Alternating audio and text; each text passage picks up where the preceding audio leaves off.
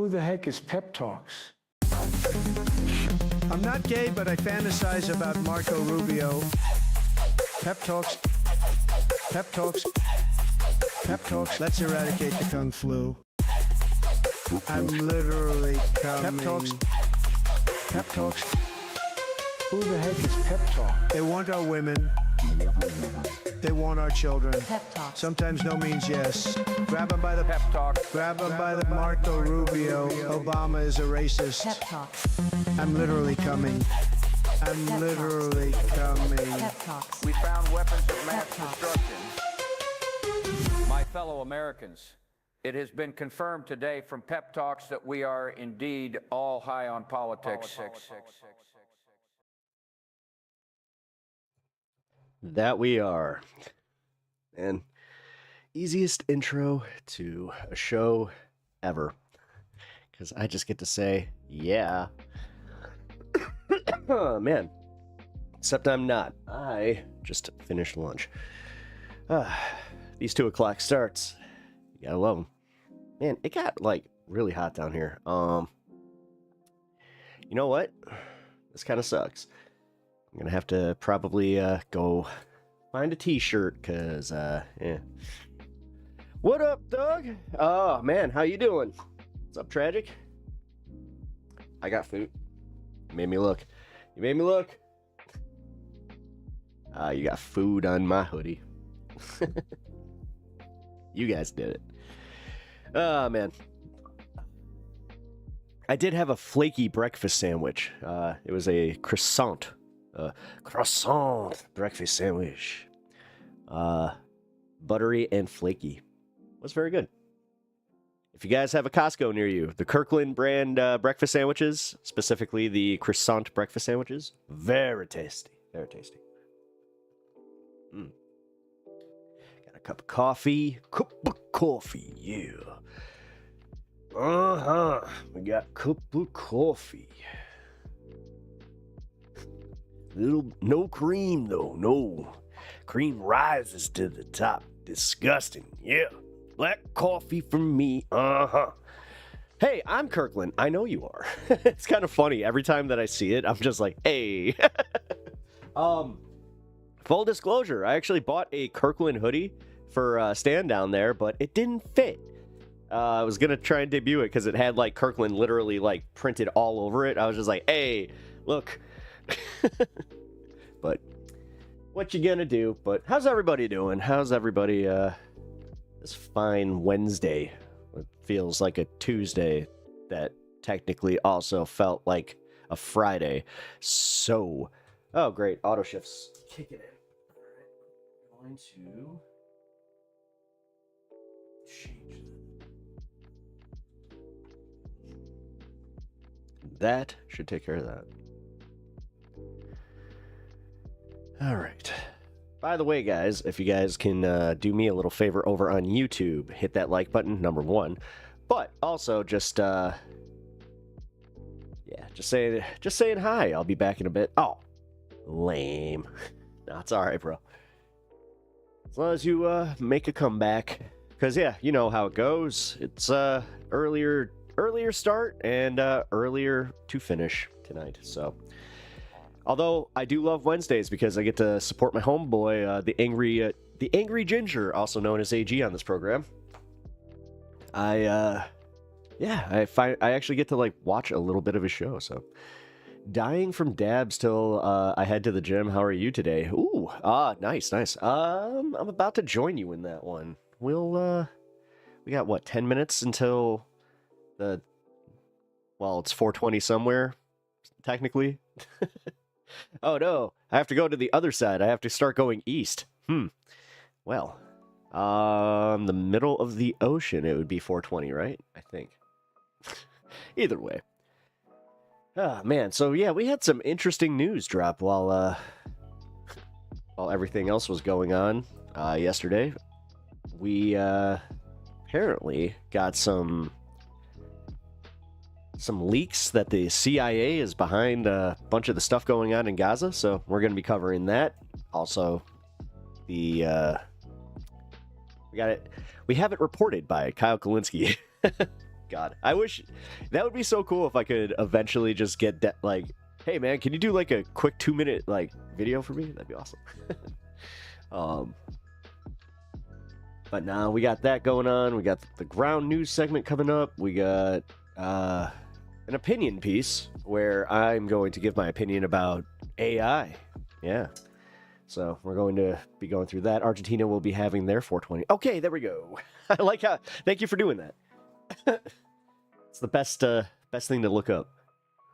Also, got another tarot reading done yesterday, and I have to say, are they in chat right now? Elaney, you were the one that did it.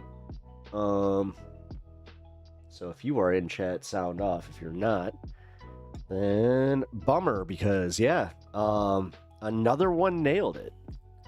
And now I don't know, I did talk to somebody that is like really into tarot, and they were telling me that you need to touch the cards in order for it to actually like work, which, okay. I don't know. If that's the case, then it's like, wow. Without touching the cards then, and it was still, yeah, dead on. Yeah.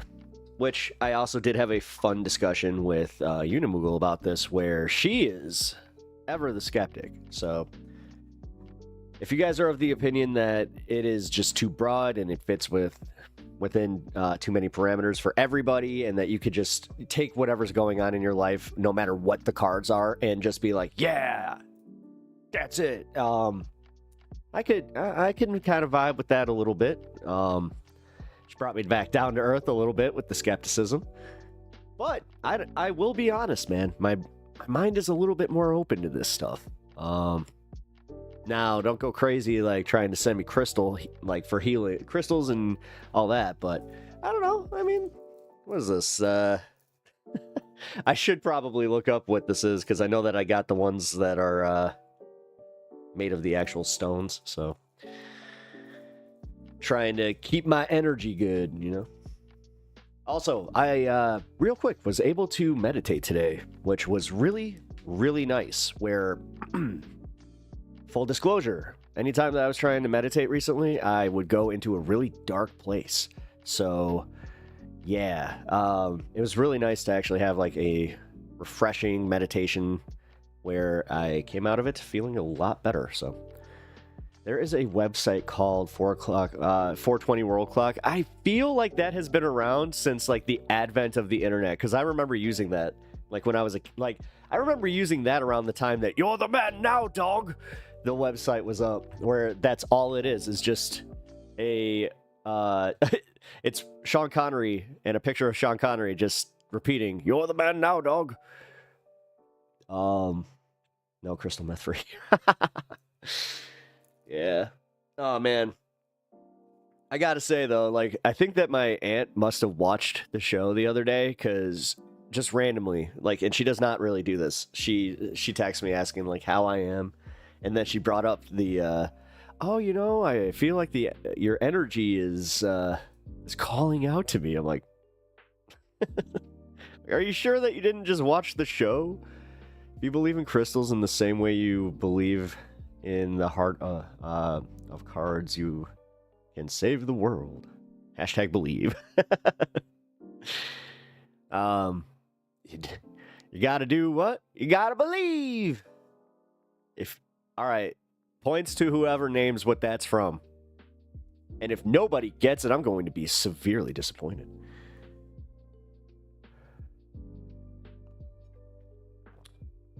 Did you ever use the app Heidi? No, I did not. To be fair. God, need to watch that again. Yeah, I don't really download high ideas. No, I don't. I do actually have. I don't have an app, but I have a like a prompt book. It's one of those prompt sketchbooks. It's ideas for when you're high, and it's literally a 420 based one. The first literally the first one is a perfect circle, which I feel I'm like stuck between the two here, where I want to do a picture of Maynard and like do the perfect circle logo, but I also feel like that's like everybody's done that, so because haha, perfect circle. Although great band, probably my favorite one that Maynard has. I'm going to be real. Although Pucifier is really good. I saw them live and I was really surprised at how good they were. I don't like country, and it had like a country like side to it, so I was like, okay. If you have no idea what I'm talking about, the guy who is the lead singer of Tool, he has multiple bands, so. But I'm sure that I'm just preaching to the choir on this one. Yo, Bloodstone, how you doing, by the way? I just noticed that you were the one talking about the crystals. Yeah, so I'll finish that one. Yeah, with my aunt calling me about that, I was kind of like, oh, so are you gonna try and do like the what do you call it? It's not air healing. What the fuck is it called? Reiki. I was like, are you gonna start offering Reiki now? And she's like, I do still do Reiki. I was like, oh, that's a little on brand. Okay. Which, again, guys, if you're into that, I'm not trying to make fun of you. I'm really not. I live and let live, man. Unless your religion somehow steps on other people, then yeah. Ideas. Oh, ideas. I get it.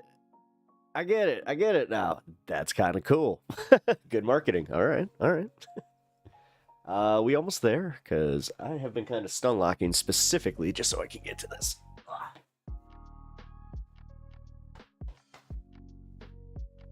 Ha! I did not forget the lighter today. Look at that. All right, so we're celebrating Argentina, right? Here, let's do something new.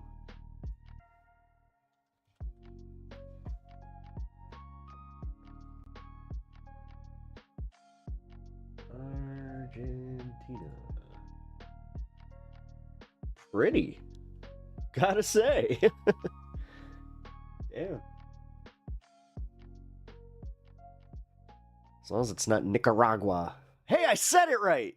Holy crap. I usually have such a hard time saying that. Points.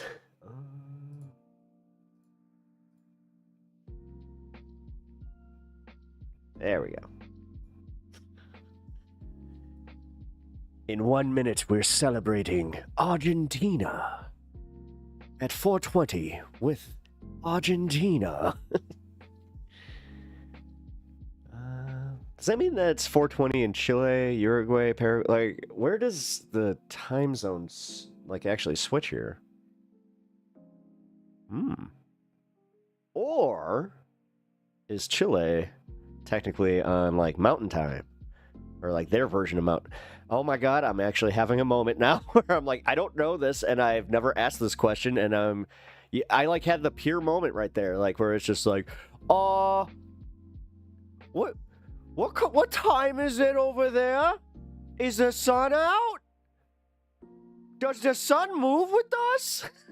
Like, holy crap. All right, let's go. Oh, by the way, guys, new emote. Oh.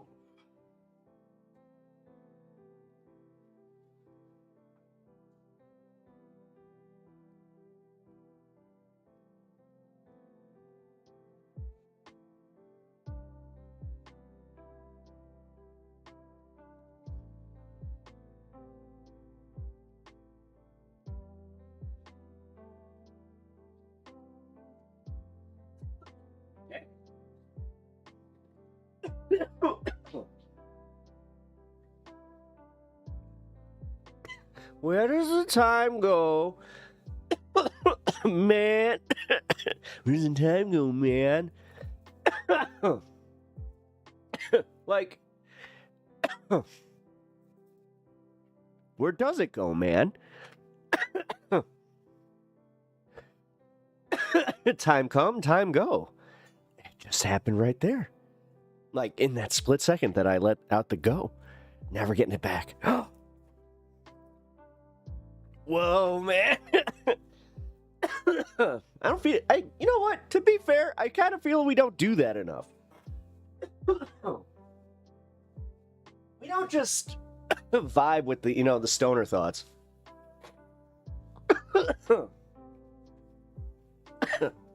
Where does time go, man? Because if space and time exist in the same frame, does technically space also go with it? And does this mean that the universe is contracting? Oh no, wait a minute. Or is it like that one dude on the Joe Rogan show said that it's like a balloon and it's like we only got a finite amount of space in the balloon, or like the balloon could only expand before it go pop. Yeah, man. It's crazy.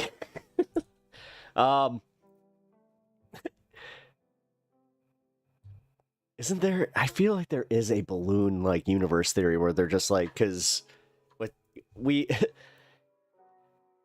I'm trying to sound smart here and I'm going to sound even dumber. So I know what's happening here, where it's like, there's the expansion and the contraction. Because like right now, that's what they're saying is happening, where it's like this infinite, like breathing essentially, where it's just like, and they're saying that like sometimes when the universe breathes a little harder, it goes out a little bit more, but then it sucks back in.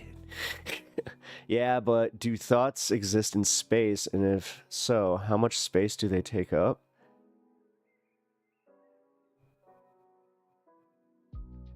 Whoa. Because thoughts are like synapses, right? So, yeah, they do have a physical manifestation, man. Oh god, I'm really going for this, aren't I? Time zones are weird, but look north to south, the places along the same path are usually the same time. Some places are weird, Australia, or some places in the States that don't have daylight savings time. Gnome domed. What up? Gnomes don't have time zones. Zones? Where we're going, we don't need zones. Yeah, that kind of works. No, it's roads, trust me. Also, Gnome, what up, man? How was everything in Gnome Land? Is that was what is the land of your gnome kind? Oh man. I don't want to be insulting, so I need to know. I need to gnome. I'm not proud of that one.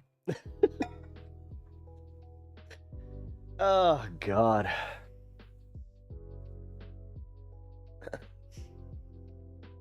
Man, I'm actually now kind of thinking about that whole... You got me thinking about the universe, man. I mean, usually our watches don't even work. They're just painted on. You actually reminded me that I have to repaint 2 lawn gnomes. Because... Yeah, I'm pretty sure that I got them from hockey games. And I'm pretty sure that they were meant to be just, like... collector's items inside, which, why would you give me a lawn gnome that I cannot put in my garden? That's stupid. I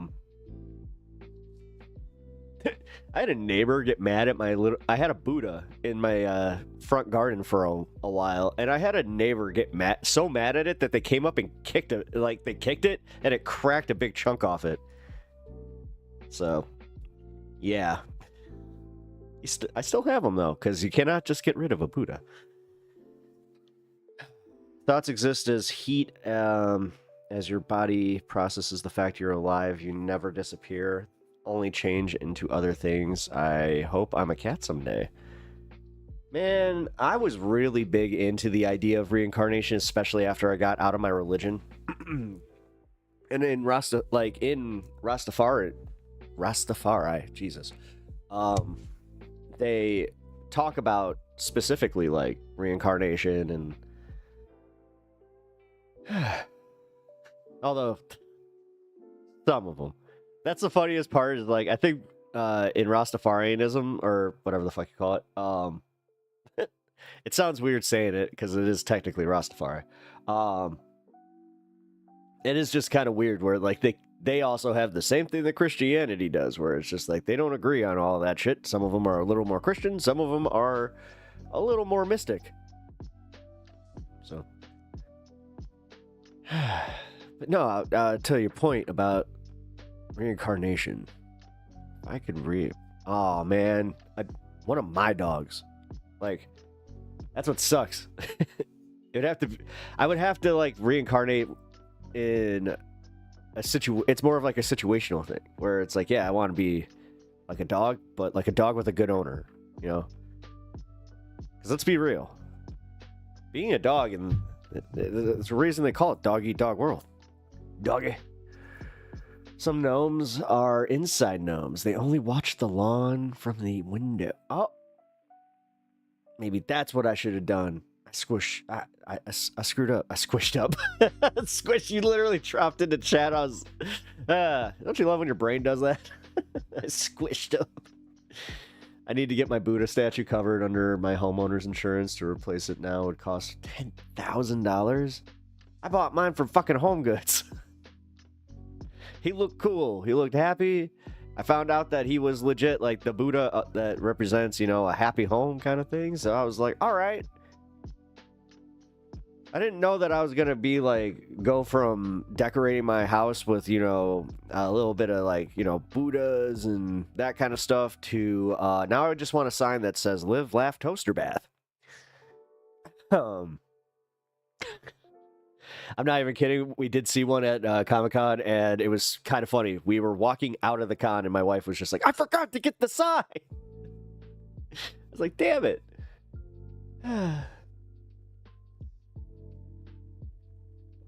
It's a joke, people. 10K. Something outside worth 10K. That's not a car. Yeah, I mean, my car has insurance on it, so yeah, wait. 5... So it's 5 feet tall, barbed from volcanic stone from Bali. Dang. Carved from, yeah, okay. It's like barbed. I was like, is that a technique that I just don't know about? What up, Anna? How you doing? 5 foot tall Buddha. Dude, if I could, I mean, if I could afford that, I totally.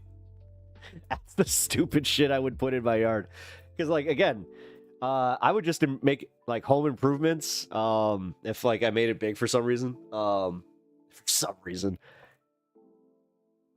here still waiting for, yes. Oh, man. Oh. Pins and needles. Shit, you got me. Wait a minute. I just legit had like a wave of anxiety hit me right there. What the hell? What? All right. That's how you know we're friends. I actually give a shit.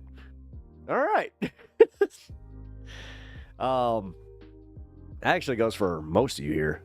I'd say 99% of everybody here. I mean, even Gnome. You know what? I just met you. I think. Wait. No, I think that you've been here before. You just don't really sound off and chat a lot. Now I'm kind of mad. Now I like need to do this thing where it's like, I want to paint that gnome. I should probably do that on stream. That'd be fun. Although,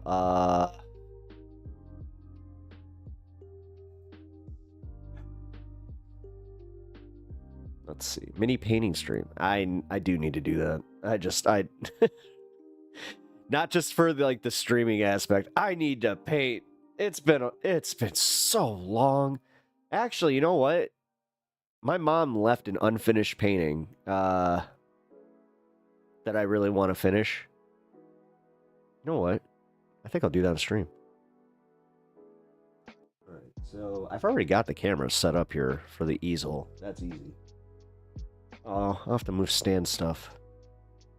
Sorry. That's the one thing that sucks is, yeah, I'm gonna have to get like an extra long cable for my camera to go to my table. Ow. Man, thinking about the logistics of this. Shit. Sounds chill. You know, I'm all about that right now. And I'm not pivoting away from politics and news. I actually had this discussion with somebody the other day where they were asking what my plans are for the future of the channel, and I was like, keep going. I don't know, man. This whole I am lumping myself in as far as like a leftist streamer, so that was my I'll admit, that was the one thing where I was like, I kind of wish I was a little more ambiguous, but there's just no way I can be. Like, I don't know how to shut up, or I don't know how to, like, fake even being that centrist. Like, but to be fair, when I started this, I was a lot more centrist, so. Oh, you guys. Cheeky. Oh.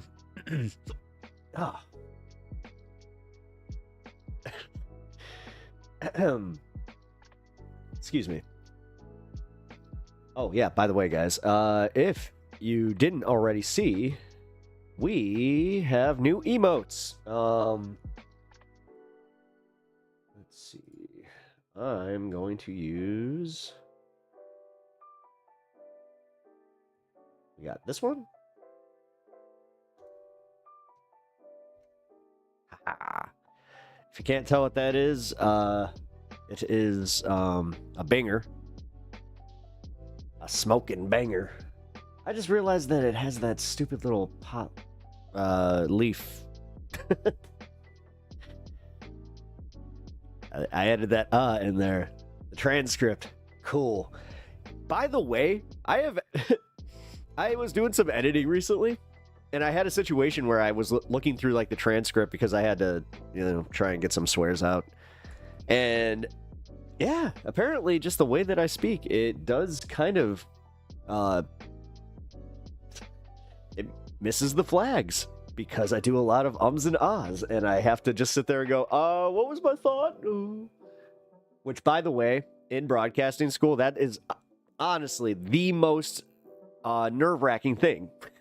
Is they try to be like, you cannot do that. You have to be very clear, concise. That's why they also want you to have scripts most of the time, which, yuck. But I have mad respect to the people that can do that. Shout out to my contemporaries. Alrighty. Oh yeah, that's right. We got Stan. Forgot about that. And then we also got Specitake. Did you hear Sam had a critic who pointed out he did the ums and ahs and called in to apologize? Really? I did not. That's kind of funny because yes, he does. Holy shit, Squish. Oh, that's wild. That's a really nice Buddha. Damn, yeah, you should get that insured. Again, I don't have anything that's worth that much that's on the outside of my house. Thank God. Everybody check out the general in Discord, which reminds me, I have to renew the link. Ugh, God. You know what? Oh, crap. I'm going to get a hold of our main mod that has all my permissions. And I'm going to have her do that. Because every time I try to make this permanent, it doesn't work, so... I'm getting sick of that. Which, shout out Rectangles. I know that she hasn't been able to be on here for a while, so...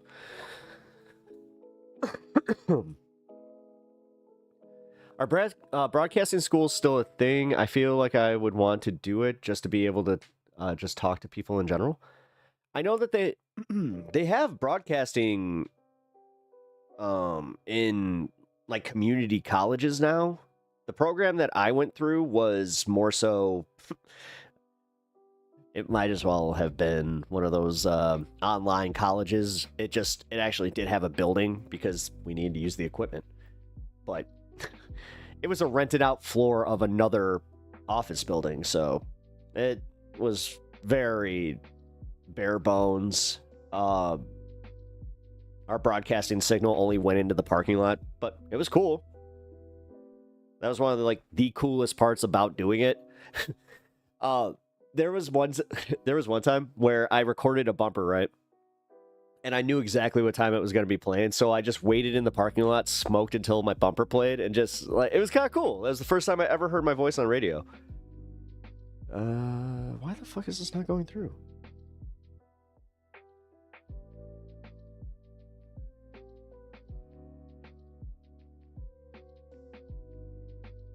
Okay, this is ridiculous. Hold on. Oh, I'm not logged in. There we go. Sorry about that. User error. Anyway. These guys are filing in here. Oh, yeah. We do have the news. Trump says he asked Netanyahu to hold off on Iran strike to allow nuclear talks. On Wednesday, President Trump said he warned Prime Minister Netanyahu to delay striking Iran during nuclear talks in Muscat. Okay, we're going to keep that one up. We'll go into that one. And then there was the David Hogg story that was just getting updated that I want to talk about. David Hogg on undercover video where Jill Biden's chief of staff held an enormous amount of power in the White House. Ooh. Conspiracy. God. The right wing is losing their collective shit over this still, by the way. I'm not sure if you guys were aware that they really care about this, apparently. You know what? Let's watch something fun real quick. Actually, it pertains to what I am drinking this out of, so give me 1 second. Where the hell is it?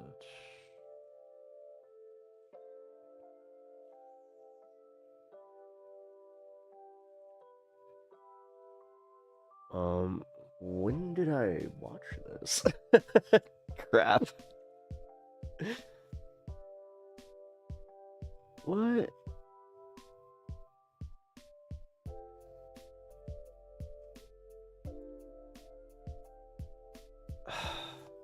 Well, that sucks. All that for nothing. Oh, it's because it's in my shorts. Duh. It's in my shorts. That's a thing, guys. That's a thing.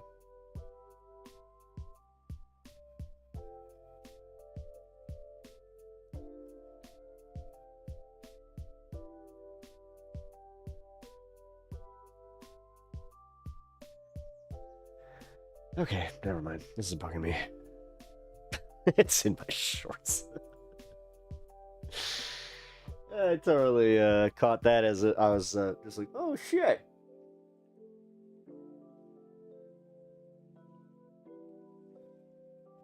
Bringing the stream to a screeching halt because I really want to fucking find this.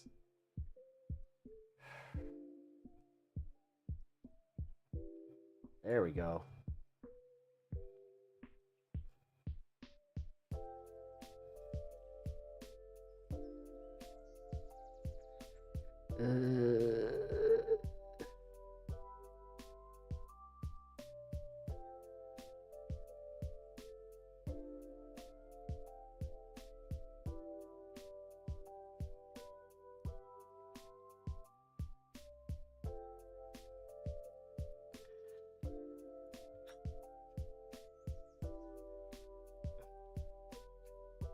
You know what? I give up. Sorry, Tom. I was going to do a segment for Tom Powell. Tom Powell! But he does not have the video at easy access. It was about the Yeti ban, which if you guys didn't know, so there's this whole controversy going on about how Yeti refused a conservative women's group having their logo printed because that is something that Yeti offers. And they were just like, nah, we good. You can have that done. And yeah, guess what? Yeti did some based ass shit. Was just like, oh yeah, you guys can totally boycott us. We don't care. And then now you got Trump out there where he's like, we're gonna blow up a Yeti cooler on the White House lawn, which he doesn't even understand how good of an advertisement this is going to be, because I happen to have a Yeti cooler, which is one of the best things I've ever done. So spend, like, if you can, save that money and get that, like, get the good one. Like, always do that. I hope he hurts himself. That'd be hilarious if, like, the wheel just, like, rockets off at it. The sound he'd make if it hit him right in the stomach, just dude, that'd be so funny. Okay, that was I love that thought. But yeah, I gotta say, it made me very happy that, again, I'm not even, this is one of those, not sponsored by, but I will totally go and say, go Yeti. He squeak like a dog, like a dog toy. All right, now, it totally would. It would be like such a high-pitched noise. Oh, all right. That's funny. Okay, I need water. Ha! Again, love the Yetis. Although, to be fair, I keep doing that. Everything but this one has been a gift. Because that was one of those situations where my wife, she was just like obsessed with it, and she was obsessed with like getting Yeti stuff, and then I kind of through proxy got a little obsessed with it myself, where I was just like, all right, cool. So there's like a Christmas where that's all I asked for, where I was just like, yeah, just get me like a Yeti cup or something. All right. You know what? Bloodstone, you just made me wonder. Is my broadcasting school even still open?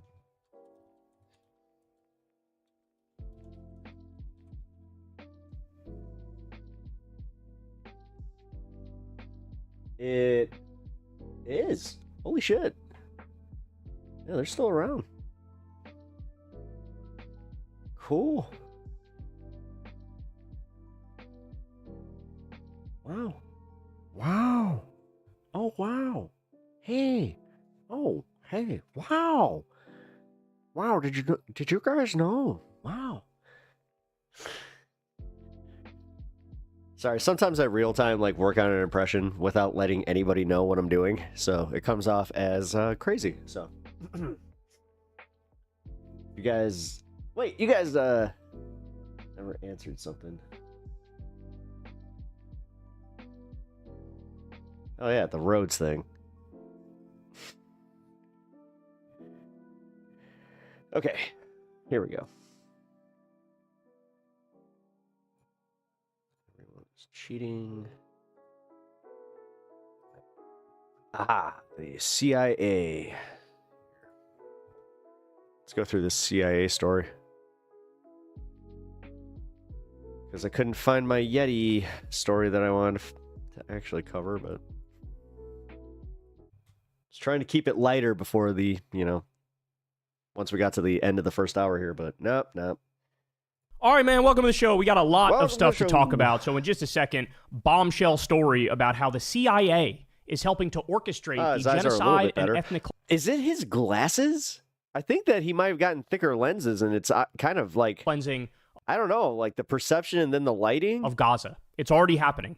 So we'll dive into that. We have Trump's new pardons, which are completely and utterly out of control. I should not make fun, because more than likely I might have some thick-ass lenses, too. He's handpicking the worst people in the country and pardoning them. Speaking of, if you guys donate to the stream, again, thank you guys for helping me reach that goal for my mom's memorial. I might be going into a lot of what we're doing. I talked to my sister about it. She thought that it was kind of like we should, she thinks that we should put like a little video together, and yeah. Update. We're debating putting it out to the public, but it was one of those situations where we're just like, yeah, this would be awesome to actually make something for her in that way. On Jordan Even though we Peterson know being she's not gonna incredibly see it. washed and incredibly screwed, getting bodied by But yeah, if you guys donate to the stream, you guys will be helping me get a new set of glasses. a bunch of teenage atheists in a Jubilee debate. We'll talk about a secret video of Oh yeah, by the way, I did get hit the way that exactly that I thought I would. Kamala that leaked, where she issued a dire warning about the Trump regime. We have Putin humiliating Trump over and over again. Tucker Carlson finally admitting the truth about Trump. We have a Tennessee pastor who dropped a ruthless takedown of MAGA. That one was fun. And we have Bill Maher and Tim Pool both chugging idiot juice together. I can't. When I saw that I'm Tim not Pool sure was on if I Bill can Maher's do show, that one. I got If we're going to be covering that, I'm going to be covering it on Friday. a nice chuckle out of it. It's kind of hilarious. Bill Maher has always had like a bias against, internet political pundits, except for the absolute worst ones, except for like the right-wing hacks and charlatans, in which case those ones he snuggles up to. All right, so as I said, we got a lot of stuff to get to. By the way, everybody, please subscribe to the channel. That helps out big time and costs you nothing at all. That's below right here. Thank you to all the Patreon supporters of the show. This is real independent media, real grassroots media. I've never done an ad read. I've never talked to an advertiser. I'm very proud of that fact. So you guys fund the show in Okay, we get it. We get it. $2 a month. $5 Some of us have ground news, and we like ground news, and ground news is cool. Ground news, ground a news. month, $7 a month. Thank you so much to everybody who does support this show. Literally could not do it without you. You have no idea. Thank you for everybody who tips on YouTube using the thanks button. Yes. You can also subscribe to Crystal Kyle and Friends He's so much better at this than I am. below. And go subscribe to the Corin's World YouTube channel, where me and Corin are still posting Kyle and Corin old school Specifically the self-advertising. podcast over there. We're trying to get him to 100,000 subs, so if you subscribe to Corin's World, I would deeply appreciate it. All right, guys, let's go ahead and dive into it. Let's start with this. Come here. So, as you all know, we discussed the other day about how Israel is starving Gaza. They didn't allow food in for like 11 weeks or something like that. 80 people starved to death. Way more than that are on the brink of death. No food, no fuel, no water, no electricity. We are witnessing a campaign of annihilation against Palestinians. That's what we're witnessing. Now, the other day, Israel decided, okay, we'll allow in a little bit of food. Now, the reason they're doing that, according to them, is optics. Hey, we don't want the world to know very plainly what we're doing, so we're going to try to put a little bit of a veneer over it of seriousness and humanitarianism. So we'll allow in like some limited number of trucks. love you too. Now, it's still wildly inadequate, right? But the other thing they did is they said, hey, all of the organizations whose job it is to get the aid and distribute the aid, they're banned from doing it. But it's okay because we have our own organization over here, the Gaza Humanitarian Foundation. It was literally started like within this month. But don't worry, they'll handle it. Okay. So, incredibly sketchy. You ban the pros and bring in these amateurs, these novices to do it. Why? Because this group is basically blessed by Netanyahu, blessed by Trump, blessed by the CIA. And really the goal of this group is to complete the ethnic cleansing plan, right? So here, let me walk you through some of this. Mohammed Shahada says, the Israeli-American aid concentration camp collapses on its first day of operation. U.S. mercenaries ran away and abandoned their positions as thousands of starved Gazans stormed the complex after being crowded like animals in a fenced cage all day, waiting for food. The IDF opened fire at the crowd, and multiple civilians were reportedly wounded. So here's a video from this. Look at how busy it is. All these people starving, all these people thirsty, waiting out in the hot sun for hours as they forced them to do. Look at this.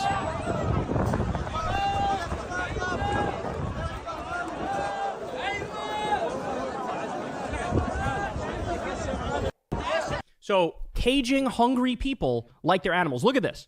This literally just happened the other day.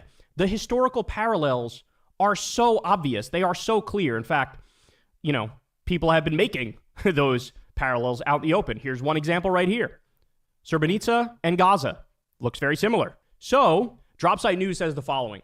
Breaking: Gaza Humanitarian Foundation aid site in southern Gaza descends into chaos as U.S. and Israeli forces fire shots. A newly established U.S.-backed aid distribution center in Tel al-Sultan, west of Rafah, collapsed Tuesday after Palestinians, starving and waiting for hours in the sun, rushed towards the site in search of food. Sources indicate that both U.S. private security contractors and Israeli forces fired warning shots as the situation escalated. Photos released earlier in the day show Palestinians packed into metal enclosures at the site where, according to local sources, they were held for hours in intense heat with no clear system for distributing food. The aid center is one of two launched Tuesday under a controversial U.S.-Israeli mechanism that bypasses UN agencies and has drawn criticism from Palestinians and humanitarian groups.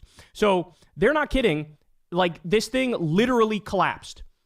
The goal of it was, let's put this place in southern Gaza, tell all the Gazans to come, and then when they come, we'll let them have some food and some water and some medicine, and then we'll say, hey, go to this other place. Then they'll go to the other place, and then eventually they say, go to this other place. And the whole point is, let's force these Palestinians in Gaza, let's force them to go to Libya, is one of the plans. They originally wanted Egypt, they originally wanted Jordan, but now it looks like they're focusing on Libya. So this is the point of this thing. But in the midst of trying to carry out their horrific ethnic cleansing campaign, they're also so immensely incompetent that the thing fucking collapsed on day one. By the way, the head of this organization, the day before they launched these camps, he resigned. This is a mercenary guy, and he probably did it because he knew the purpose of it, right? Or he knew it was going to collapse, or both. Here we go, more. Look at this. Starving people. Starving people desperate for food and water. We're witnessing this in 2025, y'all. More. Here's a video. You can see more of them storming here.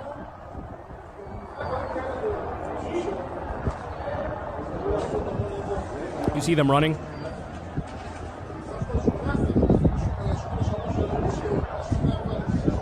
Jesus, dude. Another video here. Failure of the Israeli-American aid distribution mechanism on the first day. Personnel organization members fled when coincided with occupation gunfire at the site.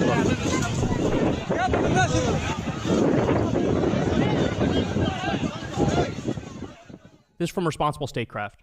Surprise, the CIA is linked to the sketchy Israeli aid scheme. Meanwhile, retired Marine tapped to run the project resigned, saying it cannot be independent or meet humanitarian standards. A former CIA officer who once headed American schemes to train right-wing Contras in Nicaragua in the late 1980s has been working with the Israelis to hatch a new aid organization, call it independent, and proceed to deploy it on the starving population of Gaza with the assistance of foreign entities and U.S. security contractors, according to new reports. So, guys, again, I can't... The fact that it's like the same group. Can't say this clearly enough. The 80s. Oh my God. This is the Trump plan. Remember when Trump came out and said, we're going to own Gaza, we're going to take Gaza. He posted an AI video of golden statues to him in the middle of Gaza and casinos on the beach and hotels on the beach and him and Netanyahu sipping a margarita poolside. This is that plan. They're trying to bring it to life. Kill as many people you forgot the bearded women as they can in Gaza, which we've already witnessed day in and day AI out. That video was wild. And then after that, whoever remains, make them go to this one zone, then make them go to another zone, then make them go out of the country to keep getting food and water and survive. The CIA and Mossad and Trump and Netanyahu are directly behind it.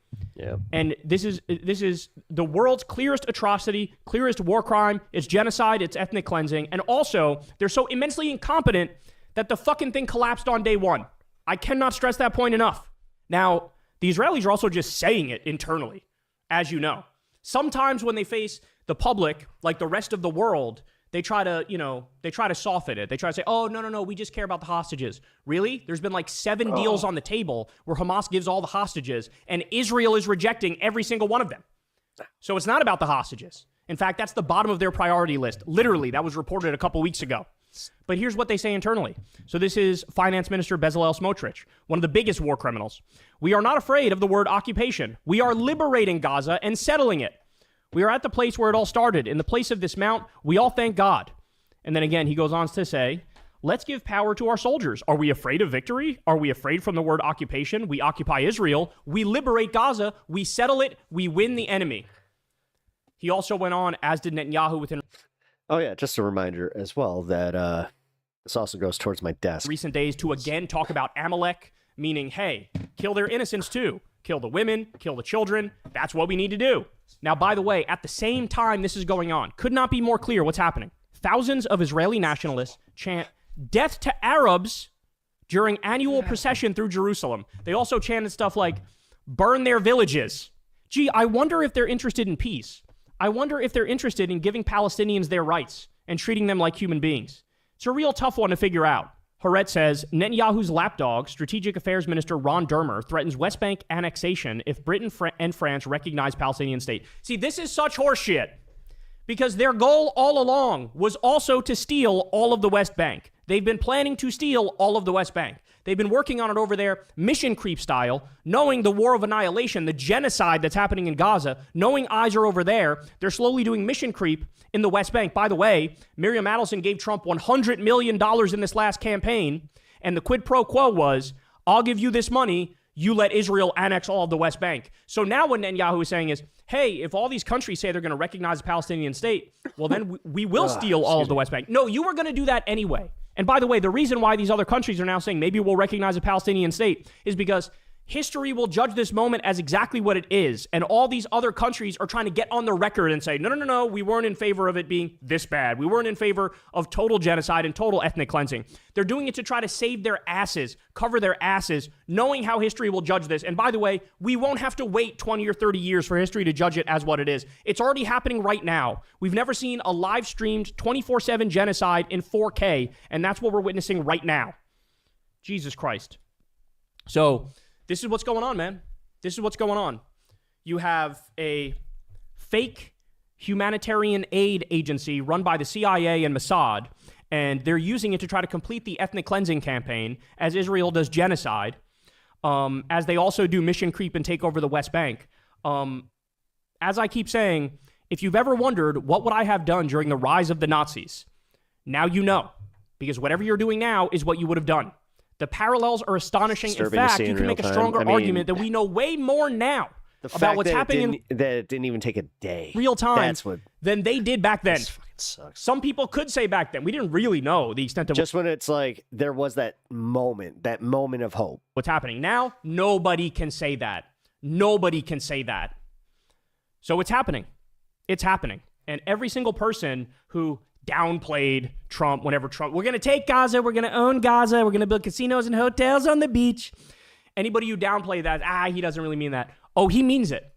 He means it. Yeah. The U.S. is going to help Israel take all of Gaza. We're witnessing it right now. There is zero plausible deniability at this point. And by the way, at the same time, you have both the U.S. negotiators and the Israeli fake negotiators are taking Hamas for a ride because Hamas keeps coming out and saying, hold on, we made a deal with Steve Witkoff, Trump's foreign policy guy, and we have the framework of the agreement, permanent ceasefire, full withdrawal of Israeli forces from Gaza, immediate aid flow, appointment of a professional committee to manage Gaza post-deal.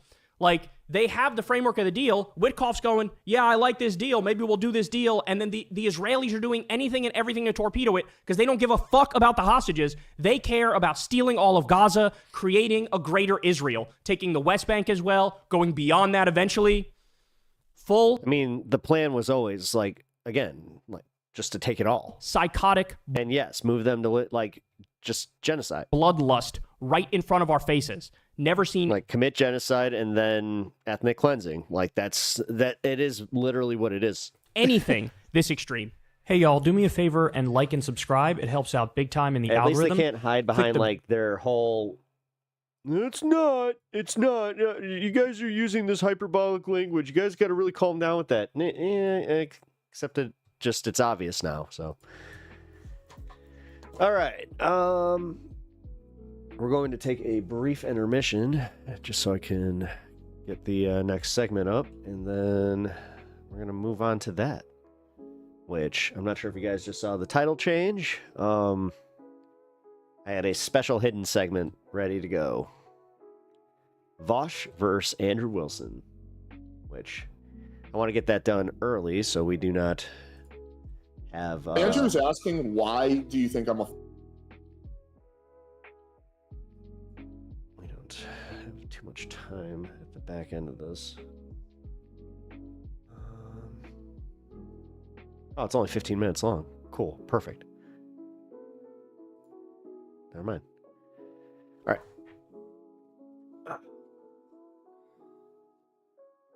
Give me a second.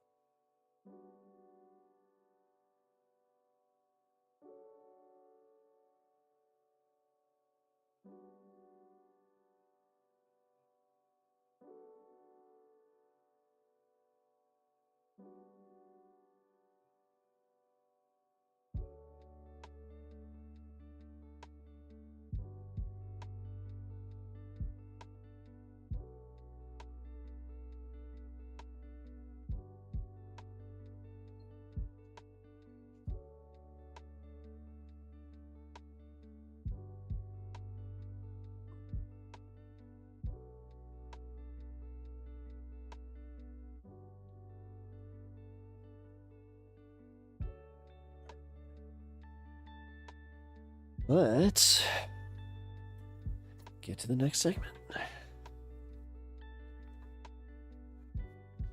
When was this filmed? Oh, a year ago? Yeah, I didn't even know this happened, so.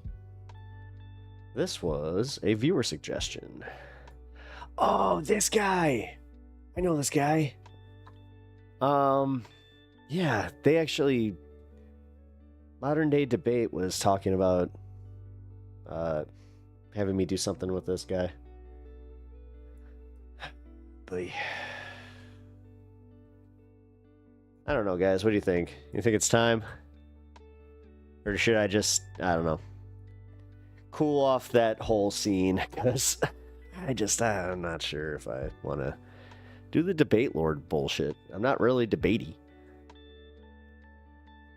We covered that yesterday where, you know, it's kind of an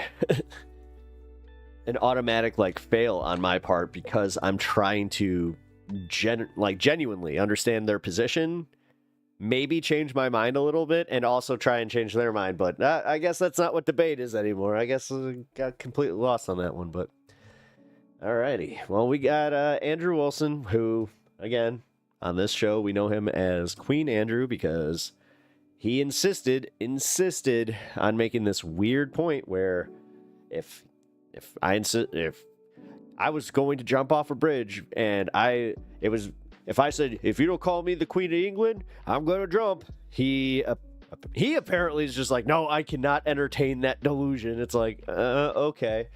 So yeah, we have coined him Queen Andrew. And yeah, it's not as funny as I thought it once was. I'm going to be completely honest. We're probably going to be cooling off on that one, but just wanted to give a little bit of lore, just in case. But let's go.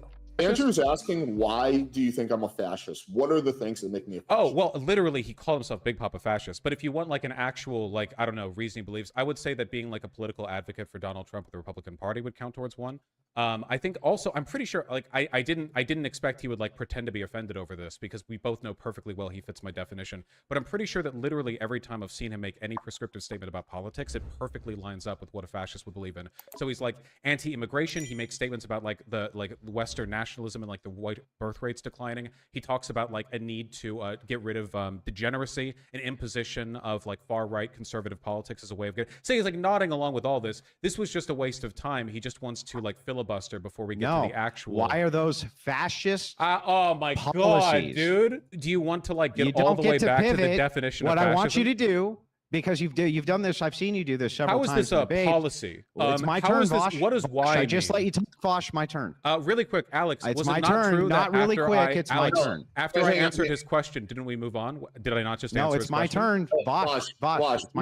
You let him ask 1 or 2 follow-up questions. It is a fair question because you did make a I answered it. So those all meet my standard. I do kind of find it interesting that the shows that usually run these debates tend to be right-leaning. He doesn't want like our because ever since the Hippy Dippy podcast closed down with Dylan Burns, is there any space that really does that anymore? To allow me to, he doesn't want me to speak. Let's let Andrew ask 1 or 2 qualifying questions, and then we can move on. I think it's only Vosh, fair because you go by a list for what you consider to be fascist. Would you be willing to God, I feel like this is all making a resurgence too. pull up that list and compare them with me 1v1 so that we can determine which of us actually follows more fascist policies than the other? Dude, I thought the advocates whole for them. point was moving. This is like the hardest anyone has ever filibustered while talking to me. I'm sorry. In that broader point you made, you call me a fascist. Here are 17 examples of you being fascist. Can you explain to me how every single one of those is fascist? If you want to like indefinitely henpeck back and forth, I guess we can. But I consider this a concession on everything regarding Christianity. I don't give a shit what because you consider a concession. Are well, you willing to do that or certainly- not? Just say certainly no, I'm it's not just- Wow, it's kind of weird. Like Vosh is not making like really any points here. willing to I do just it. think it's funny that you get very. I just said I'm I willing think it's to do funny it. that you can make accusations and then you won't back them up Like because you're a coward. you get really angry whenever. Yeah, I don't know. I used to perceve him as being a little bit better at He's this. a coward. Was bro. that all They just- I've already actually Andrew, I've already make said I'll the do it. argument. I've already said Then do I'll it. Then do it. Okay, so let me Stop finish fucking what I was around saying. and do it. Stop being Dude, a wuss and do it. He's like trying to alpha male me. He's like, after an hour and a half of being talked over, time for me to bring out my big Tate pants. Are you gonna do it? You want to not be a coward? My big take. Still not doing it. Rug, can you can you still like evading. project your brow forward? It is a fair qualifying question. Well, I've taken- so Alex, the problem is Sometime today, Vosh. so Alex, just to be Hang on. clear, what he's suggesting is that for every in a broader point that I was making about him not believing in Christianity, which he doesn't, Holy shit. he gets upset that I call him a fascist. He goes for those tall when boys. he literally self-labeled as a fascist. Where's that He list? said, hold on. He asks, hey, can you qualify that? I then list like 12 things that I say are fascist of him, which he nods along to all No, of you them. didn't.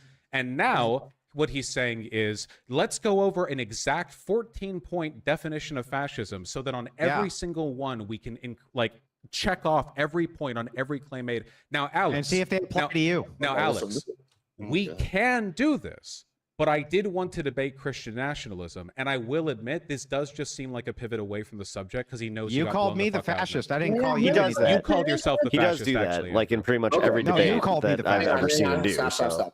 I'm going to make a reasonable compromise. We'll spend 2 to 3 minutes. Andrew can ask us qualifying questions. After that, we will move on to conversation. But for those 2 minutes, Vosh, I do want you to answer the questions that he asked, and then we're going to move Oh, sure. on Ask to me direct questions, Andrew. Not like cross-checking to a list. Where do you get your definition of fascism from? I think that like most broader socio-political definitions, you kind of pull from a wide varieties of texts. But for the most part, I refer to Umberto Eco's 14 points. Yes, I agree that you do, and I've seen you do it. Can you watch my pull up content? those 14 points, and we'll go through them point by point, and I will see if they apply more to you or more to me. Do you think we can do that in the remaining 1 to 2 minutes that was allotted Let's for just this pick. topic? You know what? Just pick your favorite two. My favorite 2. Let's just do 2, yeah. Sure. Doot. Okay, so let me read these all out loud in the spirit Just of this pick your debate. two. And I need Just to pick your two. Well, I don't remember everything from that. I've only read this a couple So you hundred can't times. pick. You can't pick two, even though you just agreed to do Hey, that. Andrew, Vosh. Andrew, let's let them go through the list. Yeah. This is exactly what you want, so let's go ahead and answer that. Okay. All right, he handled So that all number right. 1 is the cult of tradition. One has only to look at the syllabus of every fascist movement in order to find the major traditionalist thinkers. The Nazi gnosis was nourished by traditionalists, syncreticists, and occult elements. Number 2, the rejection of modernism. Quote, the Enlightenment, the age of reason, is seen as the beginning of modern depravity. In this sense, Urfascism can be defined as irrationalism.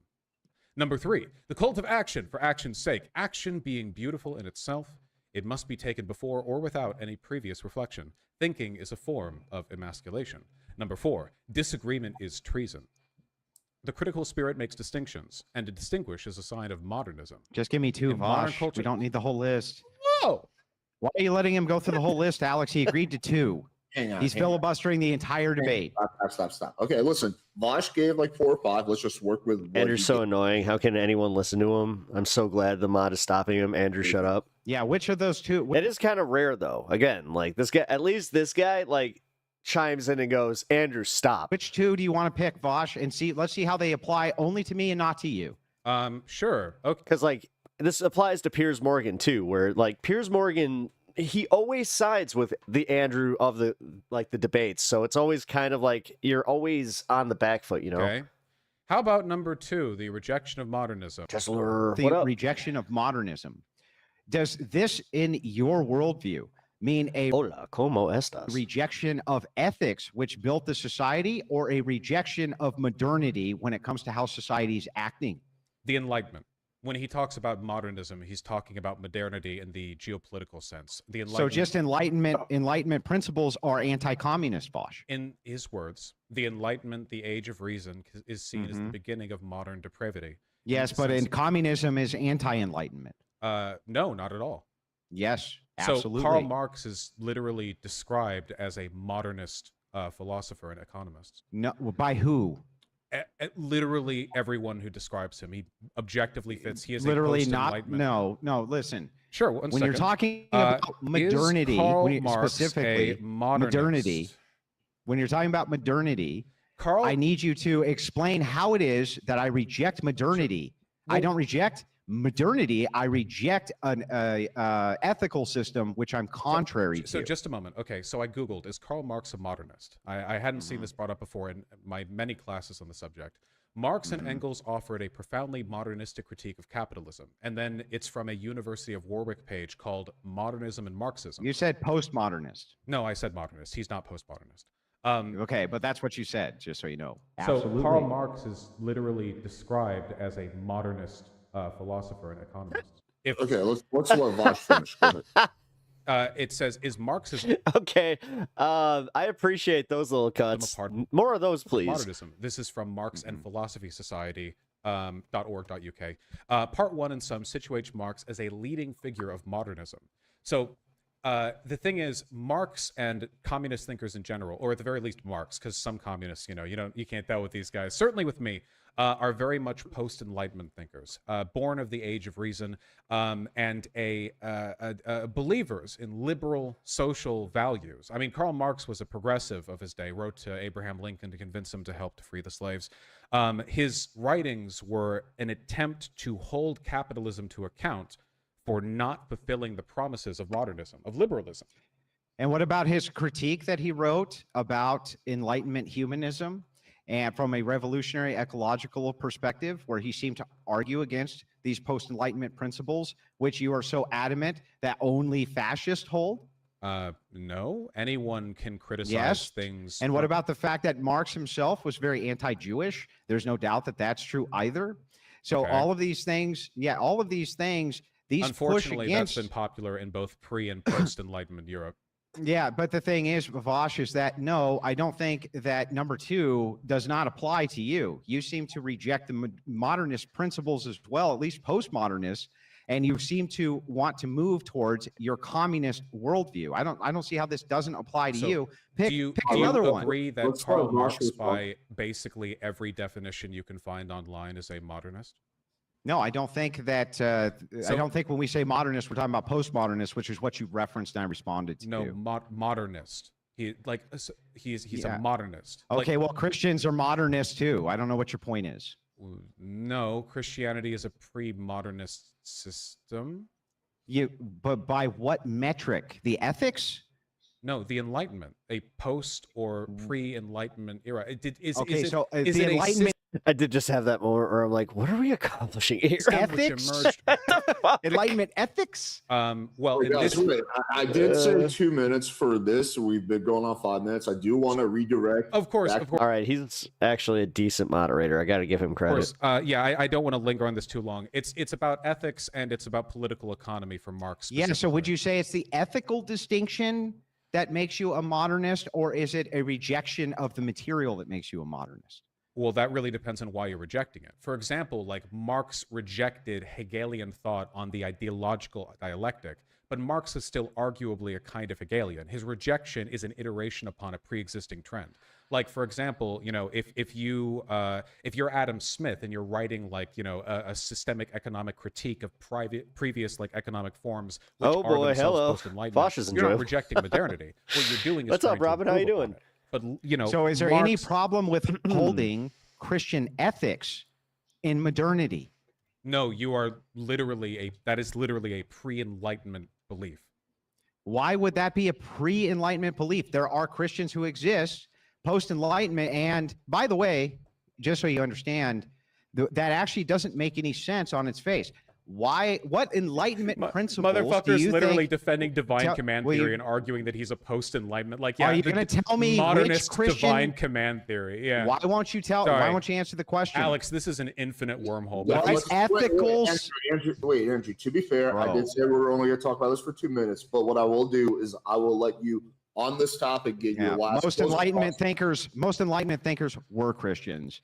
Got So it. that's why I'm making the distinction between ethics and what he considers materialism. Pick your second one, Vosh. This one definitely applies to you. Wait, too. hang on. Pick Andrew, your Wait, second wait, one. Andrew, stop. Andrew, I did say it was going to be 2 minutes. Went on for 5 minutes. What I will do is give you I had about 45 seconds to kind of defend yourself and explain why you disagree with Bosch's assessment that you're Got fascist. that one And muscle like in between your neck and your then let's move back to the original conversation at hand because it's shoulder got blades. really It's off just track. like, So, ugh. go ahead, what Andrew. matters is that we're having fun and having a Wait, good Vaughn, time. It's like, I am. Andrew's part. We're Yeah, having yeah. fun So here. when we're talking about kind of these Are we? distinctions, first Are of all, we? Vosh said postmodernist, but a modernist philosopher. fine, I'll just give it into modernity itself. Aw, When I'm asking about the ethical distinction, I'm asking him which of these kind of modern practices he thinks are opposed to Christian ethics, or why Christian ethics itself is opposed to what he considers modernity. And I don't think he can actually do that, which is very problematic from his worldview. That's why you make the ethical distinction, then you make the material distinction when these things are talked about. So I would actually like to know the answer to this. Do you think that Christian ethics themselves are non-compatible with whatever you consider This guy modernity to needs be? to put his freaking camera back. And by the way, Like, what is he doing? just having Such an Christian unflattering angle. ethics, does that make you a fascist What by is he that metric? doing? Oh, wow, that just became very, very distracting. So Okay, I'll now answer let's- both of those, and then we'll be done with Okay, it, of let's course. let Vosh answer, then we'll So, redirect. Okay. First of all, this is very funny because you are literally an advocate for divine command theory, arguing that we need to challenge and reject liberalism. You could not be more perfect a stereotype of an anti-modernist figure today or 250 years ago possible. You are literally repping Not the answering the same question. No, that is a direct answer. You are not only anti-modernist. This entire argument has been you proudly touting your anti-modernist beliefs. You are literally arguing for divine command theory. That's The not thing- my question. My the question is thing- about ethics. So, well, so the second question that you asked is, being a Christian ethicist automatically make you a fascist? The answer is, for one, you're not a Christian ethicist, but for two, a lot of people who claim to be are fascists. But if You don't you're even know what asking- Christian if ethics you're- are. You just said and so. I never will. The I never question will. is, How do you? however, if by a Christian All right, ethics that's a pretty person funny. just means like, oh, well, the Bible says you should wash the feet of prostitutes or whatever, then no, of course that wouldn't make you a fascist. However, when people have very poor justifications for their empirical arguments, they usually defer back to something they know they won't be able to metaphysically justify, and then they can do the like, well, maybe I can't prove any of my ethics are real, but like, you can't either, and then it's like, well, why even talk about anything, right? It's Well, why I never prefer made the policy. statement that I couldn't Yeah, prove I mean, my I ethics kinda were brought real. that I up. just I'm made like, the prove statement God's that the real? criticism applied moves back to you just as much as it does Wait, me. you've been able to except you prove God did. is real, and you've been holding out?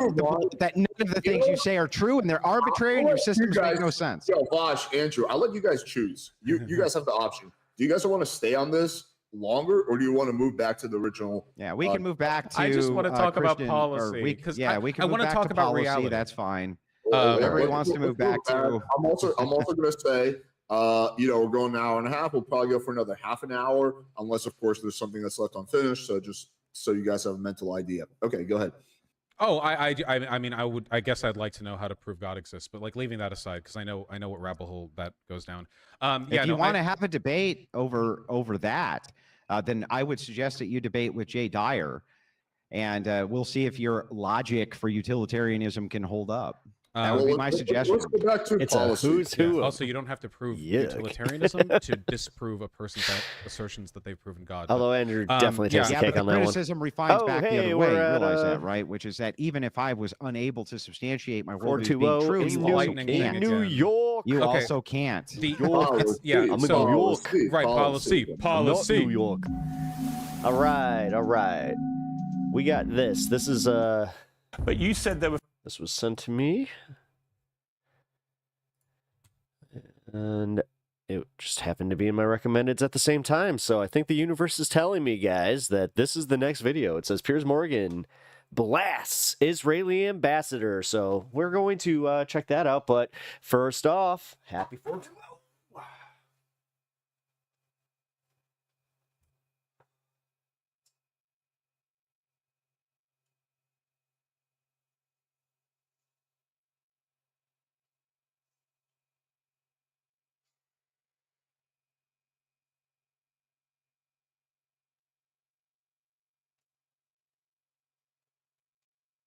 Wow.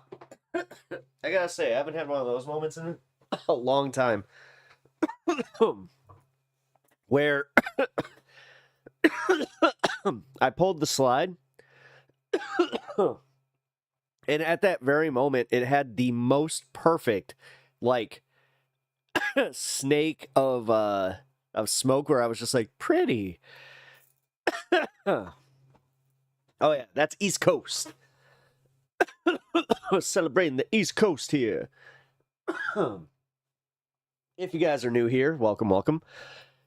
You guys are just happening to walk in on what would be the equivalent of a stoner circle. So I hope you guys are, 420 friendly. If you're not, then you know what? We are welcoming, and you guys are you're cool. You guys are welcome to stay. So I'm sure we all had that moment. So, I think I'd recently described it where I'm like, yeah, it's kind of like you're in community college and you see a bunch of people playing hacky sack. You don't necessarily smoke some weed, but you're like, I hacky sack. That's kind of what this is. So anyway, I digress. Let's look at Piers Morgan again doing this frickin' turnaround, which I said this last week. It is kind of weird how the timing of all of this started lining up. So that's all I'm putting out there. What's the right blueberry got to say? the right blueberry. She does kind of look like what's her face? From Willy Wonka. But she wanted it now. Oh God, I forgot her name. Shit.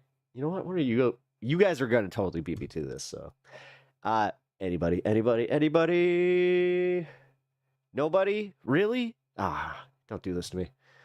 Oh, they're not, dude. Get out of here.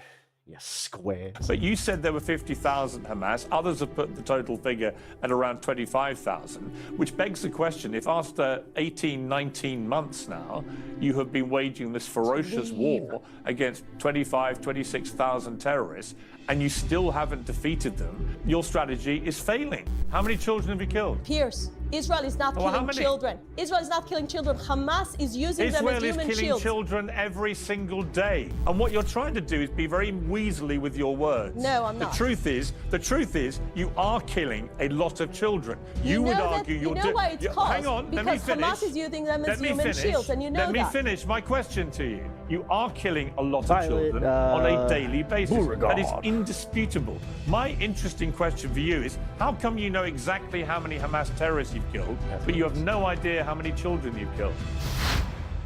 The girl who turns into a blueberry. Several key points in the war on Hamas. Former Israeli Prime Minister Ehud Olmert has denied that Israel would kill civilians deliberately and denied the charge of war crimes. Did he film this in his hotel room? Now says this. The statements made by Israeli cabinet ministers, the leading cabinet ministers, that say we should starve Gaza. What is it if not a war crime? I mean, how can a serious person representing the Israeli government can spell it out in such an explicit manner that we should starve Gaza, that there should be no supply of basic fundamental humanitarian needs to a couple of millions of people living there. They are terrorists that we need to fight, but this is not a war against Hamas. This looks more and more like a political war of the Israeli Prime Minister and the cabinet and the group of thugs which are now representing the Israeli government inside Israel and across the world. Am I confusing her with Farouka? Farouka Salt? Yeah, I think I might be. Committing who's the one that turned into the blueberry? Actions which can't be interpreted in any other way. Omer also said, and I quote, the government of Israel is currently That just waging a proves I war haven't seen without that in a purpose, while. without goals or clear planning, and with no chances of success. Meanwhile, Ehud Barak, another former prime minister and former IDF chief of staff, says the war is now purely for Netanyahu self-preservation. Yair Golan, an opposition voice and a former army deputy chief of staff, said Israel is, quotes, killing babies as a pastime, close quotes, and risks becoming a pariah state. These aren't radical Islamists or raging anti-Semites, but patriotic Israelis who think their country is losing the plot. Today, Israel announced that they've eliminated Hamas's chief in Gaza, Mohammed Sinwar, the younger brother of Yahya Sinwar, the mastermind behind the deadly attacks on October the 7th. That was seen as a huge win by Israel as they looked to justify the continued fighting. But how many innocent Palestinians are losing their lives as a consequence?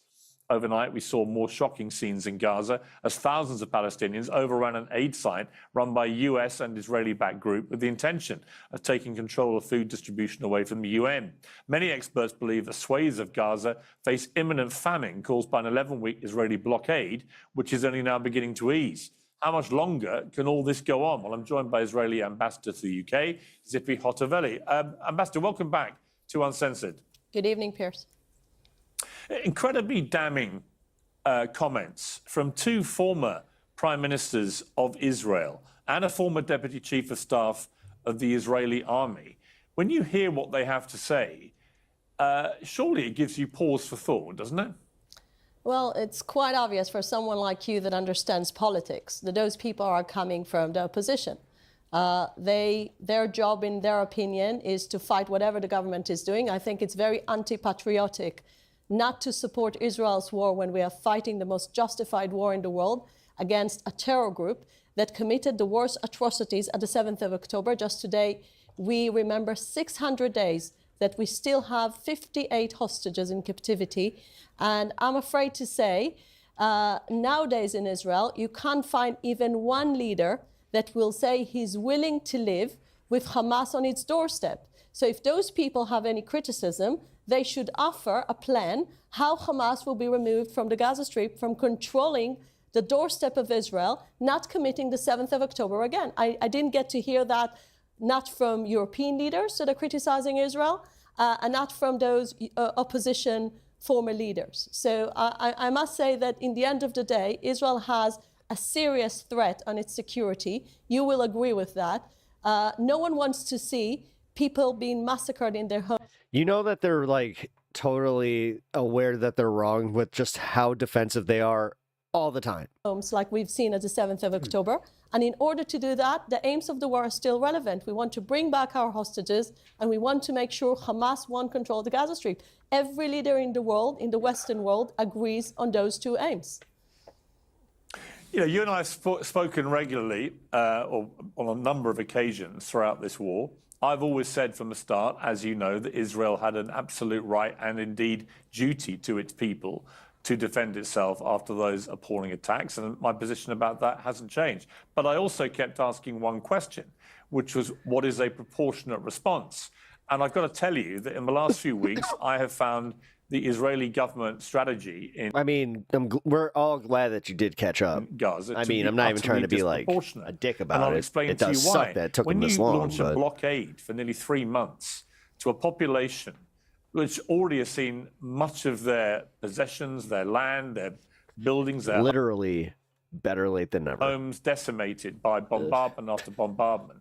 When you say that you're going to launch a blockade on aid and food to a population where 50% are under 18, you are pursuing, it seems to me, as Ehud Olmert said, a policy of starvation towards, obviously, because of the nature of the population in Gaza, of a lot of children.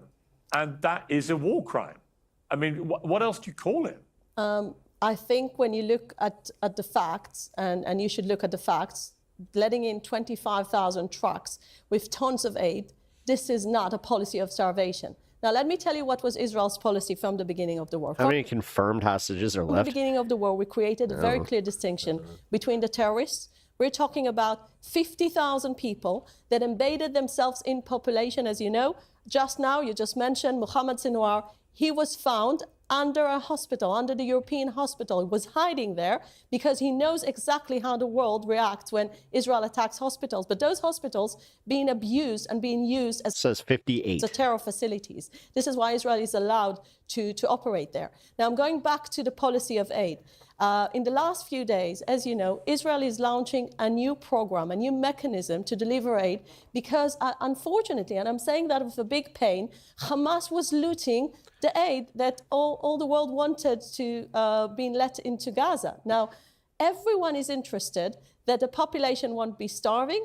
We don't want to see pictures of children that don't have something to eat. We all share the same interest. Sinwar was found in his home after it was blown up with a tank. She's lying. There's drone video. But at the same time, if Hamas is looting... That's kind of what's crazy to me is the fact that they are so brazen with this, where they know there's footage, but they're just like, no, then we are empowering the war machine. And according to the international law, she really is no country in the world has obligation to feed the war machine of the enemy. And this is what happened in the last few months. This is why Israel had to change the mechanism. This is why American companies are involved. So we'll have a buffer. We won't have to see Israeli soldiers combating Hamas while they're trying to loot the aid. The whole procedure is much more effective. And just in the last few days, we saw Hamas putting barriers for the population not to receive this aid. This is the same Hamas that uses his own people as human shields.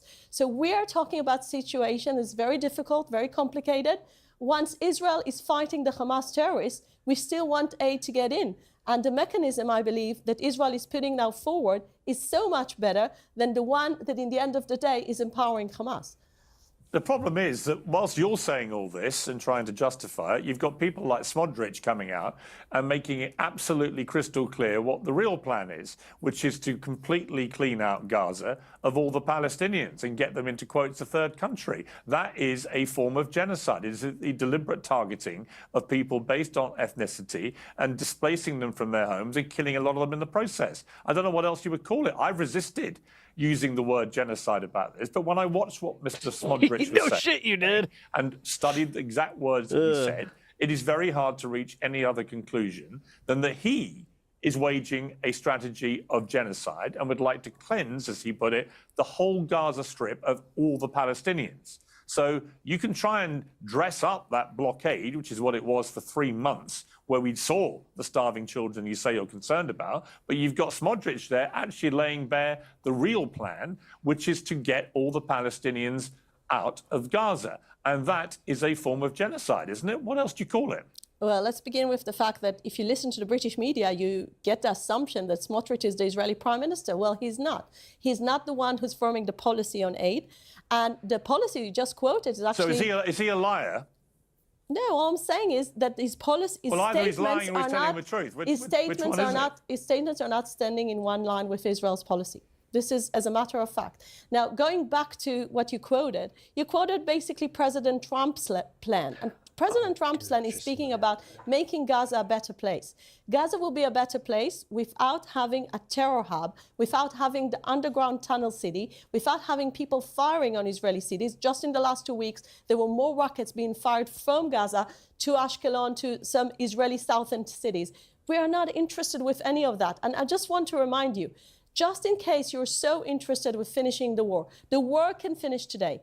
If Hamas will surrender, if Hamas will make sure that no weapons in Gaza, if we'll see demilitarization of the Gaza Strip, and if our hostages are back home, the war will be ending today. I mean, just imagine that. All right, but let me ask you though, but you accept that Israel has the strongest military in the Middle East, right? I am the proud owner of 2 cats, which are named after 2 Arsenal football legends. Population that's been hit by terror. Okay, that was a really weird pivot. Population that's been hit by terror. I mean, oh my God. The fact that he just sees this like, because for a second there I was like, okay, so the footballers are assholes, not the cats, right? We have a strong military, but no, what an ad transition. Holy shit, he just went for very it. vulnerable population that's been hit by a terror organization. We're a small country. We're a small country that its border being invaded. Fine. I just asked you a question. And speaking of bombing kids, did you know that my cats are assholes? You have the strongest military in the Middle East. You accept you do. We do, but at the same time, we're a very vulnerable country when we're surrounded by radical Islamists, including backed up by I'm not here Iran, to defend radical that wants to Islamists destroy Israel. I'm not here to defend that. I'm not here to defend Hamas, who I think a despicable terror organization. But you said there were 50,000 Hamas. Others have put the total figure at around 25,000, which begs the question, if after 18, 19 months now, you have been waging this ferocious war against 25, 26,000 terrorists, this is why the new glasses is up there. and you still haven't defeated them, you still can't get your hostages released, they're still not being released, it's clear to most people that your strategy is failing. But what you're doing is ramping up the attacks, ramping up the devastation, ramping up the clearing out of Gaza. You've got members of the cabinet openly saying they want to get rid of all the Palestinians and get them into another country. So it seems to everybody else that what you're actually doing is not winning any war against Hamas. In fact, many people think, including intelligence that the Americans have received, for every Hamas terrorist you've killed, they've already been replaced multiple times with people with the same ideology. And that would explain why you can't get the hostages out. And in fact, the hostages, the more this is wild to see, you man. bombard I gotta Gaza, say, the more you would say that they're seeing Piers Morgan do this is, and like he's, what is this, like the third or fourth person that he's talked to where he really does put them on blast? It's become imperiled. And the overriding picture, which is what's getting Israel so much opprobrium around the world, it's cathartic. It is that your strategy isn't working. Real. There's no clear plan for what happens at the end of all this. Hamas is still clearly alive and well and thriving. Yes, you've killed another one of their leaders today, but you killed his brother, who was the architect of October the 7th, months ago, and that didn't seem to make any difference to Hamas's ability to continue engaging in battle with you. And the argument remains, how many Palestinian civilian innocent lives, women and in particular children, are you prepared to kill as you continue going after Hamas when it doesn't appear that you're winning that battle, that strategy is failing? Piers, how many Japanese children were killed under American attacks, and how many German children were killed under UK attacks in the Second World War? Listen, I mean, if you want to play a fair game, you need to understand how Western armies operated in the past. Israel is not anywhere near to the American attacks on Tokyo that killed 100,000 civilians, and not anywhere near to what the UK was doing in the Second World War. Now, when I'm looking about a strategy, I get to hear all the people criticize Israel today, including yourself, and then I'm asking you this question. If Israel finishes the war today and Hamas stays on our doorstep, what kind of future do you promise my children? A future that 7th of October will happen and again, just like Hamas leaders promised? This is what you expect the Israelis or the Israeli leadership to accept? Hamas should not be allowed to run a Welk stall at the end of all this. They should so how do you achieve that? How do you achieve that? Well, who's volunteering there to demilitarize the Gaza Strip? With respect, Ambassador, you clearly don't achieve it with the way that you're trying to achieve it. All you're achieving at the moment is making Israel more and more of a global pariah. When only a few days ago, you have 2 doctors in Gaza who have 10 children and 9 of them are killed in a bombardment by your forces. That doesn't make people feel, oh, this is all going great. It makes people think that you're waging a systematic destruction, not just of property and of land, but also of children. That's what's happening. The percentage of children, that you're killing, what's that called? Compared to the percentage of you're killing of Hamas terrorists, what is it? Do you know? Do you Piers, know how many children you've killed? Come on. Answer me that one question. Do you know how many Hamas terrorists you've killed and how many children you've killed? That's me. Do you know those 2 numbers? I know the numbers that came from the IDF. I know the numbers that came from a very, very established give me the 2 numbers. How you doing? Give me the 2 numbers. Welcome to the stream. We killed 30,000. We killed 30,000 terrorists in phase 1 of the war. Since the war is back, I don't have the numbers. But let me tell you one thing. We never play pickup hockey. Children have you killed? No. We never target civilians. So this question is irrelevant. How many children have you played hockey? How many children have you killed? Piers, Israel is not killing children. Israel is not killing children. Hamas is using Left wing, ironically. Israel is human killing shields. children every single great. day. Pierce, Why this pretend is a blood otherwise? label you're putting on Israel. Why You know it's pretend- not true. What? No, it's not actually. And what you're trying to do is be very weaselly with your words. No, I'm not. The truth is, Wow. you are killing a lot of children. You would know that- argue you you're know doing. why it's caused? Hang on, let me Because finish. Hamas is using them as Let me human finish. shields, and you know Let me that. finish my question to you. You are killing a lot of children on a daily basis. That is indisputable. My interesting question for you is, how come you know exactly how many Hamas terrorists you've killed, but you have no idea how many children you've killed? Piers, I will give you the answer, because when you are accusing a country of killing children, it sounds to all the people that are listening to us as if Israel wakes up in the morning and says, "Oh, let's kill innocent people now." This is not what Israel is doing. Israel But you are killing a lot of children. And my No. question is, how come you Piers, know how can many I ask you terrorists you've something? killed? Are you familiar with Well, the answer my international question. law? Are Answer you my familiar question. with that at all? Because the Answer my international, question. the international humanitarian law says very clearly, as long as you're targeting civilian targets, you're allowed to attack hospitals answer my that you know they're question. terrorists. No, but Answer you're my not answering my question. No, Israel but is it's not my job to ask deliberately you questions. killing children. And this accusation is a fake thing that you keep on saying again and again when you know we're a democratic country, cares about human life. I just asked you a simple and question. At the same time, question. Hamas is You can keep deliberately talking, using the or you children can as human answer my shields. question. And you Yes, know that. I don't deny anything you say about Hamas. They're everything you say they are, probably worse. I despise Hamas. They are a despicable terrorist organization. So help us win this war if you're so despising Hamas. You're offering to surrender. You're not offering to win. I'm asking you. I'm asking you this question for a purpose. I'm curious why you say you know exactly how many Hamas terrorists have been killed, but you have no idea how many children have been killed. Why is it you know one number but not the other? I'll give you the answer. Because in the end of the day, we never target civilians. We only target the terrorists. Why don't you know the statistics? And look, you can ask this question. This Are you doesn't. saying no children have been killed in Gaza? I didn't say that. Are you saying that? I didn't say What that. are you I saying? said Man, this is Well, what are you- this is cathartic, but it's also like wild to see just how like they are definitely not as effective as they were at the beginning of this conflict, because Here. there's so many holes in everything that they're What I'm she's saying now. is So Hamas How needs many to have be been blamed. killed?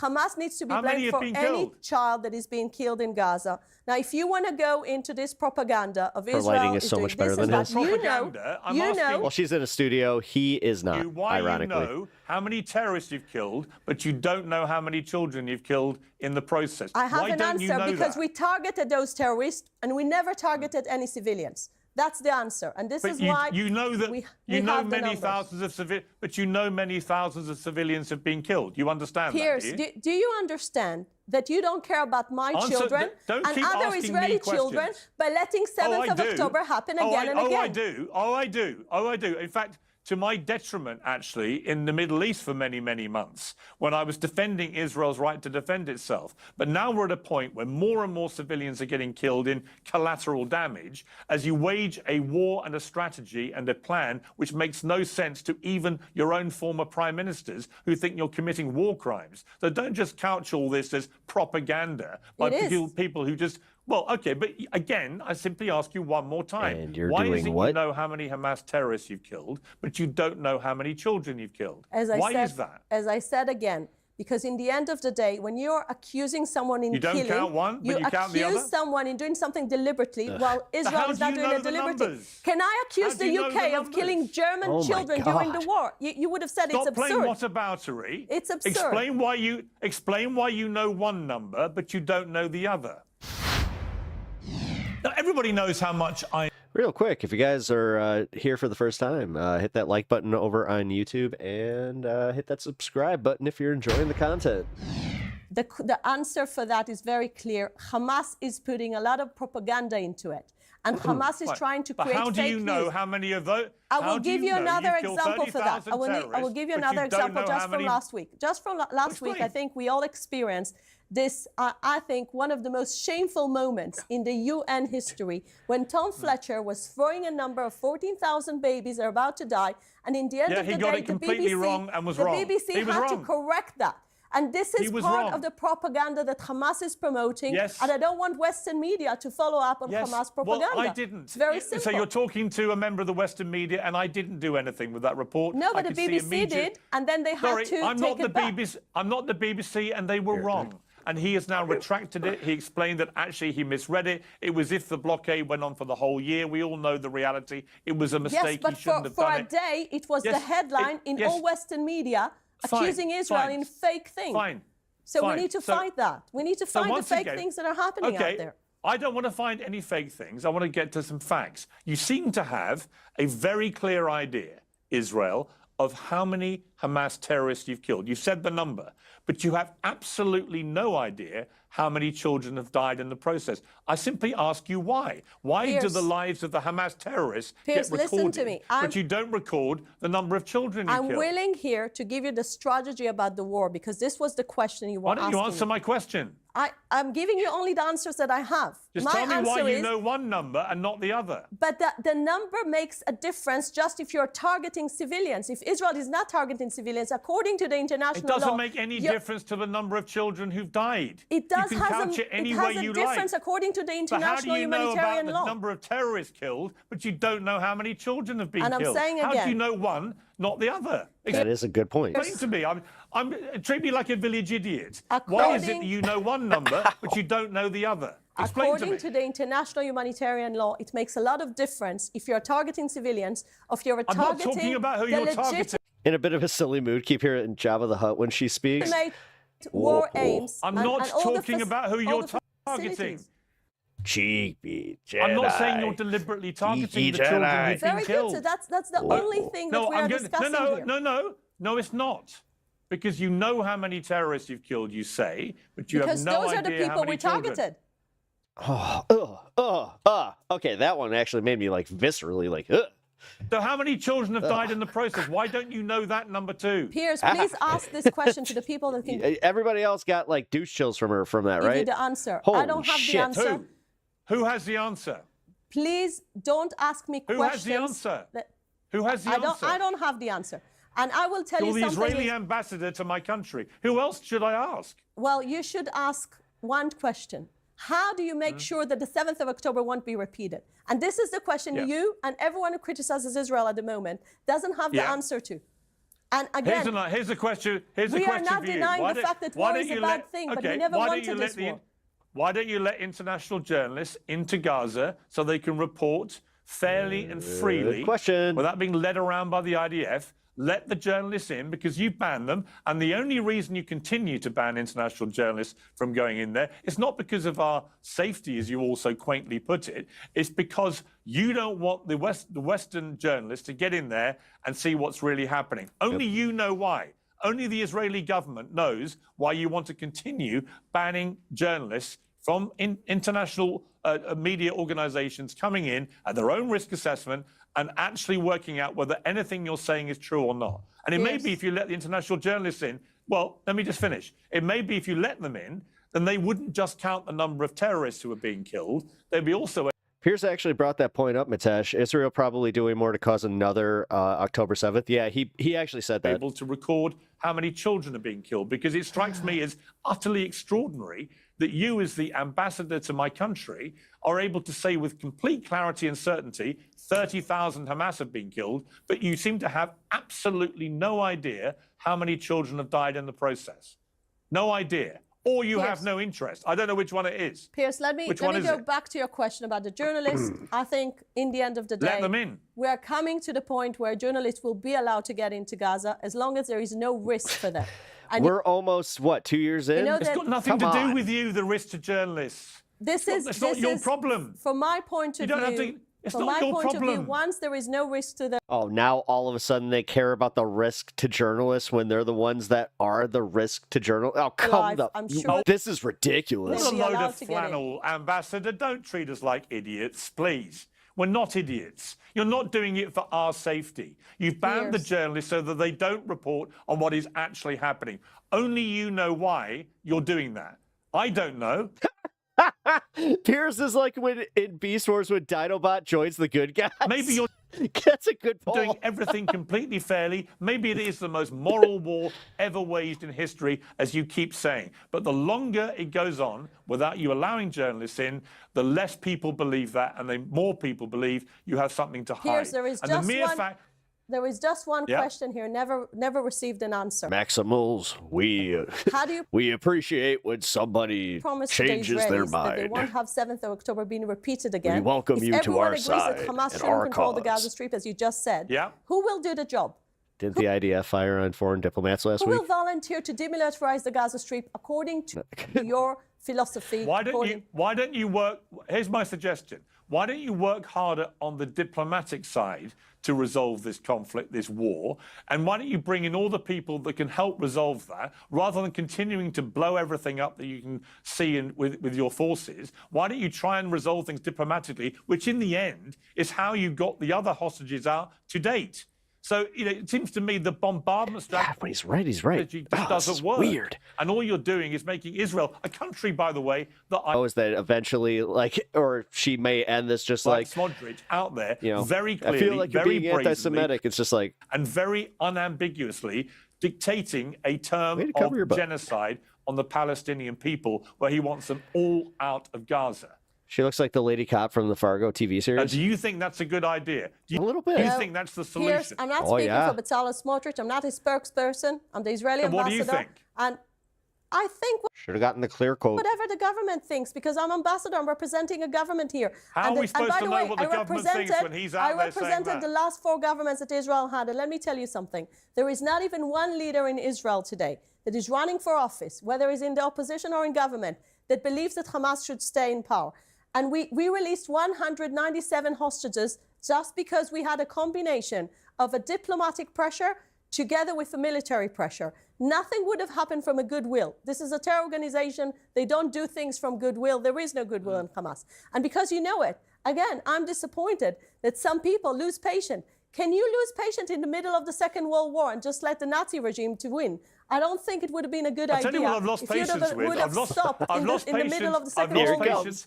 I've lost patience when you start starving kids. I lose All patience when right. you, as an So ambassador, this is a can lie. tell me- This Well, is a hang on, no, complete hang on. lie. You know we get No, it's not we a get lie. aid into It's Gaza. not a lie. How do we starve people if we let when you aid launch in? when you launch The fact that she can smile like this. Yeah. a 3-month Oh, she really is just like, yeah, she's like a demon. blockade This is demonic. of Like, an what already the fuck? impoverished, hungry people who are bunkering down from nightly bombing raids, when you do that, you will starve people. You will It starve was them. never the intention. The intention was not to let Hamas get over and take over the aid. And there was no other solutions. No one was offering a better mechanism. But it was the consequence of your actions. Do you accept that? As I said again, Israel never was planning to starve anyone, and our actions are speaking more than our words, because in the end of the day, tons of aid got into Gaza for months Right. and months and months. And now I Right. think it's time for all of us. I literally saw footage yesterday, or today it was, of literally thousands of Palestinians. Whatever happened to Israel has the right to defend itself whenever anyone expresses concern over this genocide. Talk about a 180 Piers. At least Lady Macbeth never altered her Desperately view. fighting. One lost their life as they're fighting for scraps of I like how you're kind of calling him Lady Macbeth in that. food. Do you think that's the behavior of you're well-fed wrong. people who are not actually starving hungry? Do you think, on balance, that it think may what be I've seen- the what I've desperate seen acts in of the people last- who have been starved now for 3 months What are I've not seen in absolutely the last desperate? few months, I've seen, first of all, in the last 2 days, I've seen mechanisms that works. I've seen happy families that receive the aid, and they know that now the mechanism is so much better, and it gives family by family a box of aid being protected by American companies. I think it's so much better than what used to be. All right. And it would have been Let me- nice if the UN organizations would have joined the distribution rather than boycotting this system and just letting the criticism on Israel to continue without them Woke Piers comes out anytime he's having a bipolar breakdown. playing along with the new mechanism. It could have been really Just helpful. to remind you, the most savage criticism Having a bit of a squabble at home. I think that I'm to be completely based on Gaza. of Israel is coming from your own former prime ministers, not one, but two. and former leaders of the IDF. It's not coming from necessarily people like me. Do you think Mehdi Hassan had a moment when he called him, like when they were talking about like their debate, and he was just like, no, Mehdi, I actually agree with you. Even though I am like Mehdi just went getting increasingly critical because what happened? I find the answers I'm getting just increasingly ridiculous. Now, out of fairness, because we know each other, I'm going to give you one last chance just to tell me even a ballpark figure of how many children have died in Gaza. Piers, I think I'm very famous for saying the truth. And the truth is that I don't know. If I would have known Let's be honest here. If the Gazans resembled Ukrainians, this shit would not be happening. the number, I wouldn't have hid it from you. So why do you keep on asking the same question again and again? I don't understand how you can know how many terrorists you've killed, but you don't know how many civilians you've killed. Why do you know one but not the other? Again, that is a really good point, and I'm glad he's hammering her on that. To the main question the humanitarian international law is asking, the international humanitarian law is never about civilians getting killed. It's only about who are you coming straight from the mod herself. targeting. There you go. And if you're doing a legitimate warfare. Are you happy that people are going to watch you? Wait, is her name Zippy? As an ambassador to your country. I'm sorry, that's kind of wild. Say that it's irrelevant how many children have been killed. It's not what I said, Piers, and you're totally distorting my words. I said, according to the international law, if you want to check if war is fair or not, the only thing you check is the targets that a country that is fighting, whether they're targeting just to be clear, the militants and not targeting civilians. This is what I said. And please don't twist my words. Can you confirm this then, given you have no idea how many children have been killed? Can you tell me, are the IDF under specific instructions from the government or from their commanders to only count the number of Hamas terrorists they kill and to completely ignore how many children they're killing? Never. This is not the case. So do they count civilian deaths? But the IDF has one mission: to work according to the He really does make the same point over and over and over again, but she's not answering it. War. Because somebody in chat here said that she answered the question. No, she didn't. And even your own historian, Professor Andrew Roberts, said when he sees those Welcome in, everybody, over on YouTube. I appreciate you all stopping by. Circumstances of Gaza. Hope you guys are enjoying the stream. This is the lowest ratio of terrorists versus civilians. So this is your own historian, well-respected military historian that is saying that about our war. Sorry, with respect, how do you know, given you have no idea how many children you've killed? As I said, Professor Andrew Roberts did. How do you know it's the lowest ratio? You don't know how many children you've killed. But how do you know? But in the end of the day, it's not just about children. When you're comparing, listen, Piers, here you're really creating like the totally wrong picture. People, in the end of the day, I think people can make their own minds. In the end of the day, we know who are civilians. Civilians includes also mature people that are. How do you know the ratio of civilian to Hamas deaths if you've no idea how many civilians have been killed? You asked me about children. I don't have the answer specific about children, but I do have the answer about civilians versus combat. But you're aware that it is reported that over 20,000 children have now been killed. You're aware of that, right? As I said, this has not been backed up with facts, and I cannot approve this number. Right, but you know how many terrorists you've killed? Yes. Again, yes, he keeps saying this, but it's a good point. This is the last data we received from the IDF. Okay. Yeah, because.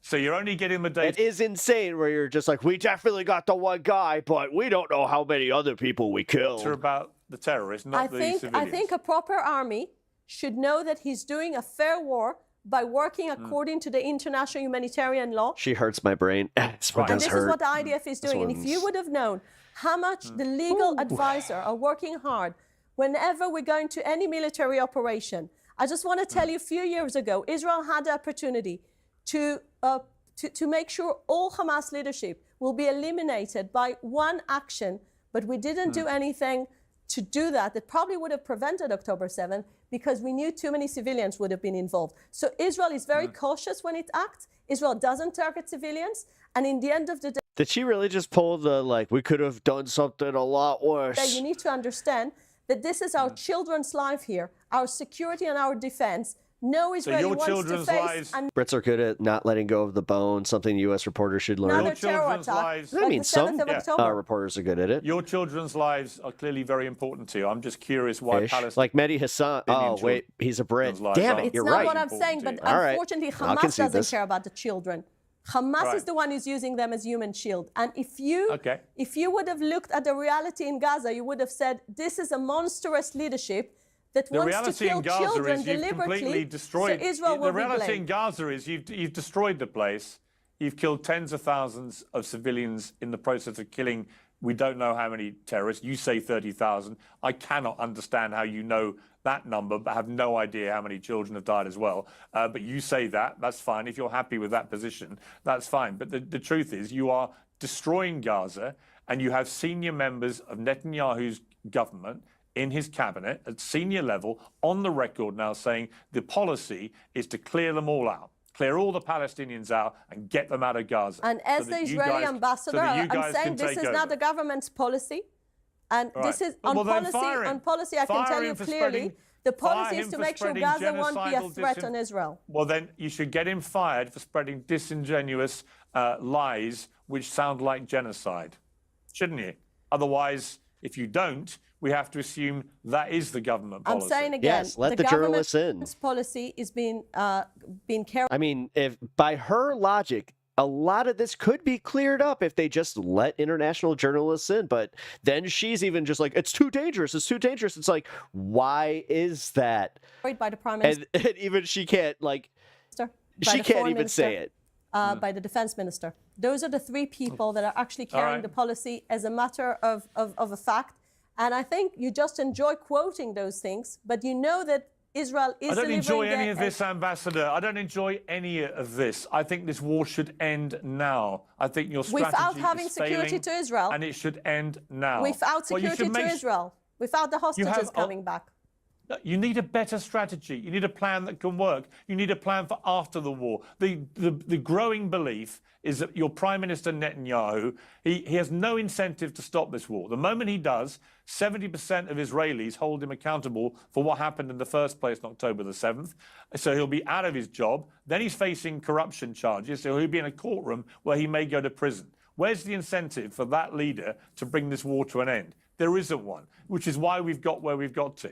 That is the cold, hard reality of where we are. And that's why your own Prime Minister, that's why your own former Prime Ministers are turning on this strategy and this government and its policies. And you know it, and I know it. It's not. Don't worry about what I say. Piers, let me just say. I'm just an angry journalist. You've got ex-prime ministers of Israel who say you're committing war crimes, and if you want to prove you're not, let the journalists in, and we can work it out for ourselves. Piers, let me just make a final comment because you were saying a lot. So I want to say one thing.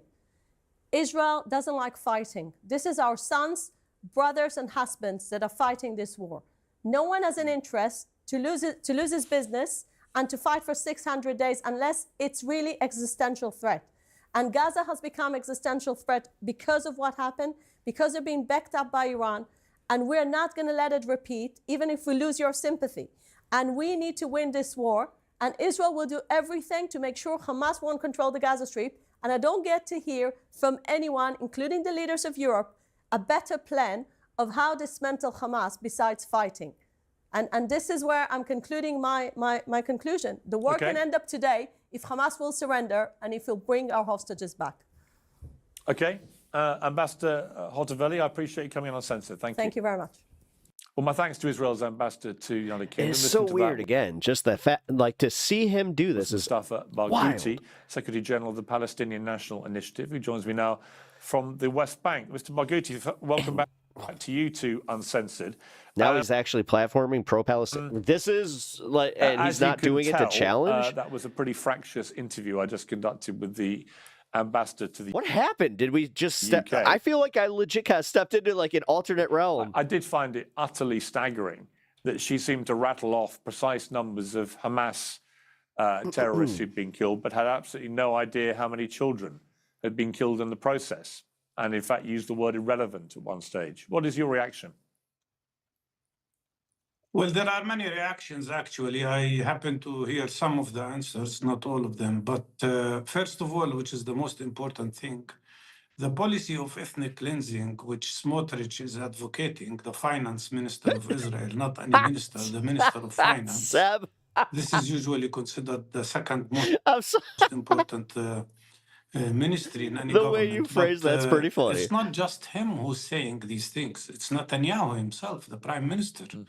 The prime minister of Israel is on record saying repeatedly that his goal is to push everybody in Gaza to the south in a concentration camp, practically in Rafah area, and then to displace them. And he keeps calling that Trump's vision, the Trump's vision of ethnic cleansing, basically.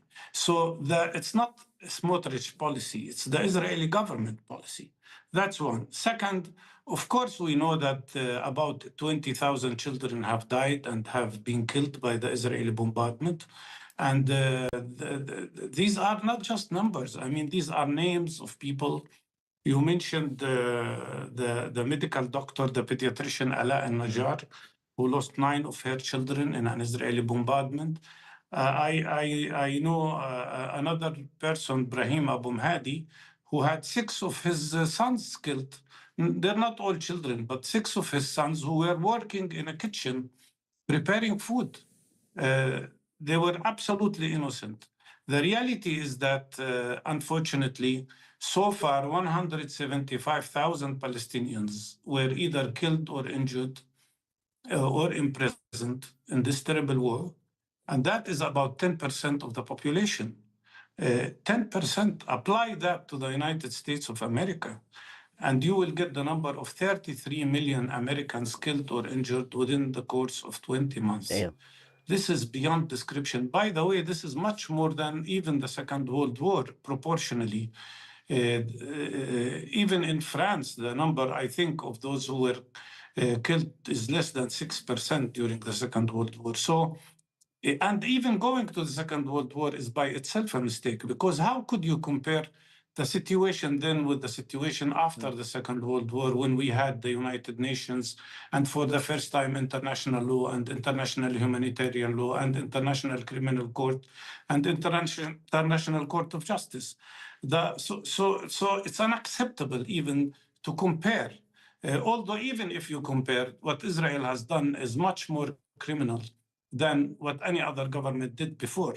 The amount of explosives that were thrown on Gaza since the beginning of this war is no less than 100,000 tons of explosives.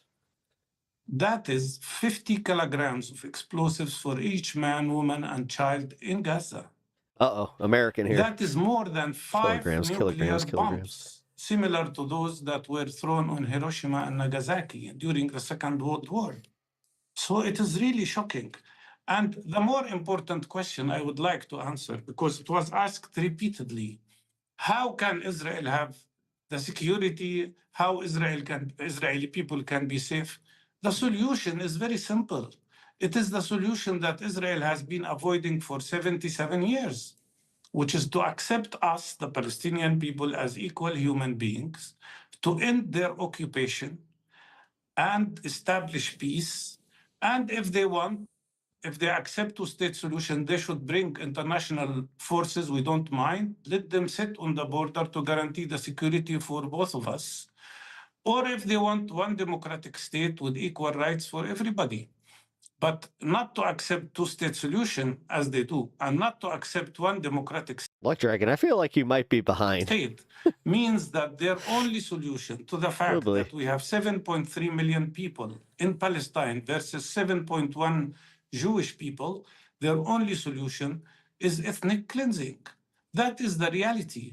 And the only way out of this situation, the only way out of these vicious People in the 80s and 90s have more balls now than people nowadays. circles of wars is to accept Palestinians as equal human Now just talk the talk, beings, walk the walk. accept our right for self-determination. Today, Man, you really are right on 1993. Gideon Sa'ar, Say it to my face. Oh, the foreign minister of Israel, I'll call you collect just to make sure we set up the fight. said openly, publicly, that if the other countries continue to recognize the Palestinian states, he will impose Israeli sovereignty on the West Bank, which means annexation of the occupied Palestinian territories, which is yet another violation of international law. Okay. Let me just ask you one question, which is, if I was an Israeli or a member of that government, I would not countenance for 1 second that anyone from Hamas could form any part of a new government going forward after this war. Do you accept that Hamas can play no part in any government going forward? You know, surprisingly, it's not me that have to accept that. Hamas accepts that. Hamas told us, I was present in the meeting that took place in Beijing about a year ago, in July last year, when we had a meeting of all the 14 Palestinian Piers forgot to parties. mention the West Bank. Hamas, the leaders of Hamas told us, and they did that repeatedly, more than once, that they are ready not to be in the government of Gaza. They don't want to be in the government of Gaza. And what we reached in the agreement we reached in Beijing was very clear. There will be a national consensus government consisting of independents, and but that are acceptable to different Palestinian political forces. And it would be an interim government till the war ends, until we have the possibility of reconstructing Gaza. So Hamas has told us they don't want to be in the government. Okay, obviously, okay. Obviously, Hamas is still holding 58 hostages. Why don't they just release them? Why is there not enough pressure from the Palestinian world collectively to compel Hamas just to release the hostages and bring this to an end? Why don't they do it? But why don't they do it? No. Why don't they just do it? He's just like, leverage. Give me the chance to answer you. They are ready to release all the Israeli prisoners, and they should be called prisoners of war because they are all soldiers. But nevertheless, call them captives if you want. They're not all soldiers. They're not all soldiers. No, the ones that are still in with Hamas are all soldiers. You can check that. They're all soldiers. All the civilians. I think Piers actually doesn't know that. Were released already a long time ago.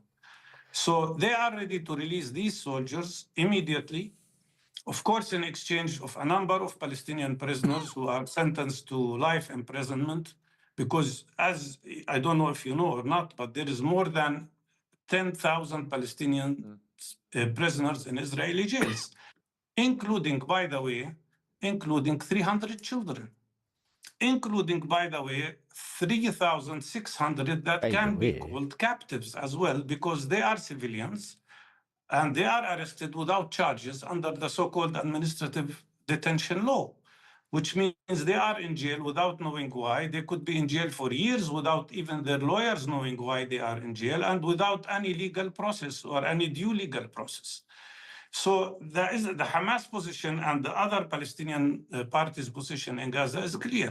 They are ready to release all Israeli prisoners, in exchange of release of some of the Palestinian prisoners in Israeli jails and the end of the war. It's very simple. Okay. Mustafa Barghouti, if only it was simple, but if it was simple, it would have happened. So it's not a simple situation. No, it's not simple for Netanyahu, of okay. course. But as you said, Netanyahu, well said, Piers. Netanyahu doesn't care about the Israeli prisoners. It's so weird to agree with him right now. All he cares about is himself, about his continuity as a prime minister. He's afraid of being taken to jail, as you said, or losing any chance of staying in political life. And he is most afraid. The other day I heard one Israeli defenders of Netanyahu saying that the prime minister is the one responsible for the government policy, and that's why he has the right to appoint the head of Shabak.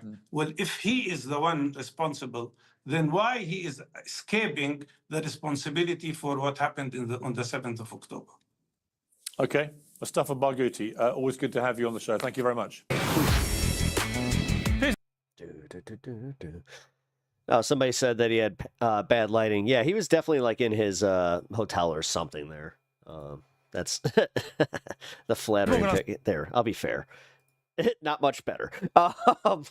That's what the normal lighting looks like. Anyway, yeah, as I said, it's really weird to live in a world where Piers Morgan is right.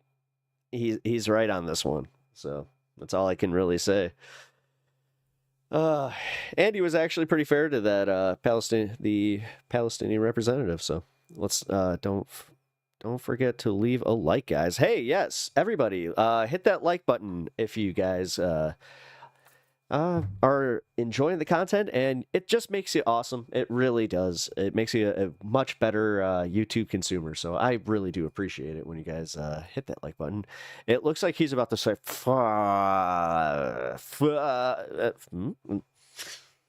the rare Piers W. Yeah, it's again, it's really weird to see.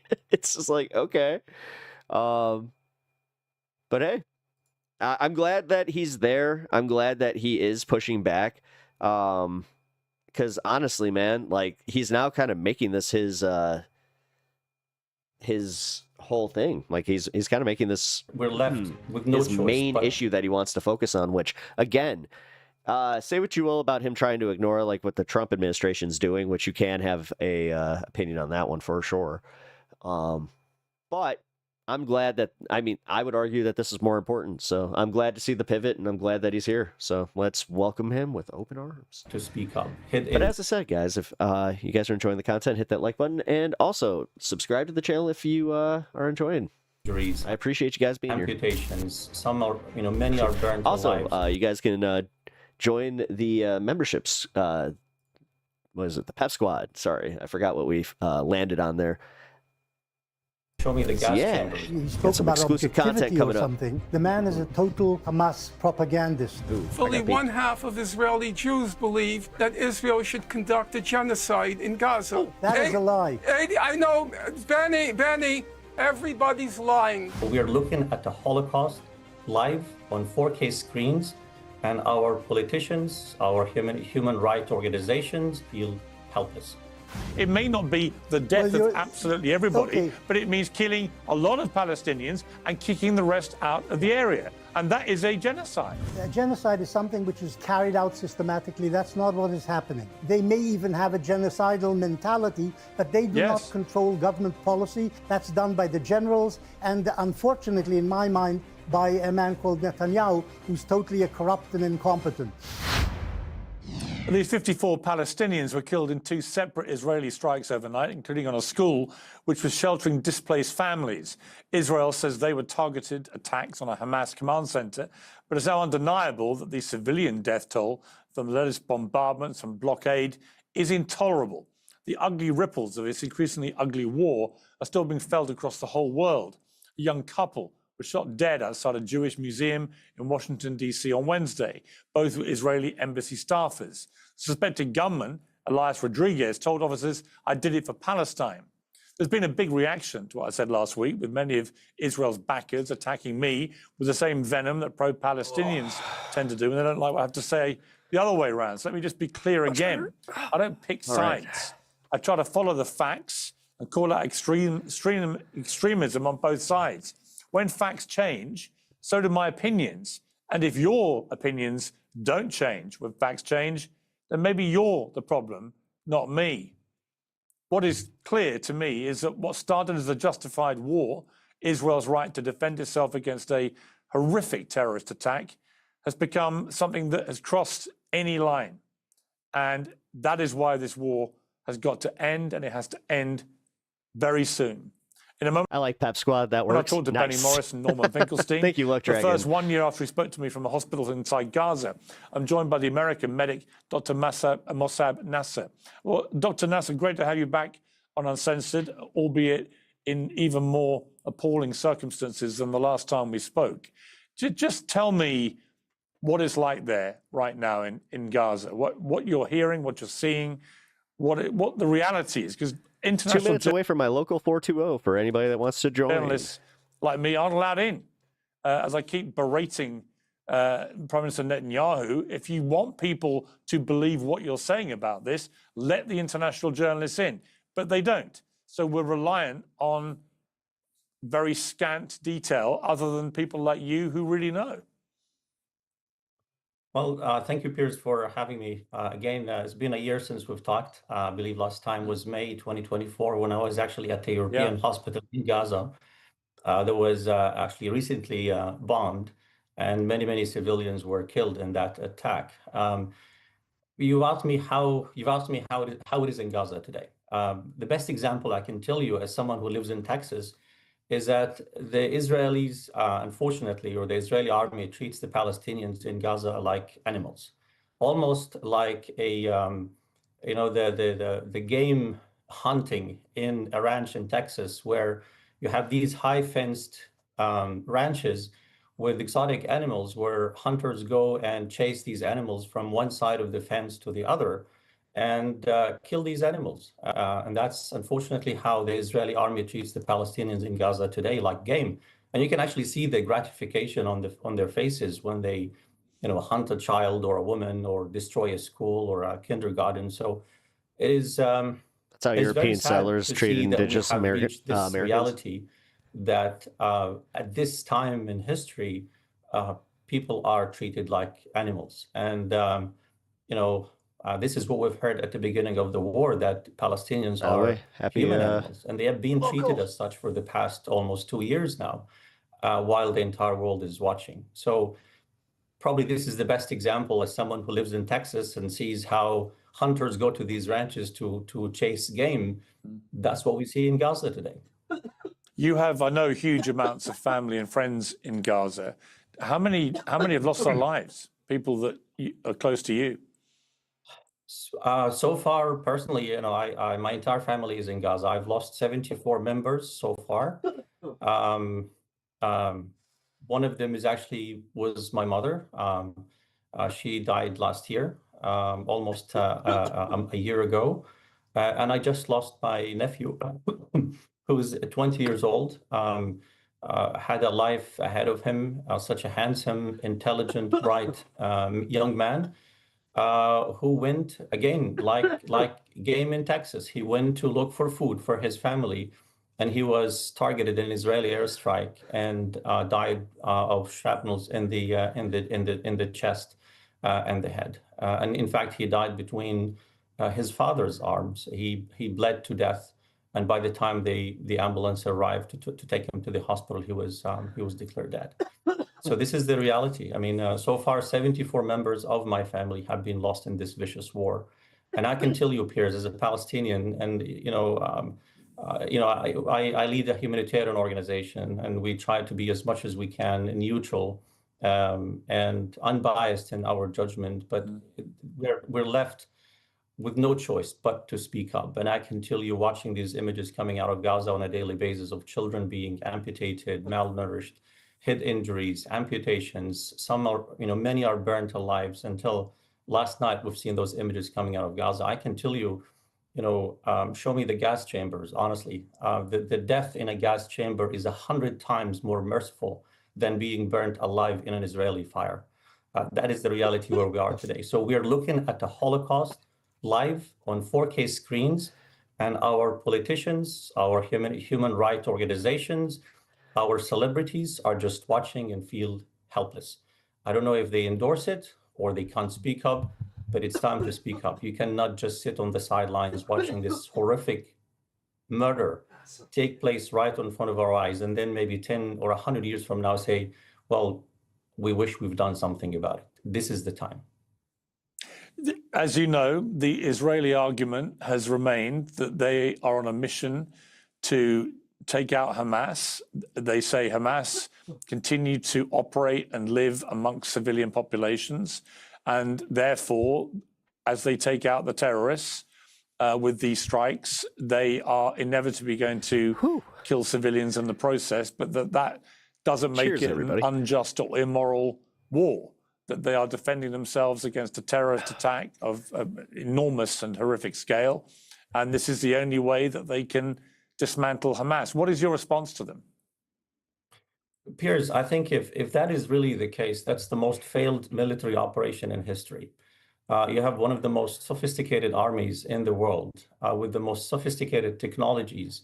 They can go and surgically get to Hamas, do I get dry mouth? Terrorists from Gaza or in Gaza if they want to. But that is not the case. What we see is, deliberate targeting of schools, of homes. My nephew was not a Hamas. He's not even a Hamas sympathizer. He went to look Doesn't help that I use the rig for food and he was killed, along with 24 innocent people like him who were waiting in line to get food for their families. It's a trophy hunt. Has absolutely nothing to do with Hamas today. What's that? It is basically an obvious and clear ethnic cleansing, and open-minded. only someone that lives in denial or someone who's honestly completely crazy would believe otherwise.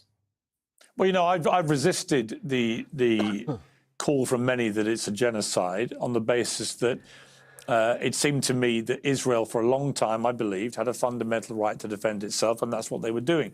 I have to say, when I listened to Smodrich, one of the more right-wing of a very right-wing cabinet under Netanyahu, talking the other day, he was talking in clear genocidal language. It was unarguable.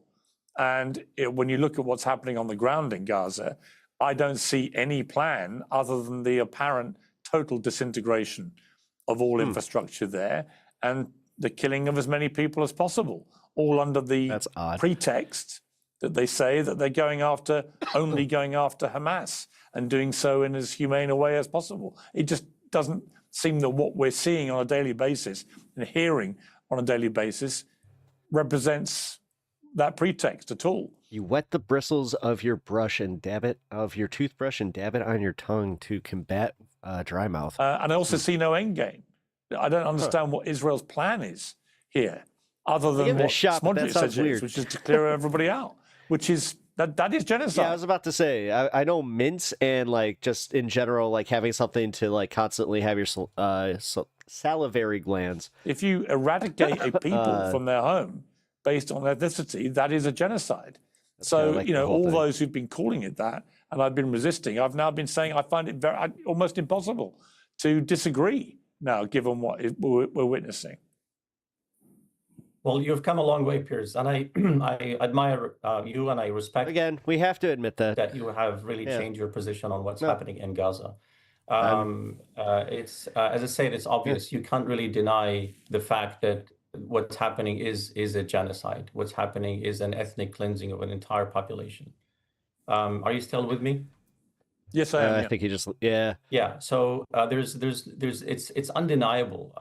You know, the mass starvation of children, the malnutrition that the children of Gaza are facing. You know, we've just evacuated 5 children out of Gaza to Texas actually for treatment, and one of them really straight to the ICU from Gaza, malnourished, broken bones, amputated arm. It's horrific. I carried those children between my arms all the way from Egypt, first evacuated from Gaza to Egypt and then to the US. It's heartbreaking to see these children having to suffer that level of suffering for absolutely no reason.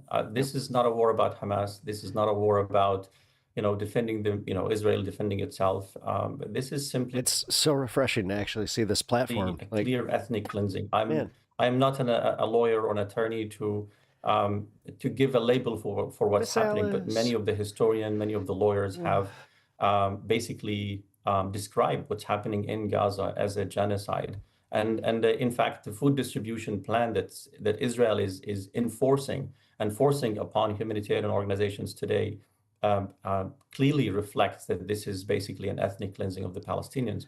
Having the Palestinian household or family members basically to go and pick their aid from a specific location that's highly fenced with checkpoints effectively. Hey, we just hit 420 viewers on the program today. It's another reason for Israel to kidnap more I just got really and for them to disappear forever. I still have many of my colleagues from Nasser Hospital have been kidnapped since the beginning of the war. These doctors have never come back.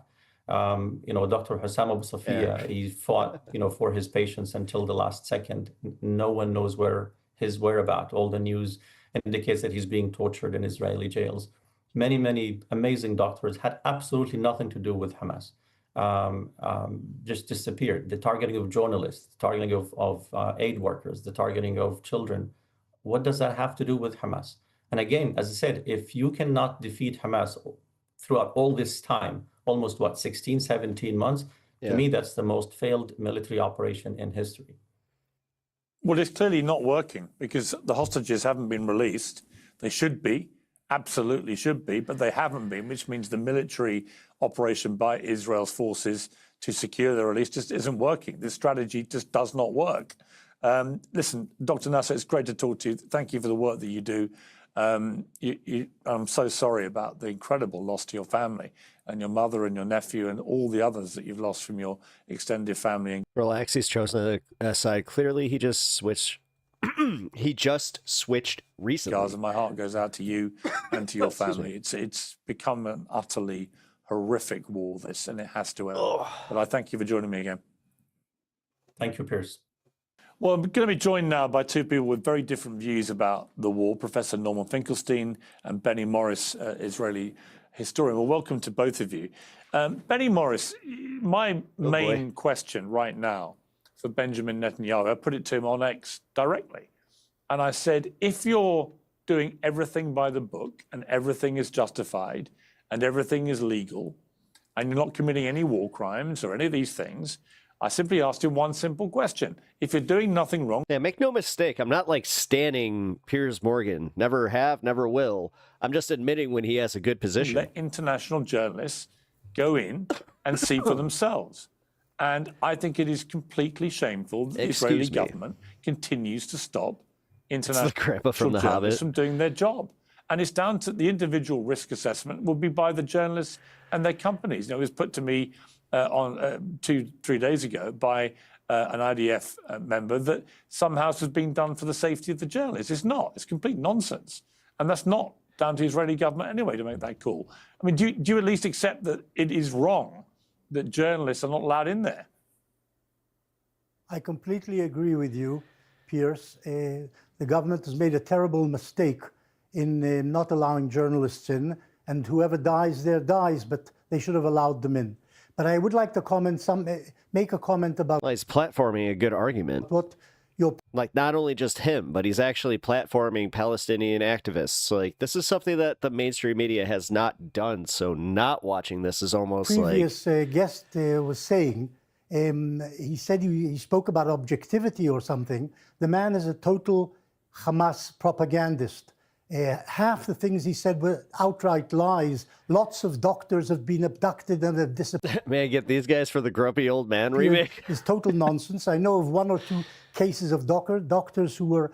They do not... I mean, all 3 of the guys on screen right now, it's just like, they look very detention bad. Center. What happened to them afterwards, I don't know. I don't think they've been killed. I think they're under arrest for whatever reason. But so they could have been abducted. Many doctors have been... doctors you're basically agreeing with him, aren't you? No, I'm not. I'm saying that he talked about. You just said you know of some doctors who were detained. You have no idea what happened to them. I know of 1 or 2 doctors. You're confirming his story. No, I'm not. I'm confirming a small part of what is true. The rest is a lie, as is a large part of what he's saying. Had Israel wanted to kill all the Palestinians, that's what genocide actually means, there would have been many, many, many more deaths in Gaza. Each time Israel launches an air raid, we hear of the Palestinians saying 24 people have died, 30 people have died, and I'm sure many of them are civilians, but I'm also sure that the Air Force going in against these targets is attacking Hamasniks. We never hear from the Hamas how many of their people are being killed in these strikes. All we hear about and all we see on television is dead babies and dead women. They never show grown male, army-aged males being taken out of these ruins. And the Hamas uses these things systematically, the schools, the hospitals, various so-called safe compounds to hide in. But out of interest, all right, but Benny Morris, when you hear someone like Smodrich last week talking about the campaign to just clear everybody out. He's disgusting. You don't have to convince me. He's disgusting. Right, but so my question for you, but my question for you though is this. All right, he's disgusting. What he said was disgusting. Yes. What he said was also genocidal.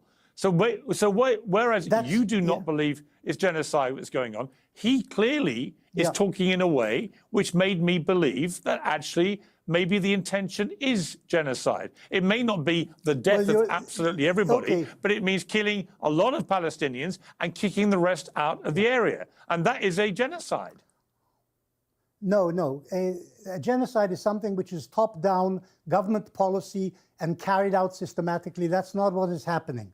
He is definitely, some of his speeches are genocidal. I don't know what he means exactly. And there are other ministers who speak like him, and they shouldn't be doing that. And they may even have a genocidal mentality, but they do not control government policy, and they do not control what the army is doing. That's done by the generals, and unfortunately, in my mind, by a man called Netanyahu, who's totally corrupt and incompetent. Yeah, okay. We bring in Norman Finkelstein. It's got nothing to do with, but it's got nothing to do with genocide. Well, I think you're getting perilously close to agreeing with me, Norman Finkelstein. I mean, the bottom line is, if it sounds from the rhetoric like a genocide, if the actions on the ground are becoming increasingly genocidal, if there's no other plan being put out there for what happens to Palestinian people other than many more will die and the rest will be thrown out of Gaza, I don't know what else you end up calling this. And, you know, I listened to that doctor. I didn't hear somebody that I felt was a Hamas sympathizer or propagandist. He went out of his way to say he wasn't. He's just a liar. He's a liar. Well, he's a liar who's lost 78 members of his family. So, I mean, Norman Finkelstein. Maybe it's true, and I agree, and I feel sorry for him, but they're caught up in the bad situation where Hamas controls the population and is willing to sacrifice as many civilians as they can to win world support. Well, which is exactly what Israel's also seems like they're prepared to sacrifice. Norman Finkelstein. Well, thank you for having me on the program, and I hope that you'll hear me out. Is it a genocide? Well, as you know, Piers, from the first time I appeared on your program many months ago, I said it was a genocide. I said it was perfectly obvious when October 9th, the then Defense Minister Galland said, we're not going to allow in any food, fuel, water, or electricity. Well, for a hermetically sealed population, that's a genocide. When the head of state, Mr. Netanyahu, compared the current situation. Hey, everybody. I just want to say real quick, hit that like button if you haven't already. With Amalek, I really appreciate it. It helps me out a lot. It was clear, as the Israeli human rights organization B'Tselem put it. Also, welcome. I appreciate you guys being here. he was talking about genocide. Now, in the 19 months that have elapsed, there have been adjustments in Israeli policy due to external pressure. That's called politics. So when the external pressures escalated, they had to diminish the genocide. And then beginning roughly when Kamala Harris was nominated for president in the United States and all the cameras switched to the American election, Mr. Netanyahu, who's very sensitive to and knowledgeable of the American media, he then escalated the genocidal assault on Gaza again. And then, as you remember, because I did several programs with you at that time, as you'll remember, every day there was another massacre. There were so many massacres, it was impossible to keep count, and it was impossible to remember. Now, again, there was some lessening. The first massacre was launched by Hamas. Okay, I've not forgotten it, Benny, but you have to remember manners. I'll remember the massacres, and you remember manners. I'm speaking now. So, there were times when Israel, as I said, escalated. He did just kind of do you got me there. Genocide, and then diminished the genocide. Now, let's talk about the responsibility and the mindset. You've mentioned Mr. Smotrich. I mentioned Mr. Netanyahu. There was also several others whose names have constantly come up. Obviously, Defense Minister Galland, who was indicted along with Prime Minister Netanyahu by the International Criminal Court. But it's not just the leadership. It's not just the leadership. The most recent poll showed that fully 1/2 of Israeli Jews, we're talking now about the population, fully 1/2 of Israeli Jews believe that Israel should conduct a genocide in Gaza. That's what the poll result showed. 82%. That's a lie. That is a lie. I know, Benny, everybody's lying. There's never been a poll about supporting genocide. This is nonsense. You're purveying lies. Okay, Benny. What is that poll, Norman? What is that poll, Norman? It seems a very important poll. What is that poll you're referring to? It was a university, if my memory is correct, it was a University of Pennsylvania poll. It was reported everywhere. Benny Marvis knows about the poll. He's fully informed. This debate makes me feel young. Thanks. Of the poll, but he's doing his job as an official Israeli propagandist. I don't like this government. forever young. I'm not their Benny, spokesman. I want to be forever young. Reduce You yourself. shouldn't You've reduced yourself, Mr. Benny. You've reduced yourself to the level of a Holocaust denier. It's a real shame that you have sunk so low. But allow me to continue. The polls show that 82% of Israeli Jews, 82% support a forced expulsion from Gaza. That's not the same as genocide. That may be true. That may be true, but that's not genocide. Ellie, hey. That's not genocide. What you said before about genocide is total nonsense. Total nonsense. Piers, you're going to have to ask Benny Morris to please allow me to speak. Well, Benny, I will let You're you taking respond up all to the this. time. I guess that is a lie spell. Yeah, Norman, you must give him a Finkelstein is chance getting all to the time. respond. Okay, I will finish. I will finish. Then one of the leaders of the opposition in Israel described Israeli soldiers as killing children as a hobby in Gaza. Now, yes, he took it back. He took it back after he came under ferocious attack. But he himself acknowledged, when I debated Mr. Morris about a year ago, and I said that Israel targets children, he laughed. He thought it was such a funny remark by me. It's absolute I'm wondering.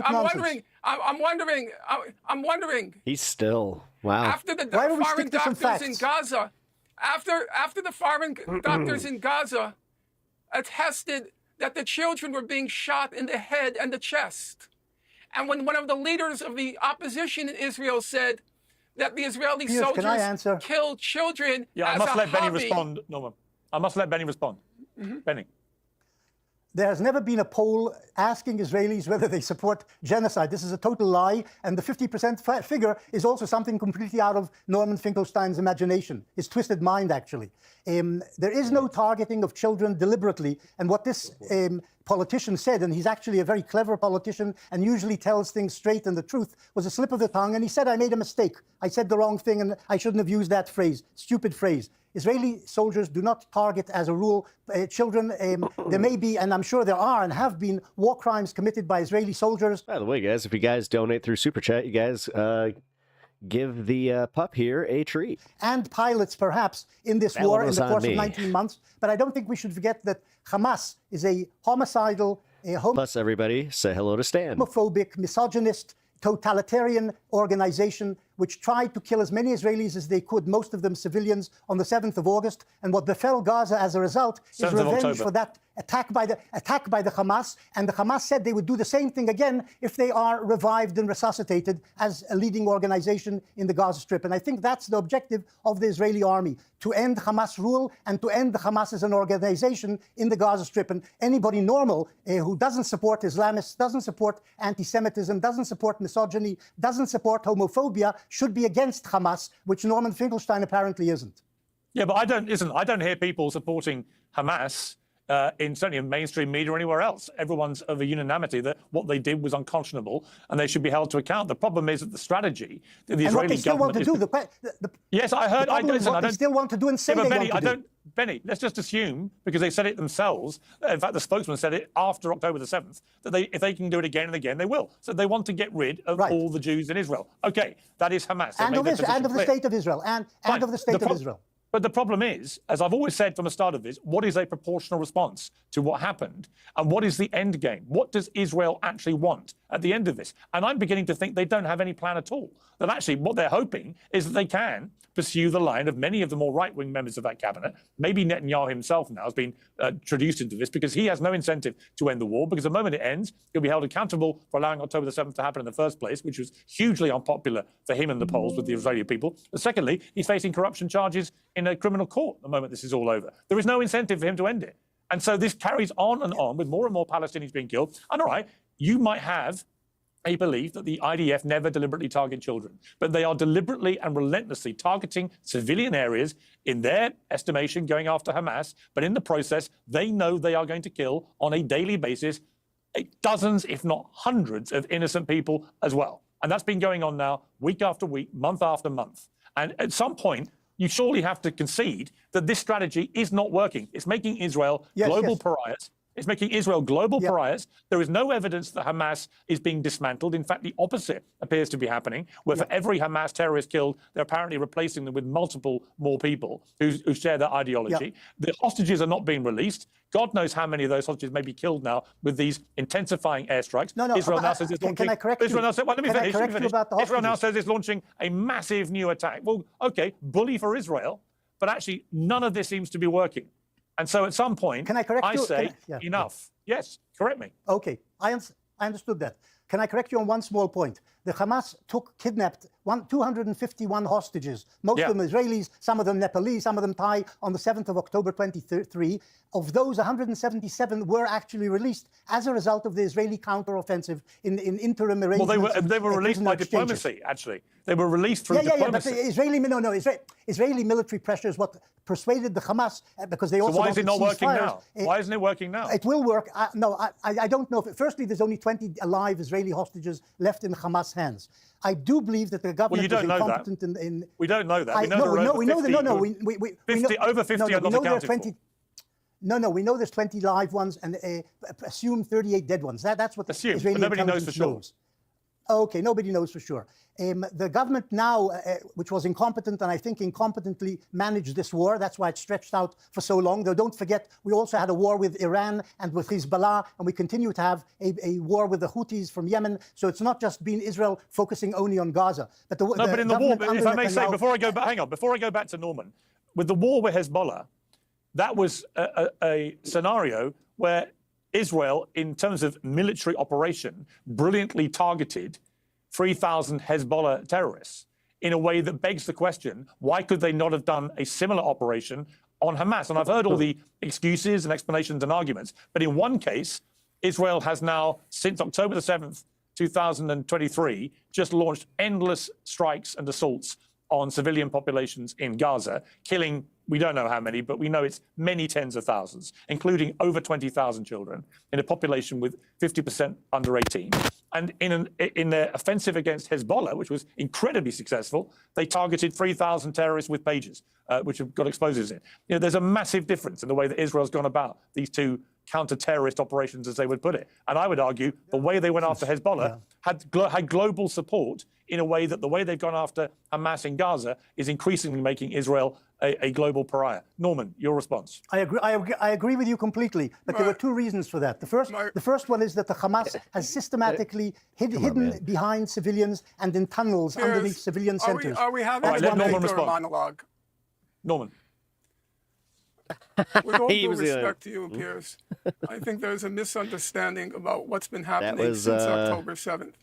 Once October 7th happened, it was a crisis for Israel. About that, there's no dispute.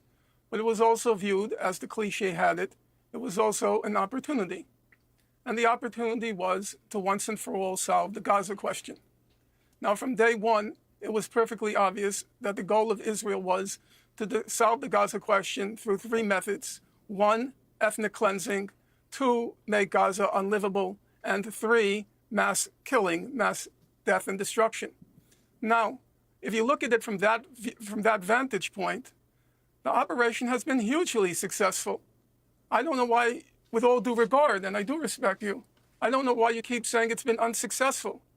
They've destroyed about 90% of the housing in Gaza. They've destroyed about half the hospitals in Gaza. They've destroyed about half the universities in Gaza. They've destroyed about half the arable land in Gaza. Gaza won't be habitable anytime in the next 2 decades, according to the best estimations by the international community, international organizations, the World Bank, the International Monetary Fund, UNCTAD, and so forth. It's been hugely successful. Where we're at now is the final phase.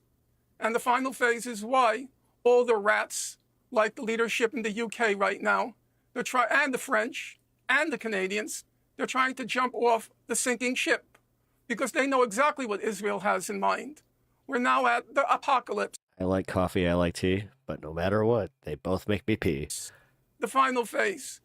Mr. Morris has written a lot about 1948 in Israel. And in fact, what's happening now is very similar to what happened in October 1948. If you read his books, which I have, you see a massive escalation of atrocities during the 1948 war as they're trying to finish the job. And now Israel is trying to finish the job. If you read your own Financial Times, it described very beautifully what this Gaza Humanitarian Foundation was about. They were going to set up 2 or 3 distribution points in the south of Gaza. And then everybody from the north and the middle of Gaza would have to go to the south in order to get food or water or medicine. And then when everybody was congregated in the south, what do you think is going to happen? Exactly what happened in October 1948. There were going to be the massacres. You know what they were going to say. Can I say something? There was rioting. There was rioting at the food distribution centers. The IDF felt afraid. And then it started to fire. And then they hoped Piers, in one fell swoop they could send the whole population over the border into Egypt. He likes to lecture. It's perfectly He always likes to obvious lecture. what Israel is doing now. It's the last stage, or I should say, it's the final stage of the final solution. And now some of the Western leaders don't want to have to dirty their hands with it. So suddenly people like Lamy are discovering that it's intolerable, the situation in Gaza. Guess what? Can I it's say been something? intolerable since October 8th. Okay, final word, very briefly, to you, Benny. As far as I've understood, that firstly, at the moment, there's discussions of a prisoner exchange and a ceasefire between Israel and the Hamas, which may work out and give the Hamas a breathing space of 60 days at least in which to reorganize and whatever. But the Israeli military plan, as far as it's been published, is to take over essentially 75% and maybe by the end 100% of the Gaza Strip and root out the Hamas, kill the Hamas people, or get them to surrender and leave the territory, and to supply the Palestinian population in 3 centers, not just in the south, but also in the north, with humanitarian aid, if the Hamas will allow it to come through, because the Hamas have been taking most of the humanitarian aid Benny. and then, selling it to merchants, and making money with which they can hire new fighters. That's what the Hamas have been doing with the humanitarian aid. Okay, Benny, the truth is, when you launch a 3-month blockade of aid going in, when you know kids are starving, it's unconscionable. I don't care what you try and starving. That's incorrect. There was a lot of food stores there for this period. Now they're reaching a stage at which there is famine. Israel has begun. All right, I'm going to leave it there. I'm sorry. I'm sorry, Norman, we've run out of time. The whole world is lying. The whole world is lying. The World Food Program except Norman is lying. Finkelstein. Except Mercy Norman Corps Finkelstein. is Everybody's lying. UNICEF is lying. The whole world, which says there's a massive starvation verging on famine in Gaza, it's all made up. Well, one thing, listen, you don't have to be an expert. You don't have to be, Norman, you don't have to be. You don't have to be an expert to know if you stop food going in sufficient quantities to a population that's already been at war since October 2023, and that many of them are young kids. They're going to start starving to death, and they will. Anyway, I'm going to leave it there. Thank you both for the food doesn't arrive. Yeah, well, the food hasn't been arriving. It doesn't. Because there's been a blockade. We're going to leave it there. No, it started again now arriving. Well, that's very generous of Israel, isn't it? 3 months of starving people. It's not a matter of generosity. There's also international pressure. That's cheeky British humor, guys. Starving 1 million children. Got to leave it there. Of starving 1 million children. Got to leave it there. It's unconscionable, like I said. Thank you all very much. I appreciate it. If you ban Viagra and Botox, then Mugga will definitely flip facts. Oh, shit. Excuse me. Let's do a wrap up on this segment, and then we'll go into the next. Also, welcome everybody in. We got a bunch of new viewers here today, so just wanted to say welcome to the stream. I am Pep. Nice to meet you all. If you guys don't know what the program is, I do a little news politics show. I lean left, but I welcome everybody here, especially if you are into just having good faith discussions. And again, if we have full-on disagreements, which we do have, regular chatters that do not see eye to eye with me politically, but we're all cool here. Also, it's a little bit like the stoner circle of the internet, so we are very 420 friendly. Also, I am over on Twitch, if you can't tell from the chat. So if you guys want to follow me over on Twitch, same name, Pep Talks TV on Twitch. So I appreciate you guys all being here. Making some coffee. Ooh, nice. Yeah, you know what? Stream is lit today. Hey, yeah, you know what? I was about to say, guys. got a little bit more traction than usual. So, as I said, welcome everybody. Hope you guys are enjoying the stream. If you haven't already, hit that like button.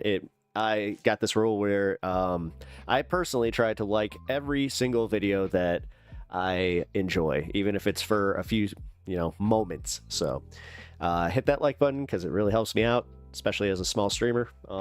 And yeah, sub to the channel if you are interested in following the daily politics. My stream is usually about 6 hours long, but we do all sorts of segments. I break it down into segments so you guys can also kind of know what's going on.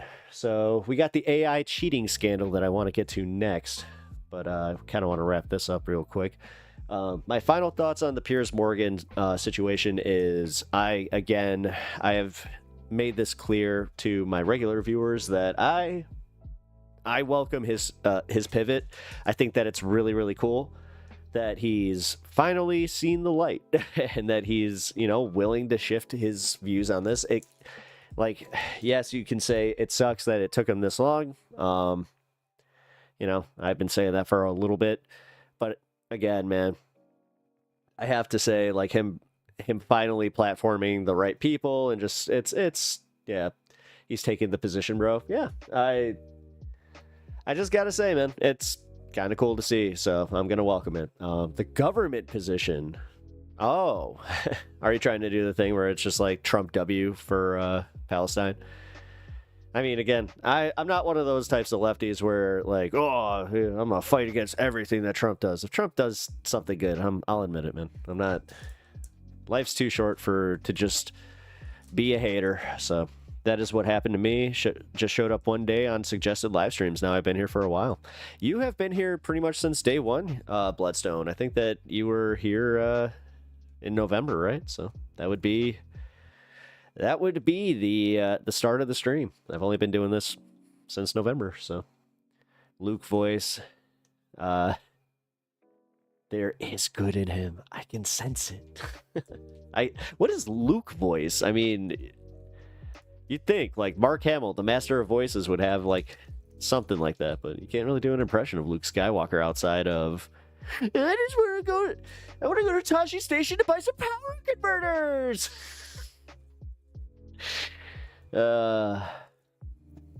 Since the UK, EU, and Canada is condemning Israel, so is he, to be safe. Oh, well, I mean,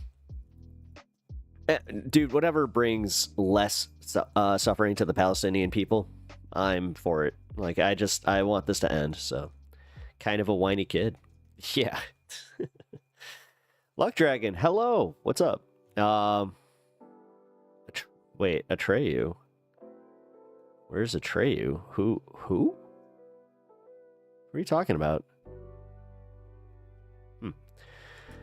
Falcor. Oh man, jeez. I just realized that. Wait, what are we actually at? No way. Hey, 222. I'm a fan of numerology. All right.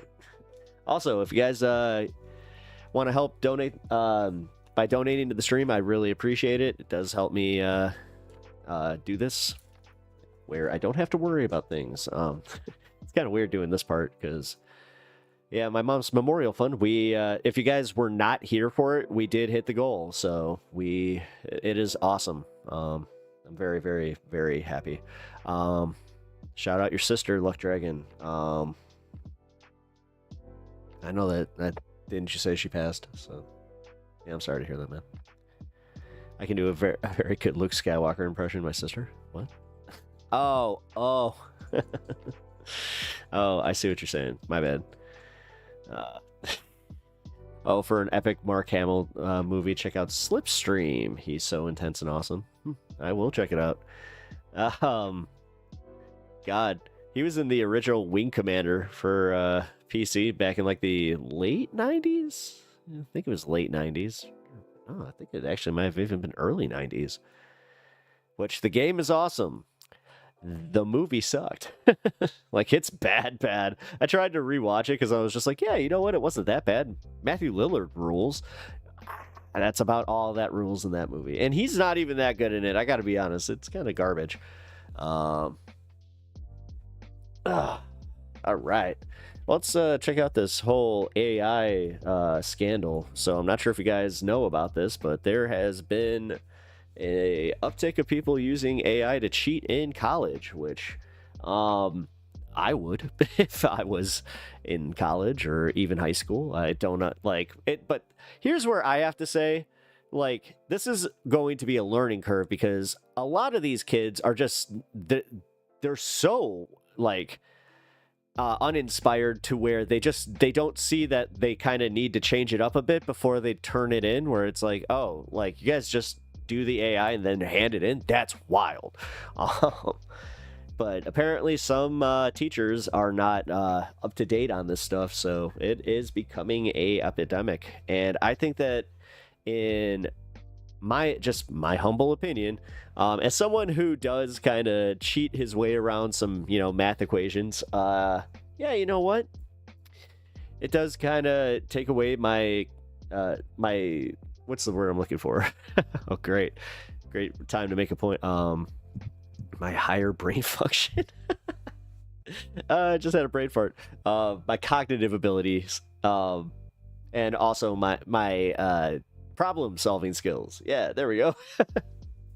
And that's where I'm kind of saying, yeah, I think that the AI is going to end up making a generation of just dummies, which we already kind of are. Like, everybody talks about idiocracy, but that would actually be it. So I found this video about this that I know that a bunch of people here will enjoy because we enjoy us some Abba and Preach. So, but let's get a look into what's going on with the AI. Today's topic. AI is destroying university and colleges. Ooh, is it because of the knowledge? Is it because of the tests are being too easy? We don't know, but we'll find out. So essentially what's going on is that since AI, as we know, a lot of people have been using it in their academic life. All right. As a result, universities, a lot of college campuses have been putting into effect some different systems to try to detect AI, but people have just gotten better at using it, and the AI gets better. So they can prompt it differently. And So they have AI to detect AI? What they're realizing is that a lot of people are just circumventing a lot of the workload. I mean, that kind of makes sense. Wait a minute. Really heavy by using a lot of ChatGPT. Now, some people feel that's cheating. Others have different opinions. Personally, I think that as a tool, AI is great. Like, rather than you banging your head against the wall, trying to do this whole long, tedious part, the fact that it can cut down a lot of the work, I think it's a really good tool. Now, the overuse of it may be bad, but if you're being honest, a lot of homework involves just super minute, tedious shit that I'm like, this is a waste of my time. I'm like not even learning a lot through this process. Like, I could just get the right information pretty quickly, go through it, learn it pretty efficiently, rather than have to scour a bunch of shit. So, I don't know. Me personally, I'm for it, but I'm also not in these colleges. But I want to read for you guys some of the stories of people who admit to how it's changed their lives and how a lot of professors can't keep up with it and it's fucking up everything. So this comes from Chunging Roy Lee. Chung and Roy Lee stepped onto Columbia University's campus the past fall and, by his own admission, proceeded to use generative artificial intelligence to cheat on nearly every assignment. As a computer science major, he depended on AI for his introductory programming class. I just dumped the prompt into ChatGPT, handed in whatever it spat out. By his rough math, AI wrote 80% of every essay he turned in. At the end, I'd put on the finishing touches. I just insert 20% of my humanity, my voice into it, and that was it. So this is his story. He basically says, like, he tried to apply to a bunch of colleges. A lot of his offers got rescinded. And after that, when he went to community colleges at that point, he's just like, most of these assignments are bogus anyway, so I had no time for it. And he would just do that process. When I asked why he had gone through so much trouble to get an Ivy League university only to offload all the learning to a robot, he said, it's the best place to meet your co-founder and your wife. Though I've heard teachers got caught using AI to make coursework, so education is slowly becoming AI taking over or talking to humans via humans. So oh my god, that's even just going to university. Oh my god, there's something dystopian. Like, oh my so god, I didn't even think about that. Why should I go? Wife. Damn. Well, not even education. To be fair, a lot of these higher ed universities, it's a status symbol. Yeah. You get to be participant in one of the parts of society that a lot of regular people don't. Sure. And for a lot of cultures, they value that kind of name brand. So in February, Lee and Shanmugam launched a tool that... Yeah, at this point, you're literally like, if this is it, where you don't even have to like learn the stuff, you're just using AI for the assignments. Like, what's the point? Interview Coder's website featured a banner that read "Fuck Leet Code." I mean, I didn't go to college, so I'll just say this: like, I'm literally asking for anybody that did, what is the point? If video of himself. Do you see, like, do you think that your opinion of your college journey would change if, like, you had access to AI? Using it to cheat his way through an internship interview with Amazon. A month later, Lee was called into Columbia's academic integrity office. The school put him on disciplinary probation after a committee found him guilty of advertising a link to a cheating tool. Lee thought it was absurd that Columbia, which had a partnership with ChatGPT's parent company, OpenAI, would punish him for innovating with AI. Lee said he doesn't know a single student at school who isn't using AI to cheat. To be clear, Lee doesn't think this is a bad thing. I think we are years or months probably away from a world where nobody thinks using AI for homework is considered cheating. And that's where this whole thing kind of goes crazy. If we have a tool that we've created that assimilates all the information that we have and basically pumps it out when we need it, it's like a calculator. I was about to say that. Yeah. Like, why am I going to do this shit if I could just... Now, the counter argument, if I'm going to be fair, is that maybe there's things that you learn in the process of trying to learn these methods and these informations that might actually give you a more whole... Yeah, critical thinking skills. That's what it teaches you. Critical thinking. Even if it's with math, you take out the whole, like, portion where you just learn how to do, like, even percentages, then what the fuck are you doing? Of the entirety of the subject. And that kind of reading... Again, going back to what I said, just a whole society of complete morons. Of everything en masse is actually good for you because it gives you a more complete understanding. You know? Sure. That could be an argument. If you don't learn all the processes for all the calculations that you have to do in an advanced stage, how are you going to progress in the field or push the field forward if all you're doing is using the established methods already all the time? Where's the experimentation? Where's the process by which... You have to learn it first. See, I don't even know... I know I have a scientific calculator right here. I have a normal one and I have a scientific, right? I don't know how to use the scientific one. Yeah. Because I haven't learned it. In order to use a tool, I love his sincerity. It's like, I don't know how to use a scientific calculator. I don't. To be able to use a graphic calculator. Do you know it's called that? Teach me how to Dougie. No, but teach me how to, like, be a surgeon. No, I love how he's got the same takes I have. When I have to do a whole bunch of work before. So yeah, it is a tool, but you're not gonna become a doctor with AI. You're gonna have to have some basic training for now, of course. But maybe eventually. Okay, we'll see. It's a tool. Professors and teaching assistants increasingly found themselves staring at essays filled with clunky, robotic phrasing that, though grammatically flawless, didn't sound quite like a college student or even a human. 2.5 years later, students at large state schools, the Ivies, the liberal arts schools in New England, universities abroad, professional schools, and community colleges are relying on AI to ease their way through every facet of their education. College is just how well I can use ChatGPT at this point. Crazy. Student in Utah recently. Like, again, we just skipped Google. Like, I already was like, oh my God, we got this, like, unlimited syllabus. How? That's awesome. Like, we have this, like, you would think, nah, not even gonna we're skipping over the whole, like, look it up portion. We're just gonna be like, hey, what's this? We captioned a video of herself. Oh, thank you. Copy pasting a chapter from Genocide Mass Atrocities textbook in ChatGPT. Sarah, a freshman at Wilfrid Laurier University in Ontario, said she first started to use ChatGPT to cheat during the spring semester of her final year of high school. Sarah's name, like those others in the article, have been changed. So if you guys are wondering, like, yo, how do these people out themselves? They're all fake names, okay? After getting acquainted with the chatbot, Sarah used it for all her classes: Indigenous Studies, Law, English, a hippie farming class called Green Industries. My grades were amazing, she said. It changed my life. Hippie farming class.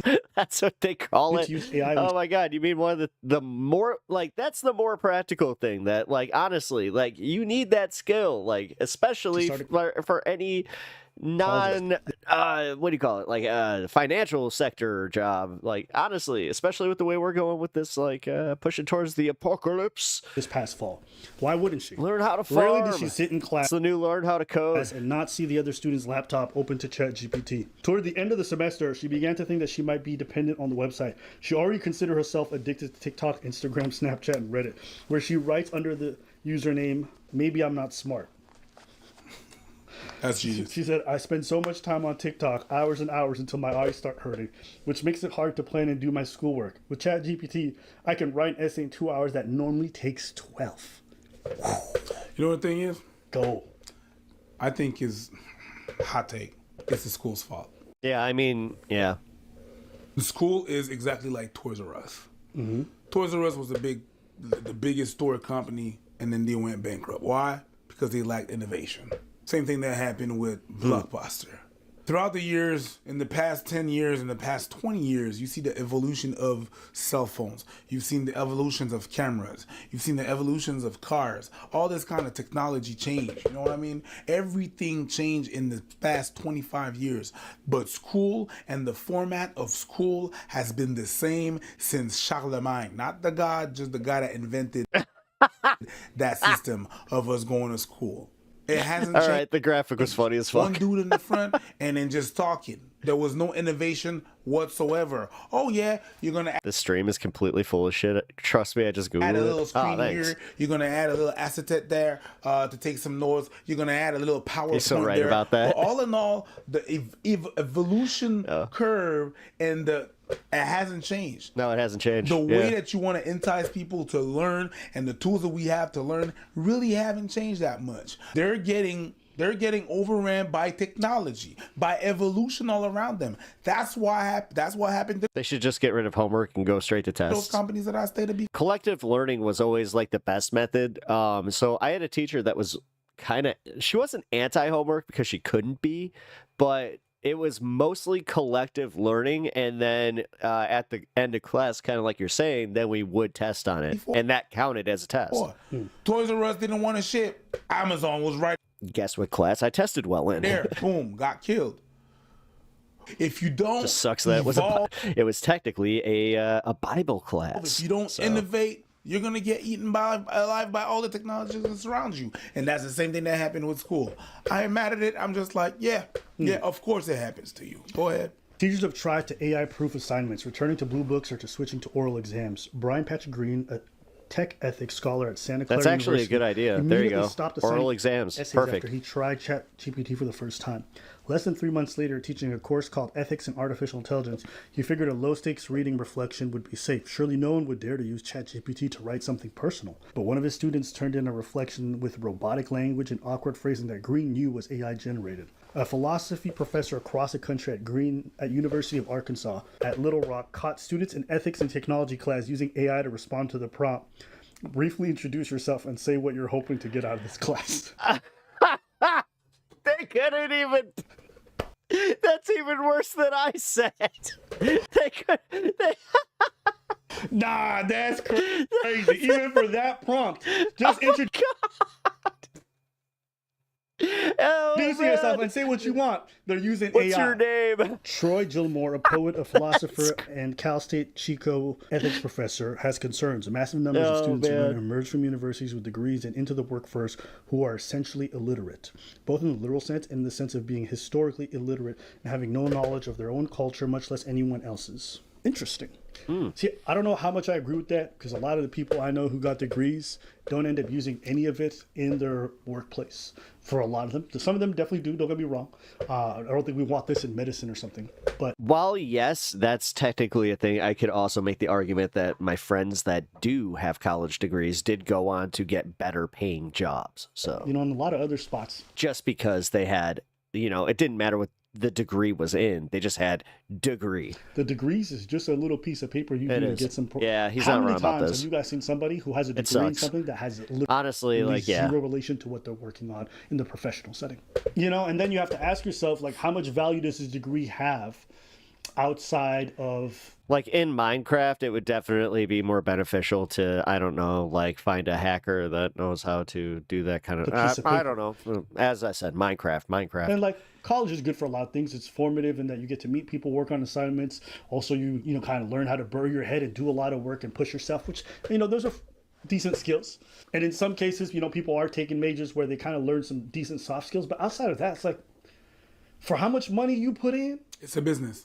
It's a business. A lot of them, I don't really care. I think there's some. Yeah, that's actually a good point. Just keeping them there to pay the money. Majors where I would there agree you go. to, but not in a lot of them. No, there's a lot of To be able to sustain to those degrees that, you know, you need them, you need some bullshit degrees that are going to get people to the school, pay a tuition, that's going to be able to fund the school.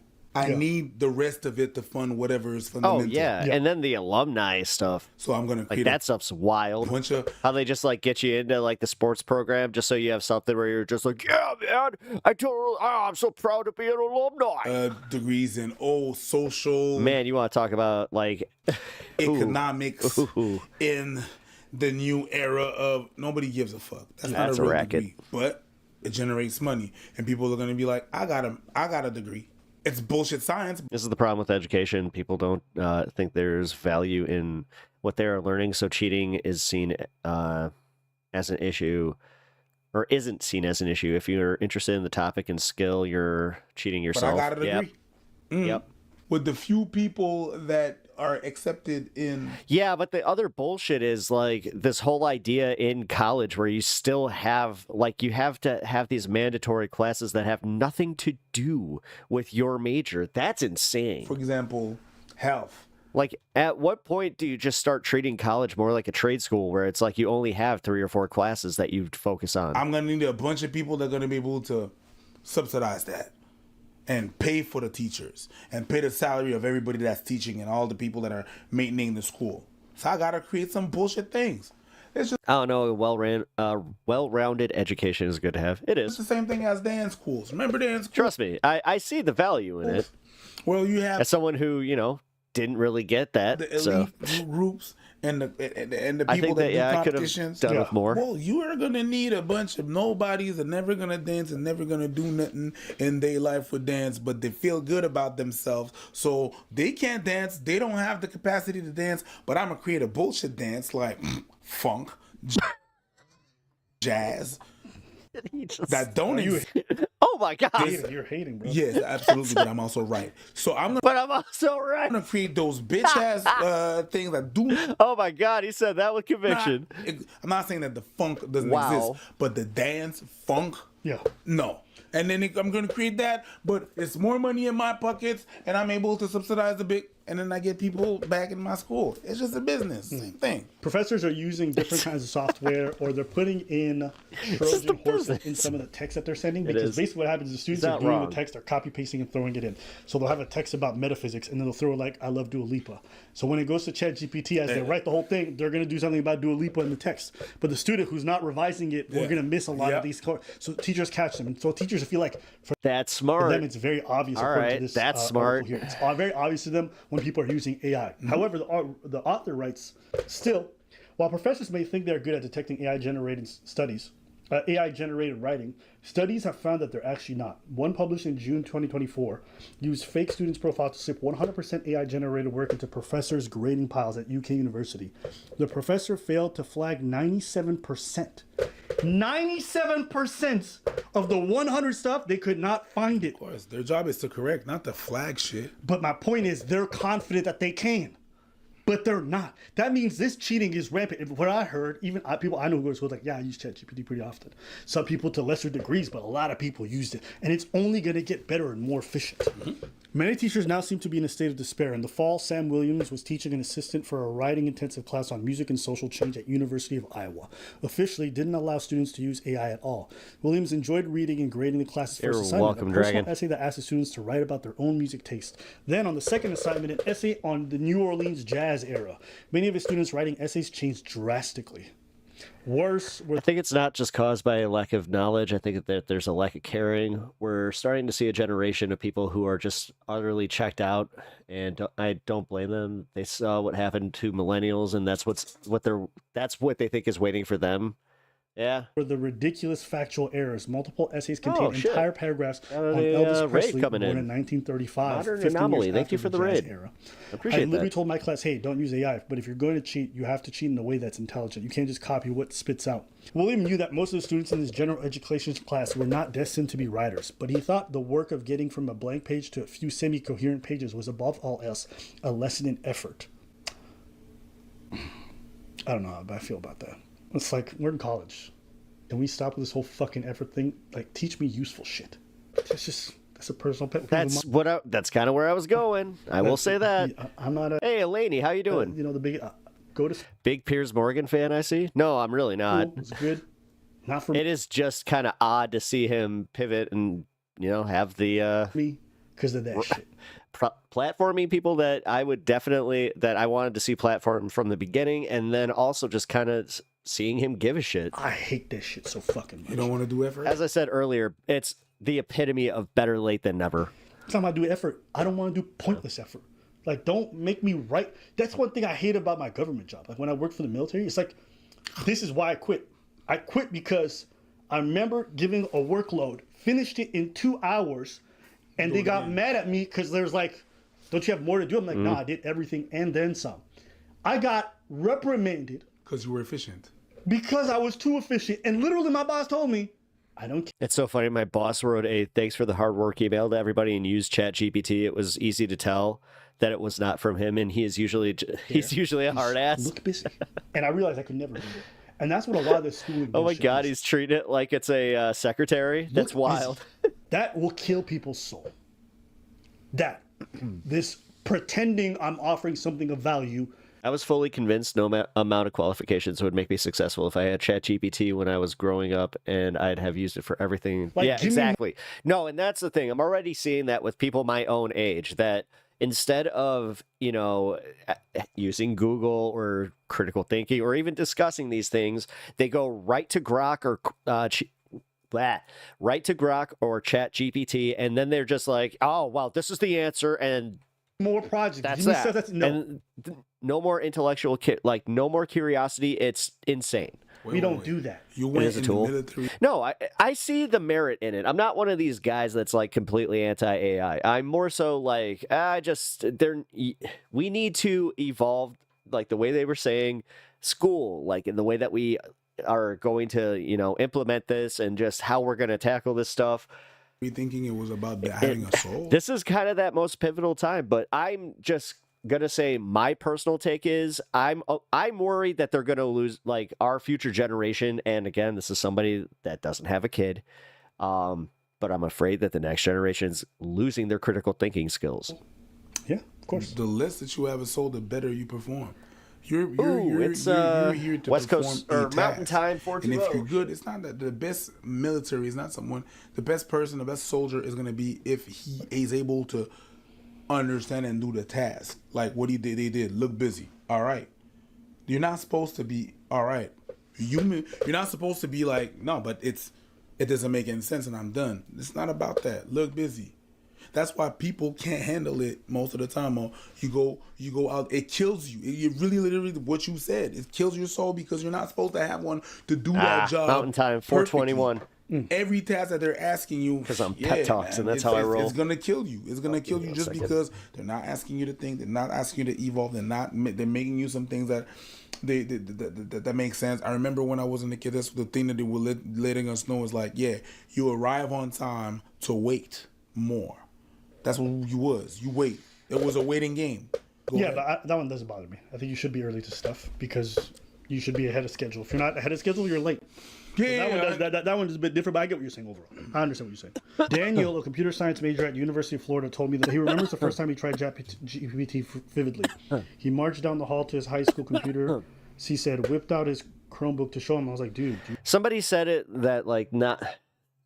It was very Karate Kid-ish to me, but they were kind of like, yeah, but knowledge is kind of like a destination. It is not always about the destination. It's about the journey to get there. Have you seen this? And you learn more along the journey. I was like, my dad can look back on Steve Jobs' iPhone keynote and think, yeah, that was a big moment. That's what it was like for me. Looking at something I would go on to use every day for the rest of my life. AI has made Daniel more curious. He likes whenever he has a question, he can quickly access a thorough answer. But when he uses AI for homework, he often wonders, if I took the time to learn that instead of just finding it out, would I have learned more? Probably.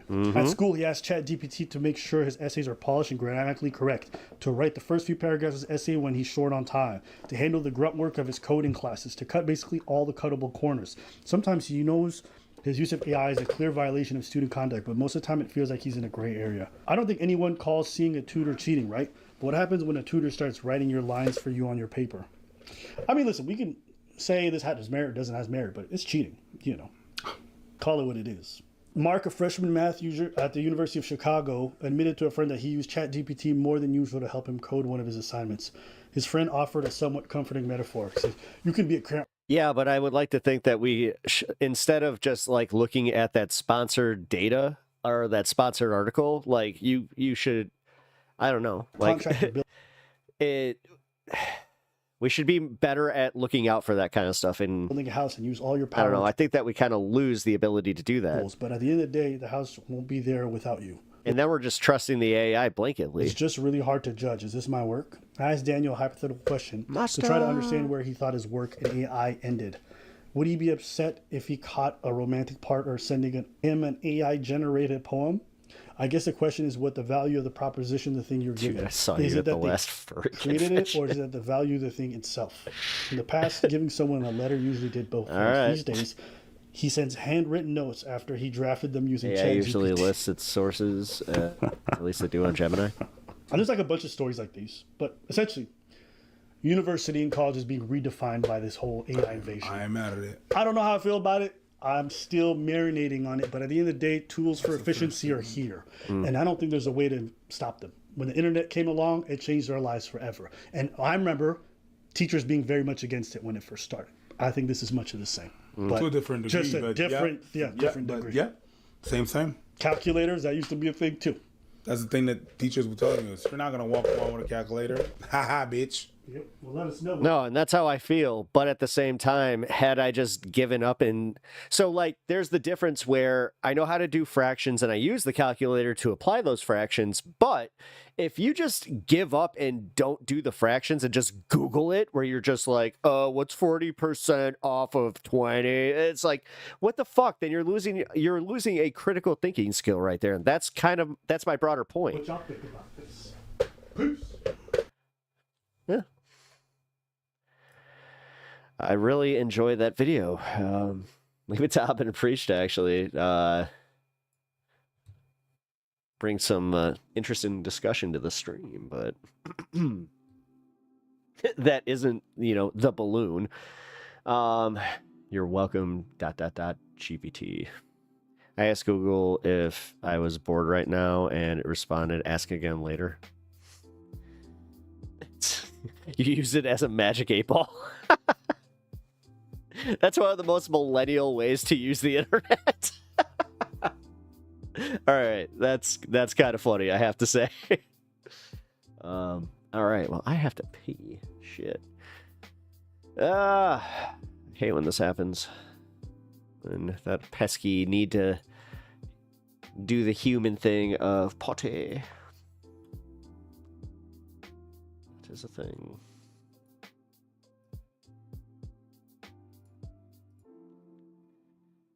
The Tate brothers are getting charged in the UK. Does that matter? Trump brags about punishing Harvard. They're getting their ass kicked. This is what you get. Fucking asshole. Convicted human smuggler sentenced to 10 years after family froze to death at Canada-US border.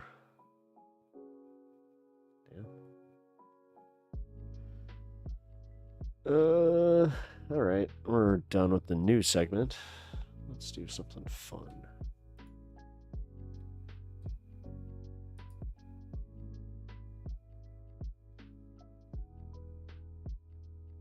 Jordan Peterson is cooked.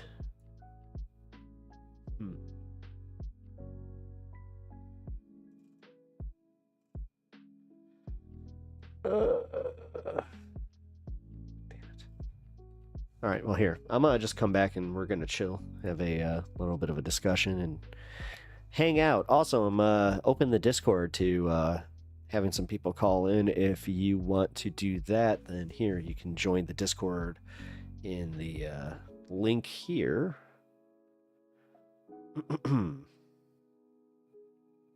Consider this an invite for being cool and checking out the stream.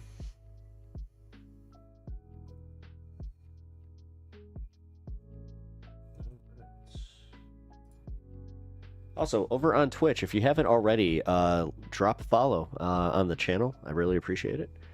You guys can get a tier 1 subscription over there and have access to some of the awesome emotes that I literally just made today. So, also, you guys can join the membership squad or the Pep Squad by getting a membership over on YouTube. And you guys can also leave a super chat and give the pup here, Mr. Stan, a treat. So, then here you go. I'm gonna drop it over on Twitch now too.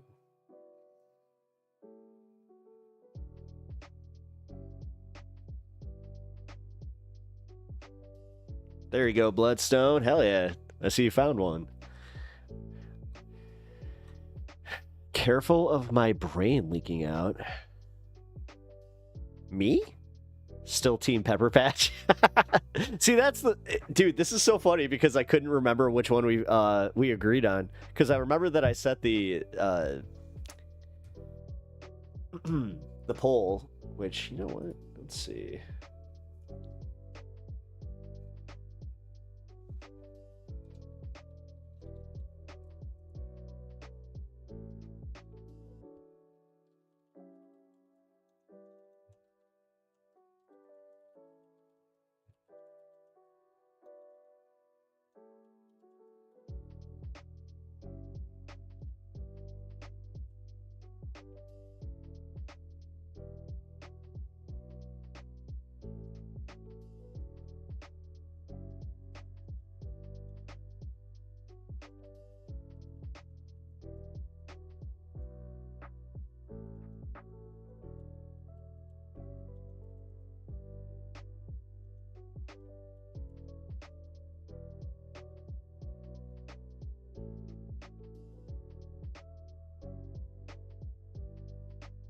There we go.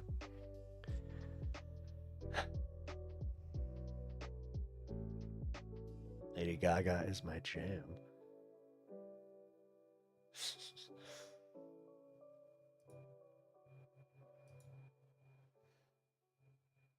All right. We're a go. I'm going to go use the restroom real quick, and then I will be back. Over on Twitch, if you guys haven't already. Oh! Mutesh $5. He's not a gold digger, he's a treat digger, and I'm okay with that. Gemini generated sentence. Gemini. Mutesh. Oh, actually, wait a minute. Thank you for the 5. I appreciate that, bro. Here. Do.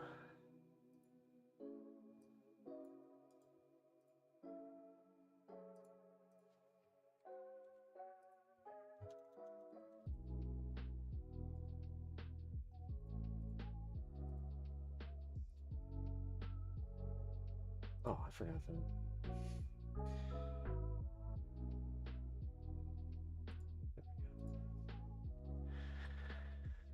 that. And he gets a big guy.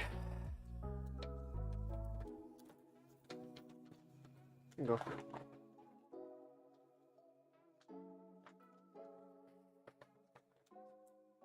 All right. Oh, also, Little Miss Alice, check out, I have over for the followers a new stand emote over on Twitch. You guys can check that out too. He gets 5 treats.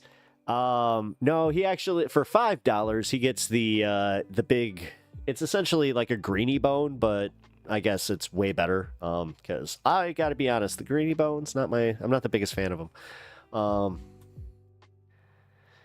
That was awesome. Can't wait for my second half. What?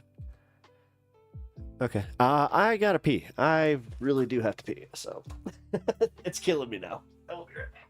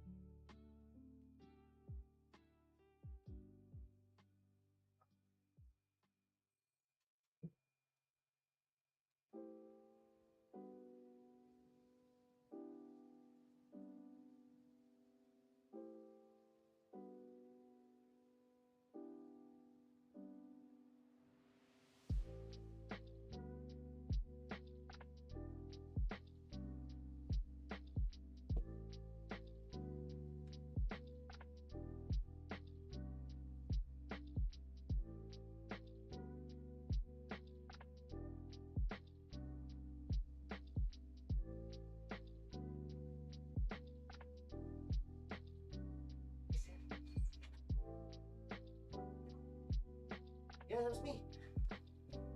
That was just me. Yup, that was just me. Good boy. Oh. The obviously good boy. That's my good boy. That little nose. Dog stream. Tim. Were you the streamer? Were you the streamer? Were you being so good? Here. Because I'm so proud of you. So proud. Oh. Here. Whoop, whoop. There you go. All right. Thanks for hanging out, guys. While I had myself a little journey there. News and videos, 75%. All right. Well, looks like we're doing a little bit more news. All right. Such a snuggleable face. He is the most snuggleable. It's cute. When we do like go to bed, like he has to always be, he's one of those dogs, he always has to be touching you. He's so cute. I love him. Hey, it's only your butt. I just saw that. You're barely on the stand cam there, dude. Promotion. Hey, how you doing, man? Palestine heartbreak. I mean, free Palestine. No, that's kind of just subscribe to your channel. Really appreciate that. Thank you. Yeah, if you guys have not already, hit that subscribe button. It really, really helps me out. Beautiful puppy. Thank you. You can say whatever you want about the stream, but when you give a compliment to the dog, hell yeah. Thank you. He's a good boy. He's a very good boy. All right. By the way, Chicago Bears suck. What? I'm sorry, do you think that you're breaking news there? Like that's wild. Oh, who do we got in voice chat here?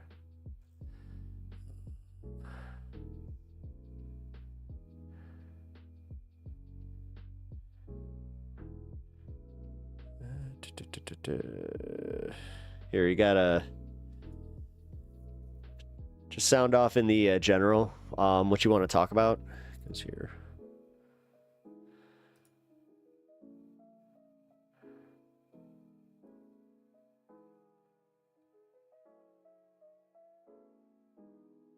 Yeah, no.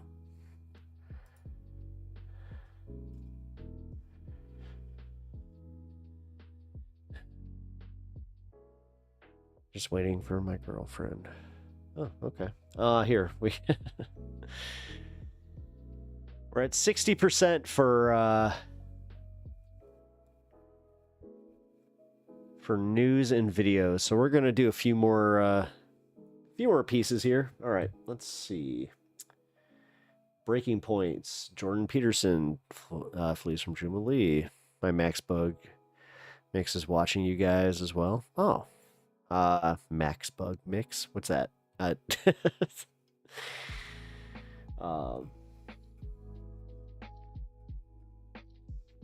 always appreciate the support.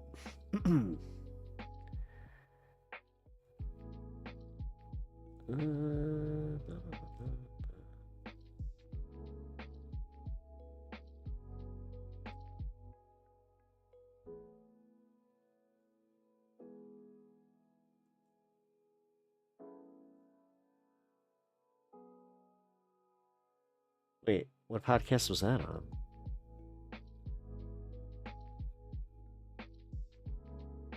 Wait, hold on, guys. Somebody sent me something that I can't...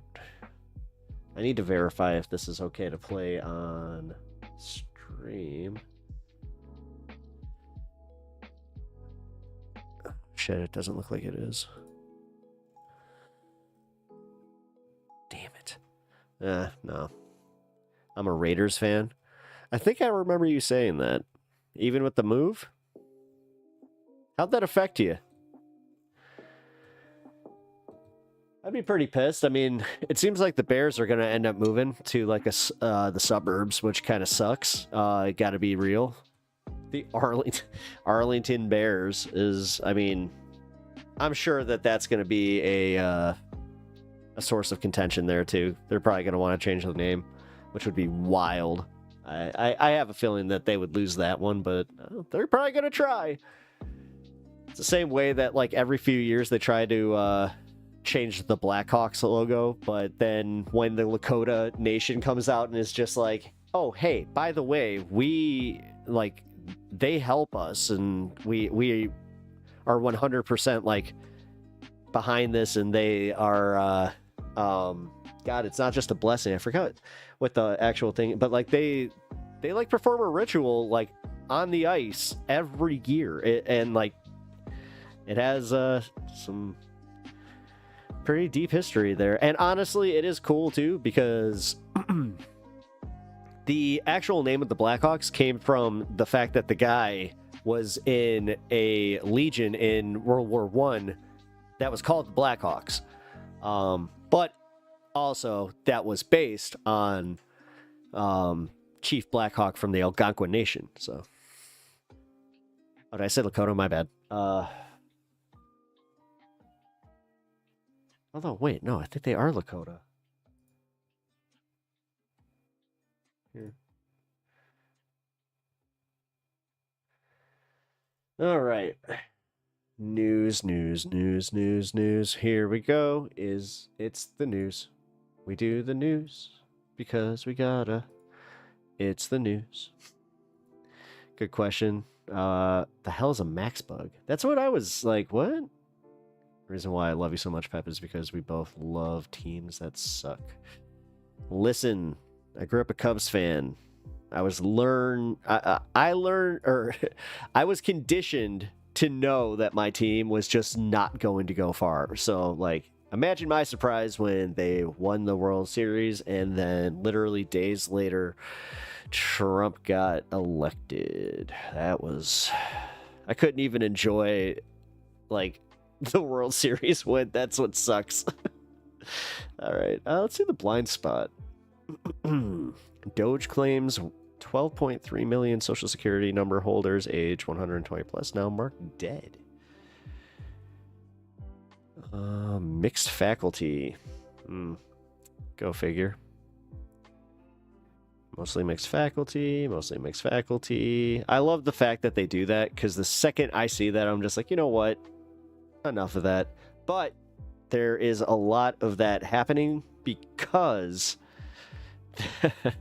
they're allowing more and more sourcing, if you catch my drift, because like I could technically become a source on one of these if I do just enough for the story. So whoa, goodbye.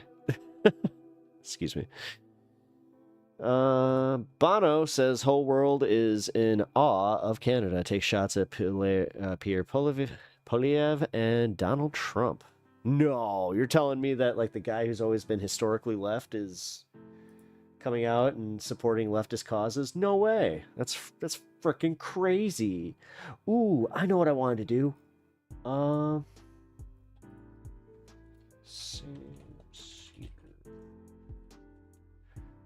Libertarian.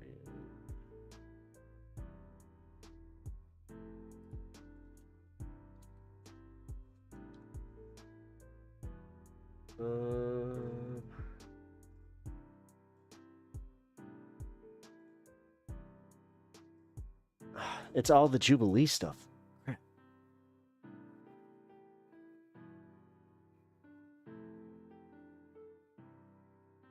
Huh. Interesting. Let's do this. Here's the Young Turks at Politicon.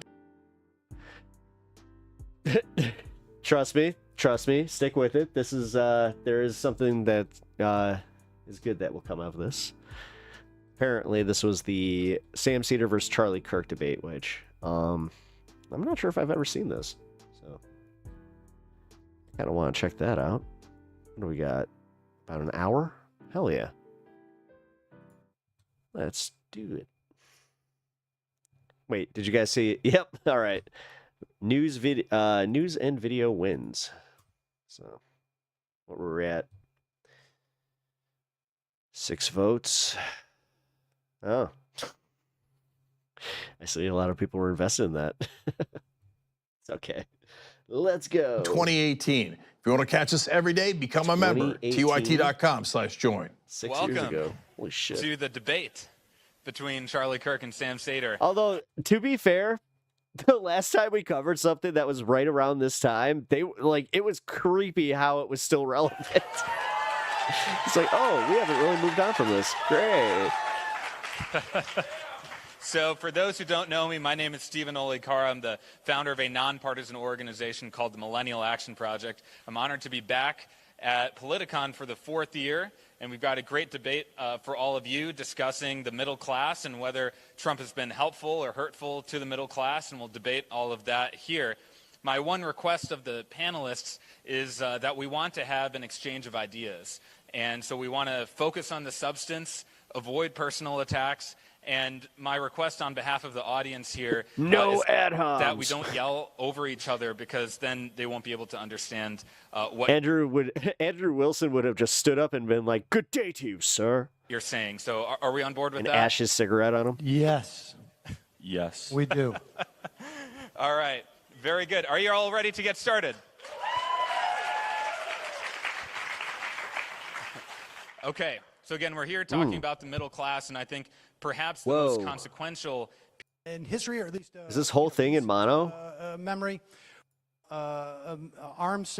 $1,700 Oh, tax that's cut. wild. I don't like that. Second question first. Class and whether Yeah, Trump is no, the whole thing. Oh my God, oh no. That explains why I never saw this, because it's gonna be. I can't watch that, guys. I can't do that. We could do a review of his SmackDown. Here we go. Yesterday, I missed that intro. we played a clip from the debate that I Opinions are so respected in this chat. Oh, had with shucks. Charlie Kirk at Politicon. And as we were playing it, it was a TYT recording. Aside from the fact that they always constantly invite Andrew Wilson, he's the esteemed guest. Really? 20 minutes was missing. And it was. You know what? Politicon. It does make sense. 20 minutes in the middle of the debate, and it came in at about 20 minutes in, right? About 24, yeah. And so what we're going to do, and we're playing the debate, and we're giving commentary. We were going to try and stitch it in, but then we realized, like, wait, I'm wearing a different shirt. And so we want to put this video out there. If you, in particular, if you are a young person and you come across Charlie Kirk, you should know that a lot of what he says is not really sound. And we're going through this debate to show you that. It's really a lot less. This debate, at least in my mind, is a lot less about me beating Charlie Kirk or winning a debate or whatever it is. Or murking. What is it? Murking, yeah. Murking. Yes, murking. Just go with that in general, Sam. It was really more about giving folks who are not aware of what he is selling more insight into this product being defective. And, maybe some decent packaging. But when you start to dig into it, it's not very substantial. But so here is the middle segment of the debate, and then we'll just run into the to the beginning of the debate. So forgive us, but this is what it is. We're picking up now. We're talking, I think, about taxes, right? And then we're going to get into regulations. No, you're right. So tax cut. We're an average middle-class family. Never mind. I was thinking debate con. Only had a $2,700 tax. It's okay. cut, Don't beat yourself up, Sylvia. It's okay. The corporate rate that went from 35% effective. Pause it for 1 second. Now, I said in the other debate, and we should also say that we're speeding it up so that people can go through this. Normal playback. Okay, hours. cool. The average tax cut was $2,700, but the median far less, closer to $800. So when you add together the tax cuts of the millionaires and the billionaires with the middle class, the average is $2,700. Just like if Bill Gates and I were in a room, our average net worth would be $30 billion. But I got to tell you, I did not win the Mega Millions last night, so I don't even have hundreds of millions at this point. But continue. A lot of corporations did not pay that. They used loopholes, of which I disagree with completely. Went down to 20% effective in January, and they used that money to invest in capital infrastructure, or they repatriate Stock buybacks. So they're using the money to buy not exclusively.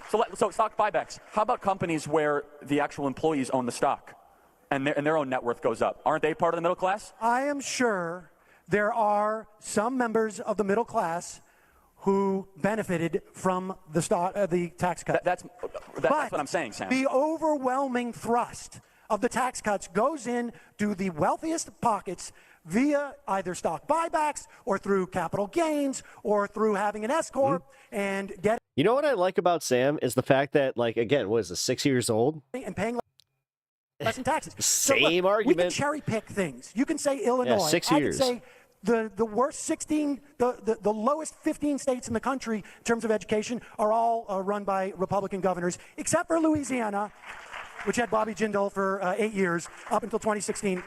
But cherry picking doesn't work. You wouldn't. There's a lot of things. The idea of zero-sum game, though. The zero-sum game. You wouldn't like me to cherry pick. That's why I was trying to get. Pause it. Now, let me just say here. Pause it. Now, I don't know if this was appropriate on my part. By cherry picking in his organization, I think in my mind at the time, I will cop to this. I was going to maybe bring up the fact that his number two for a couple of years at this organization, who he went on to praise and praise and praise, turned out had to be fired only after it was leaked by if anything, Sam is extremely consistent. someone else that she in this and his love for apples. He was writing all sorts of things that were of racist sentiment. Things like, I hate blacks. I'm sorry. I'm just going to say it. I fucking hate blacks. Or cherry picking, like, you know, the Florida division of his organization, which, you know, had a private. Hearing that out of context, you're like, sort of Slack or WhatsApp saying that would be like, you know, legit, like a stopper where you're just, don't mention Richard Sam, Spencer too much. He was a guy who was just accused of domestic abuse in addition to being a white supremacist. And don't use the N-word too much. And don't, come and I'll see if I on. get this quote. Don't right, I gotta let my hate dog out. Jews just because too much. Well, so you could either hate Jews just because, That's a or great you could qualification. hate Jews if you had reasons too much. But or that they were kicked off some campuses because they were funneling in thousands of dollars of dark money to influence student government campaigns so that they could, and also he was caught up in something where he was intimidating some left-wing voices on college campuses. I probably with Niall Ferguson. Huh? That was with Niall Ferguson. Right, with Niall Ferguson. Yeah, that was fun. I probably, well, I don't know if I should have brought that up or not. Maybe it was wrong of me to sort of do it in that context. But that's what I was alluding to. I just want to cop to it. All right, continue. The philosophical difference, because I don't believe when someone gets rich, someone inherently gets more poor. Philosophy, but we don't need to. But we have data. Okay, but the data, right? So the data. Fine, Sam. If you want to talk data. And Charlie, I'm going to give you the last word on this. Yeah, but I mean, so again, I was thinking maybe because again, you were just talking about cherry picking, and then you were cherry picking, and I was trying to talk about philosophy, which is I don't believe in a zero-sum game. I believe in a market economy. When you trade, both parties equally get richer when you trade, and standard of living goes up, prices go down. Yo, Talon, what up? And you have abundance. You have an abundance problem. Have you played the game? Not a scarcity problem in the West. No. But so just I'm trying to maybe I'm failing to understand how. I'll get back to it. The left seems so adamantly opposed to the policies that have delivered us a 4.2% GDP rate, the lowest ever black unemployment rate, the lowest ever Asian American unemployment rate, the lowest Hispanic unemployment rate, the lowest veterans unemployment since 2001, a $2,700 average middle class tax cut, and the economy is so good Obama's trying to take credit for it. And so, but Sam, can you give some credence to the idea that when you lessen government burden, you couple that with a massive deregulation, the largest deregulation agenda in 100 years, are you willing to give an inch to say that maybe something Trump has done has benefited the well-being of people in the middle class? All right. Well, you keep repeating the same thing, and I keep explaining. And it doesn't make it less true. You're on Twitch Sam. now. Well, nice. it makes it. I'm explaining to you why it's irrelevant. Because, yes, there has been a trajectory where we have seen all of the unemployment gains that you've talked about. We have seen stagnant wages. That is a fact. The buying power of the middle class has dropped. You talk about rolling back regulations. Let's talk about that. That's good. Let's talk about that. I'm glad. I want you to name 3 regulations that have been rolled back that have helped the middle class. And I'll name 3 that have hurt the middle class. How about rolling back Obama's war on coal? Okay. That has created hundreds of thousands of jobs throughout Appalachia and brought down utility costs in over 30 states. What? Pause. Hundreds of thousands of jobs. Except for the fact that there's like 800 jobs that are still in coal. I know that it's like somewhere ridiculous. Like it's a couple. I might be wrong on my end here, but I do think that it's only like a couple thousand. If I should probably let that roll because Could you let that be a drop, first of all? What? That needs to be a drop. Full-on key change. God, I missed this cast. The folks who lived in West Virginia and Appalachia in the audience, everyone started laughing at Charlie Kirk at that moment. You can just simply go and Google coal jobs created and hundreds of thousands. Hundreds of thousands. He said it like a robot did, too. J. Cole, and it gave me You should what's listen to happening him. with the rapper. J. Cole's really good. Coal jobs J. Cole created rules. in the news, and you will see that there has been maybe like somewhere around 3,000 jobs that have been added with coal across the country. I mean, you're still seeing like. Well, you see his point. Yes. But, so I think you would concede jobs. There was, there's a new round. This is from the Tribune Review. New round of grants will help coal-impacted communities. There's been 120 jobs created from that. I mean, there's probably, thousands of coal jobs maybe that have returned, but not hundreds of thousands. Mm-hmm. But here, continue. Okay. That has created hundreds of thousands of jobs throughout Appalachia Hundreds of and brought thousands down of jobs. utility costs in over 30 states. What? Yes. So this People is a big, laughing in the front. I smile and I'm happy when the people of West Virginia actually have jobs. Unlike what Hillary Clinton said, we're going to destroy all your jobs and we're going to find another way to give you meaning. That's one. And also, if you go to the EPA agenda, there was a specific regulation under the Obama era that categorized lakes and tributaries in the backyards of certain farmers as oil spills. That's number 2. And I'm sorry, wait, walk us through this by saying you can't dump. Yes, Sam, being chemicals? condescending about a fact does not make it any less true. So under the Obama era. Well, wait a second. I'm just asking you, walk us through how having farmers dump pesticides in tributaries. Okay, that's not what I said. They classified lakes and tributaries in the backyards of certain farms as oil spills, which is a complete miscategorization and abuse of the Clean Water Act of 1976. So that was a abuse of power under what I like to call the Employment Prevention Agency. And how many or jobs do you the Environmental Protection Agency? That were created by that? Well, it definitely saved all these farmers hundreds of thousands of dollars in legal costs and the fact that they can still be operating. Would you like more regulation, Sam? How about one more? How about the thousands of consumer regulations that were finally rolled back under the Consumer Financial Protection Bureau so that we do not have to go through excessive amount of regulation to get small business loans? Happy to defend that any single day. That's what he sounds like. I'm happy to defend the deregulatory agenda of Trump against the excessive regulatory agenda He's very quiet when he's on stream down here, but man, of Obama. he sees somebody walk past our house. So there's 3. First off, all right, so first off, let's just start with this. Donald Trump has not rolled back that many regulations. That's the reality. He really did. I mean, the EPA at that point was the big one where I was like, oh, really? Has definitely been slowed. Interesting. And then he went after the, what was the food regulations? About half of new regulations that Obama that was and Bush a big did one too. up to this point. That is true. But let's talk first. Which, again, Joe Biden didn't exactly make it a priority to go and roll that back. About the regulation that you mentioned in terms of the coal-fired power plants. This will cause 3,600 deaths, 90,000 cases of asthma, 1,700 heart attacks. I still hate that I can't see chat history when I turn off my screen and turn it back on. Yeah, it's annoying. The expenses associated with this are in the hundreds of millions of dollars. I will agree with the that. mercury and air toxins rollback will cause 11,000 deaths annually. The asbestos rollbacks will cost up to 40,000. 20 minutes, and then we go to the 420 fun half, which at that point we will just be hanging out after this. Never mind. It looks like we're going to be watching this for a minute. The EPA, the Trump EPA, we might be finishing the show with this one. Says that for every $1 worth of regulation that costs an industry or whatnot, $14 of economic growth are generated. What's an example of that? Light bulbs. For years, conservatives were angry about light bulbs. I don't know if people here are old enough to remember this, but the idea that the U.S. government would require more efficient light bulbs was the loss of liberty to a scope that we can't even imagine. What has happened is consumers have saved tens of millions of dollars because they don't have to replace these incandescent light bulbs. But you're just like, yeah, guys, they actually cared about that. Believe it or not.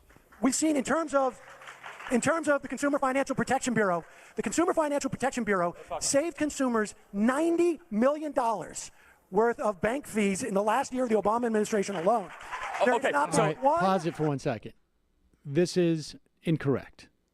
I misspoke. Oh. It did not save wrong. Consumers $90 million worth of fees.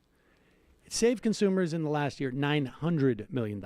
Over the course of the life of the Consumer Financial Protection Bureau, up until the Trump administration basically stopped all of its investigatory actions, its attempts to stop, malfactors like Wells Fargo and whatnot. It saved consumers and returned to consumers $13 billion. $13 billion with a B. But continue. Real quick. So I misstated that number. Real quick. Do you think Charlie took that the employment prevention line? Did he test that with his mom first? A little bit of like, that's a very funny joke, That's Charlie. a very funny joke. You use that when you debate that mean man from Sex and the City. That's the type of line. Hey, there's nothing wrong with being. Hey, leave Mama's boys alone. Useful if his mother loves him. If you're doing like that's a good mother. Like dumb radio. Like, well, his whole thing sounded like in that moment like a campaign speech. It was also, but you're right. It was a little morning zoo too, because there was he also is really. I didn't notice this as much at first, but he's very in the school of like, if I'm wrong or I've said something that just doesn't sound credible, if I raise my voice and act like the teacher, and act like I'm no, I will double down on that, and that confidence will power me through nonsense. It also seems like some capitalists might be sneaking into the nebulous middle class category when he talks about the people who own farms and businesses, right? All right, let's let him go. The Consumer Financial Protection Bureau saved consumers $90 million worth of bank fees in the last year of the Obama administration alone. There has not been one enforcement action since the Trump administration has taken over. So what's the CFPB budget? What is the budget? It is completely funded by fees that they get from the bank. Not one. Okay, so forcibly take money away from the people that are depositor and then say that they're saving $90 million of fees on the back. That's not the way it works. No, Pause it for 1 second. So the Consumer Financial Protection Bureau was set up. I'm sorry, Charlie Kirk is a womanizer? In a way that would inoculate. All right, listen, I'm usually up to date on this kind of stuff. Like, what's the lore there? Calculate it from a Republican House, or let's say a Democratic House that was in some way hostile to it. But it is clearly was set up to avoid pressure from politicians, because it is self-funding. Its funds, its operational funds, come from fees it collects from banks. But then Charlie has a problem with that because he thinks that's unconstitutional because Congress can't defund it. But here. When you deposit your money. So the banks make money by people putting money in it. You got to go back here because this is also really important for people to understand. Charlie does not seem to understand how banks make money, or he assumes that depositors would have to pay these fees to the Consumer Financial Protection Bureau. But when you deposit money. They may charge you some bank fees, your checking account. Maybe you get a free checking account. Maybe you get an ATM fee or whatnot. Consumer Financial Protection Bureau actually also capped those, but I think the Republicans rolled that back. But by the way, guys, just a reminder that in about a week, we will be rocking a new Switch 2. So you get fees with Mario Kart. Putting your money in there, but these are not fees that are associated. Sorry, guys. That's the other thing I do here. I do play some Mario Kart. With their fees to the Consumer Financial Protection Bureau. I haven't played in a while. It's about time. The bank doesn't take your money to pay these fees. They have to pay it out of their profits. You are aware that the money in the bank doesn't just sit there, Sam. Well, here we go. Oh, here, Worth of bank fees in the last year of the Obama administration alone. There has not been one enforcement action since the Trump administration has taken over. So what's the CFPB budget? What is the budget? It is completely funded by fees that they get from the bank. Not one. Okay, so forcibly take money away from the people that are depositor and then say that they're saving $90 million of fees on the back end. That's not the way it works. No, when you deposit your money. So the banks make money by people putting money in it, and then they borrow it out. So those are depositors. So you're taxing the depositors to then put on the back end of a government agency that is run in the CFPB should be completely abolished. It's an unconstitutional agency. And it's used as a weapon. Bankers do not loan out their depositors money exclusively. That's why you have capital controls. Yeah. They loan out a lot exclusively. That is one form and function of a bank. But it goes back to you. Yeah, but under what you're proposing here, then they could just like freely wheel and deal with it to the point where then they could just collapse. And this is the most fucked up part, that they could collapse by giving all of their executive branch a huge raise and just going, oopsie, we got no more money. Well, obviously, it's like it's literally legalizing money laundering, but like taking our money to launder. Goes back to, most of the money in your bank's actually not in there, Sam. You know that, yes. Right? Okay, that's the way a bank works. So you have the FDIC that insures it up to a certain amount, but that money is probably somewhere else in the economy on loan or on lien to somewhere else to try to make the bank money. So when you're taxing the bank to try to fund the CFPB, you're actually taxing the depositors. You're taxing the money within the bank. The bank is comprised of the people that put the money in the bank. No, you're taxing the profits they make off of their loan.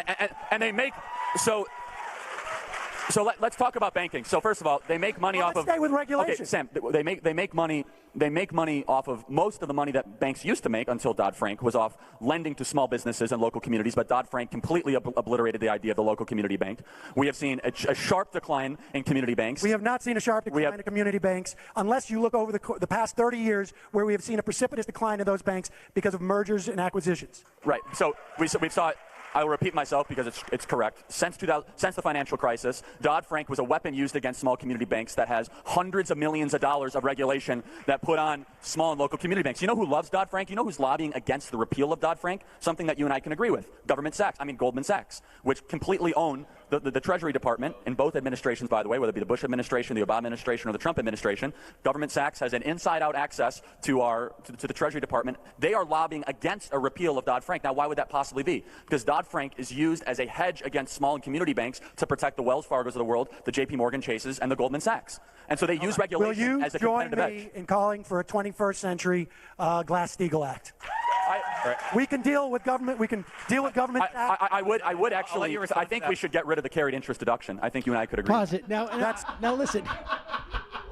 This is sort of stunning. That's amazing. I will join you in supporting another thing that will massively benefit wealthy investors. Well, no. The carried interest deduction is something that we should be repealing. It is the brave position. Completely far afield from the Glass-Steagall that at that moment I realized he doesn't know any of what I'm talking about. I don't think he knows what a 21st century Glass-Steagall was. I'm not even convinced that he knows what the original Glass-Steagall was. So, Charlie, if you're listening, I'm going to tell you right now, and you can all obviously look this up. But Glass-Steagall was a law that was put in place following the crash of the banks in the Great Depression. And basically what it does, The original didn't do exactly this, but it would do more or less this. It constrained commercial banks from joining with investment banks, so that commercial banks, where people have their money invested, was not subject to the same risks that an investment bank would take. Because if a commercial bank goes under, a big one, a lot of people lose their money. I mean, you're federally insured, and that came in after the Great Depression, up to $250,000. But all that money can be wiped out, which put not only a big strain on the government, of course, but on all sorts of businesses that have more than $250,000 maybe in the accounts. And so the idea is separate these two things so that these banks won't be too big to fail, that their failure will not bring down the entire economy, and that more speculative business will be separated from the more conventional vanilla business. The carried interest loophole has nothing to do with commercial banks or investment banks. It has to do with hedge fund managers. Hedge fund managers, what they do, which we have a plethora of now. Private equity. They go out and they get a bunch of rich people and they say, let me manage your money. I'll just say this much. Do you know how many people I know that went into advertising that became hedge fund managers? It's insane. It's literally like they had a pipeline for it. Maybe venture capital, or we'll make some bets against other companies, whatever. This is what hedge funds do, all sorts of different things. But the managers of these hedge funds escape paying taxes on the money they make by claiming that even though all they're doing is managing other people's money, that it's like their money. And so they get, all right, let's say I'm managing $500 million and I take 1% of what I'm managing and what I earn. And I am taking capital gains as if I have invested money. But I'm not investing money. I'm just managing that money. And that's the carried interest loophole. They call it carried interest because they want to make up a name that makes it sound like I'm just a financial advisor. And I don't need to be taxed on that money at a wage rate. I want to be taxed on it at a capital gains rate because it's much lower. I'm glad he's for getting rid of the carried interest loophole, but it has absolutely nothing to do with what we were talking about, which leads me to believe he doesn't know any of what we were talking about. I mean, it literally is the equivalent of saying, like, I'm going to open up a dog kennel. Well, I'm against opening up a dog kennel, but I do like cats. It's sort of like talking to a bot online. It's weird. Yeah, but government sacks, that's my son. Boom. I continue. It's completely different from what I just. No, well, it's a component of what many people on your say. No, I will not join you in a 21st century Glass-Steagall life. No. Why? All right, hold on, guys. If you want to cut down on the power of the big banks, why wouldn't you? Well, okay, so you would. Even if you're sincere, why wouldn't you want one way that would actually cut into the size and the power of those banks? Because it wouldn't do that. Because every single time you try to penalize the power of Wall Street, every single time you try to use government to go after the people that have the power, the exact opposite happens. Pause it. Let me give you a great example of when that didn't happen. After the Great Depression and for the subsequent 65 years that we had that regime. It was only after the Clinton administration, when we had a Republican Congress and Senate and a president who was extremely close to the banking industry. In fact, his Treasury Secretary was a guy named Robert Rubin, who wanted to get rid of Glass-Steagall so that the Citibank could merge with Travelers. And they did, and they became Citigroup. And then Robert Rubin left the government and became a very handsomely paid vice president of, if you can believe it, Citigroup. Because every single time you try to penalize the power of Wall Street, every single time you try to use government to go after the people that have the power, the exact opposite happens. You have an oligarchic class. Thank you to Kirk for renewing your subscription. That is created around Washington, D.C., and the biggest companies get more powerful, and it totally pushes out competition. You mentioned the financial crisis. The financial crisis was a product of the rollback of Glass-Steagall during the Clinton administration. Incorrect. I'll let you do your case of why you think 2008 happened, and I'll tell you what really happened. Well, I do have talking points. It on was this not one. the cause of 2008 of the initial crisis. It was the cause of the severity of the crisis because we allowed commercial banks and investor banks to commingle, and they were too big to fail, and it almost pulled our entire financial system under. And so you return to a day which existed pre-96, where these banks cannot commingle. If one of them fails, it's a problem, but it's not one that is going to throw our entire economy into jeopardy. That is why the debt increased during Obama years, because the economy fell off a cliff. And so if you want to diminish the power of Goldman Sachs and of Citibank and Wells Fargo, and we can agree on this, let's call for a 21st Century Glass-Steagall Act. We can do something bipartisan. This will be great. And we can actually diminish the power of these banks. So I will say you'd actually find more acceptance of that argument in me than most people, because I think there is some merit to the argument that the repeal of Glass-Steagall did open up the reckless behavior of banks. However, I would say in talking about 2008, it was not the primary factor nor the secondary factor of why that financial crisis was created.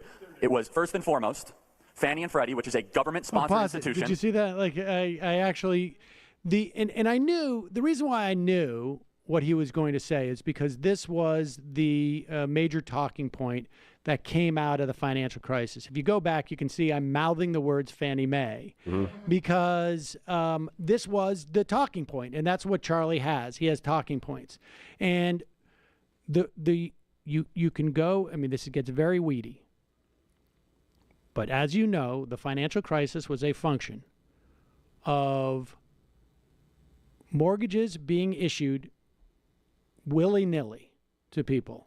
People who did not have any financial savvy. In some instances, depending on the region, to people who were taking out 2 or 3 mortgages and flipping houses. Now, none of these people did it to lose money, right? So they didn't really know what they were doing. When you go to a bank, there's a reason why they call them loan officers. Is because they have a fiduciary responsibility to make sure that you... On brand for Pep Talks. We're 3 minutes out until 4:20. Client are worthy of. Yeah, we're 3 minutes out until the top of the hour. 4:20. That's when we all smoke together and have us a good old time. Join us. Loaning to. That is their responsibility.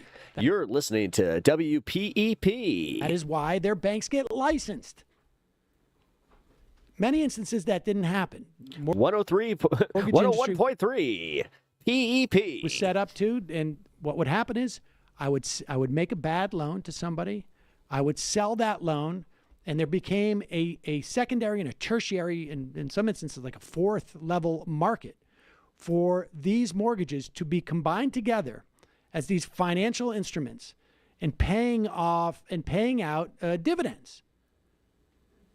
These are derivatives. And then there were derivatives on those derivatives. Side bets, essentially, that they're going to fail or go up, almost like insurance, hedges. And the problem is that everybody assumed that these mortgages were good because there were 3 private rating agencies, Moody's, Standard & Poor, and one other. I can't remember what it is. And they issued them all AAA because of the relationship that they had with these investment banks. The investment banks would hire them to rate their own product that they were selling. And of course, if you wanted to get higher again, you rate it well. That was a huge mistake. About 3 or 4 years into this, somewhere later, look in like 2005 or 6, Fannie Mae, which had not glad you could join us today, man. Appreciate it. Engaged in buying these derivative mortgages, got pressure to do so because they were leaving a lot of money on the table, and they were a quasi-governmental agency. Not fully governmental, but quasi. And so there was a lot of pressure for them to make money when everybody's making money hand over fist. They got into it very late. So they were not the cause of this. This was all happening everywhere. It's just at the end, they ended up holding a lot of this stuff. They weren't the only one. Lehman's went under, Bear Stearns, Goldman Sachs had to be completely bailed out. There were others. And so Chase, Citibank. So Fannie Mae was definitely a player, but they were no way the proximate cause. It was just there was a huge real estate bubble, and when it burst, everything fell apart because of the interconnectedness of everything. We can have a bursting real estate bubble, But unless there is like this ongoing interconnectedness, it's not going to threaten the economy like this did. You raise some interesting points, Sam. However, you think we should pay exorbitant fees. I think that capitalists take risks, and that's a good thing for people in the economy. Power these banks. So I will say you'd actually find more acceptance of that argument in me than most people, because I think there is some merit to the argument that the repeal of Glass-Steagall did open up the reckless behavior of banks. However, I would say in talking about 2008, it was not the primary factor nor the secondary factor of why that financial crisis was created. It was first and foremost Fannie and Freddie, which is a government-sponsored institution that has yet to be held accountable, that has never showed their books to the taxpayers, AAA bond rating crap. AAA bond rating mortgages where people had FICO credit scores that were beyond F, that had median income around $35,000 a year, never actually visiting the houses that they were giving the mortgages to. It was B and B minus loans that they were looping together with AAA bond rating, and they were in bed with the rating agencies. So I think Sam and I would agree that there was widespread collusion. Fannie and Freddie is not Wall Street. It is a government institution that Congress sanctioned, has yet to be held them accountable. Fannie and Freddie, you're right. I mean, it's a government. It's a quasi-government function, but it's enough. But Fannie and Freddie entered into that subprime market 4 years after all the major banks did. Believe me, but Sam, you were in high school at this time. I can assure Sam, let me you. finish. I paid attention to this. Now, can I finish the point? Nope. Here we go. Well, the point is, I missed the banks 420. gave bad loans. We need Well, more I'm gonna get to regulation hang out, so they but- uphold their Here, fiduciary. Okay, so let's. I want to finish the point on the financial crisis. You couple that. I want to get to trade and tips after that. The Community Reinvestment Act, which incentivized these banks to give loans to low-income communities. The Community Reinvestment Act, you can read the actual language of the bill, had quotas for banks over a certain level to give these loans out. You triple that with Alan Greenspan artificially lowering interest rates after 9/11. So you had cheap money flowing all around, and all of a sudden people said, oh, you can't question the housing market. It's as stable as can be. When you looked at the mortgages that Fannie and Freddie were AAA rating, a government agency, the banks were trading off the ratings. Sam, the ratings were by three agencies that were not government agencies. Sam, Fannie and Freddie, the banks were trading off the confidence that Fannie and Freddie gave them because they said, oh, but Fannie and Freddie is trading it. Oh, my goodness, we could trade it. So then Goldman Sachs never actually looked through the mortgages because first and foremost, they were incentivized to do it. They had the cheap money from the government. And finally, they had the confidence and the conviction, which was all false, by a government agency to trade on these loans to destabilize our economy. Now, the bankers that lied, like the Wells Fargo's executives that lied, they should be in prison. You and I agree on that. If there was a scrawl underneath here, it would be really embarrassing for you, because everyone who knows anything about banking knows that there were three rating agencies. Their names were not Fannie Mae and not Freddie Mac. I never said they were a rating agency. They were trading them as AAA bond rated, and they were set. Who rated them? They were rated by the three rating agencies. Right. Are those agencies government agencies? So what did Fannie and Freddie issue? Yes or no? JP Morgan? Yes or no? They are not government agencies. That's independent. right. They're independently governed. Hold on. Who is supposed to regulate them? Think so. Sam, hold on a second. Who is supposed to regulate them? Did the SEC do their job in regulating them? No. Part of Dodd-Frank. I thought the SEC was supposed to keep us safe. It's the biggest government failure of the modern era. The SEC that has a $30 billion budget every single year did not even walk into these rating agencies and say, show me these mortgages. Show me the FICO scores. Show me how they're 18 months delinquent on Dodd-Frank. If you're arguing that regulators were not on the ball, you and I agree. There should be stricter regulation. I'm arguing that's what happens when you continue to add these layers and layers of regulation, and then you blame capitalism for it. You're like, oh, you have all these regulators that used to work at Goldman, they used to work at Credit Suisse, they used to work at Wells Fargo, they go work for Fannie and Freddie, they go work for the regulators, They say, oh, it's just a failure of capitalism despite government being on AAA bond ratings. I understand you. The failure of regulation to regulate the capitalists who gambled with money that was putting our entire... Why is his mic twice as... I think because he has a lapel mic. ...economy in jeopardy. The failure of those regulators to do their job, the answer to that is to have no regulation and just let it be completely wireless. So I know, first of all, Dodd-Frank does the exact opposite of it, number one. Number two, the answer Dodd-Frank tried to regulate first of all, you know what the those solution three is? agencies. Sam, I'm so glad you asked. You want to know what the solution is? The solution You're right. That is much louder. is we should let the banks fail and make them pay a price for gambling with our money. That's the solution. Because they won't do it again, Sam. If you bail them out and you give the Wall Street executives huge bonuses and the Wells Fargo executives should be in Sam Cedar drinks orange juice after brushing his teeth. Prison. You and I agree with that. Yes. They gamble with I our like money. that. Now, this is, it's interesting because, he's very adamant about this, and I certainly would have had no problem with allowing these banks to fail to a certain extent. Certainly, we came in and bailed out these banks, and so what we should have done, there is a middle ground between this. We can let them fail and everybody suffers because there's no cash that you can take out of your ATM machine. Just doesn't work at that point. I had a friend who was working at Citibank at the time, and she had told her husband, take all the cash out you can of the bank. And, within a 24, but she was very concerned. There's another way that you could have done this. You could have bailed out these banks and just said, we just bailed you out. Let me tell you what happens in the so-called market when someone bails someone else out. You know what that's called? It's coming in and buying a company. And the U.S. government should have ended up owning every dollar for dollar. In fact, they should have gotten a good deal. Should have been like, we should have probably done 2 for 1. Every dollar the U.S. government had to pump into these banks should have come back with equity. That's definitely what Bernie would have done. I think so, and it's certainly what I think it was Iceland did, and Sweden. I don't know if Sweden did it, but I think Sweden Iceland did it back in the day. Iceland did it too. Yeah. Iceland did it during the financial crisis, and we should have nationalized They're these barking banks. at something. Okay. Nationalize the banks that we needed to make sure that the system didn't fall apart. Let the ones that could die, and move on. And now, if it was up to Charlie, all these banks would have gone under. And I don't know what would have occurred then. We would have had a massive meltdown of our financial system because it was allowed to metastasize without being treated. It's not literally your money in the ATM, Sam. You don't put it in the machine. Sam, that there's not actually a person inside the ATM dispensing money. Right? They don't take a $10 bill from your bank vault and put it in the ATM before you take it out. Now he's about to talk about how the Wells Fargo, and there was a lot of these people. There was a lot of people who really abused the system. People who foreclosed on people on purpose. People who ran up these huge things. There was a company called Countrywide. I want you to Google that. And Countrywide, I think, was bought by Bank of America. And if I'm not mistaken,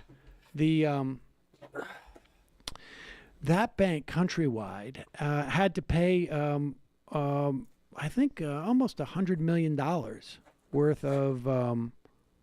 It was One West. I'm sorry, it was One West, and they had to pay at least $100 million in fines for what they did during this period of time.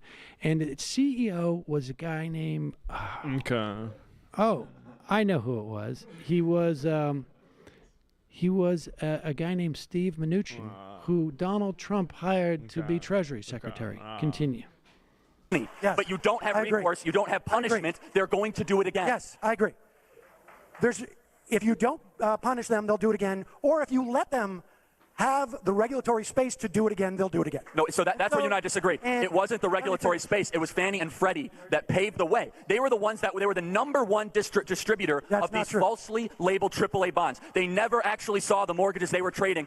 Fannie and Freddie to this day, they've never opened their books. Okay. We fund them, and they have never opened their books. We do not. Listen, the bottom line is, the reason why we had such a severe crisis was because of the relationship between the commercial banks and the investment banks. Fannie and Freddie bought those mortgages from those banks 4 years after the run started. I agree with you that you have some of the elements correct. You don't understand the role of Fannie and Freddie in that crisis, but it's largely irrelevant to the point I'm making, which is the crisis was as severe as it was. I did watch the Sargon debate, but it's been a long time. I think it might be time to watch that one again. Under a Democratic president and a Republican Congress, we could go back and we could, today, we could reinstitute it and save the banks. A guy like Steve Mnuchin, I agree with you. He should be in jail. He did this stuff.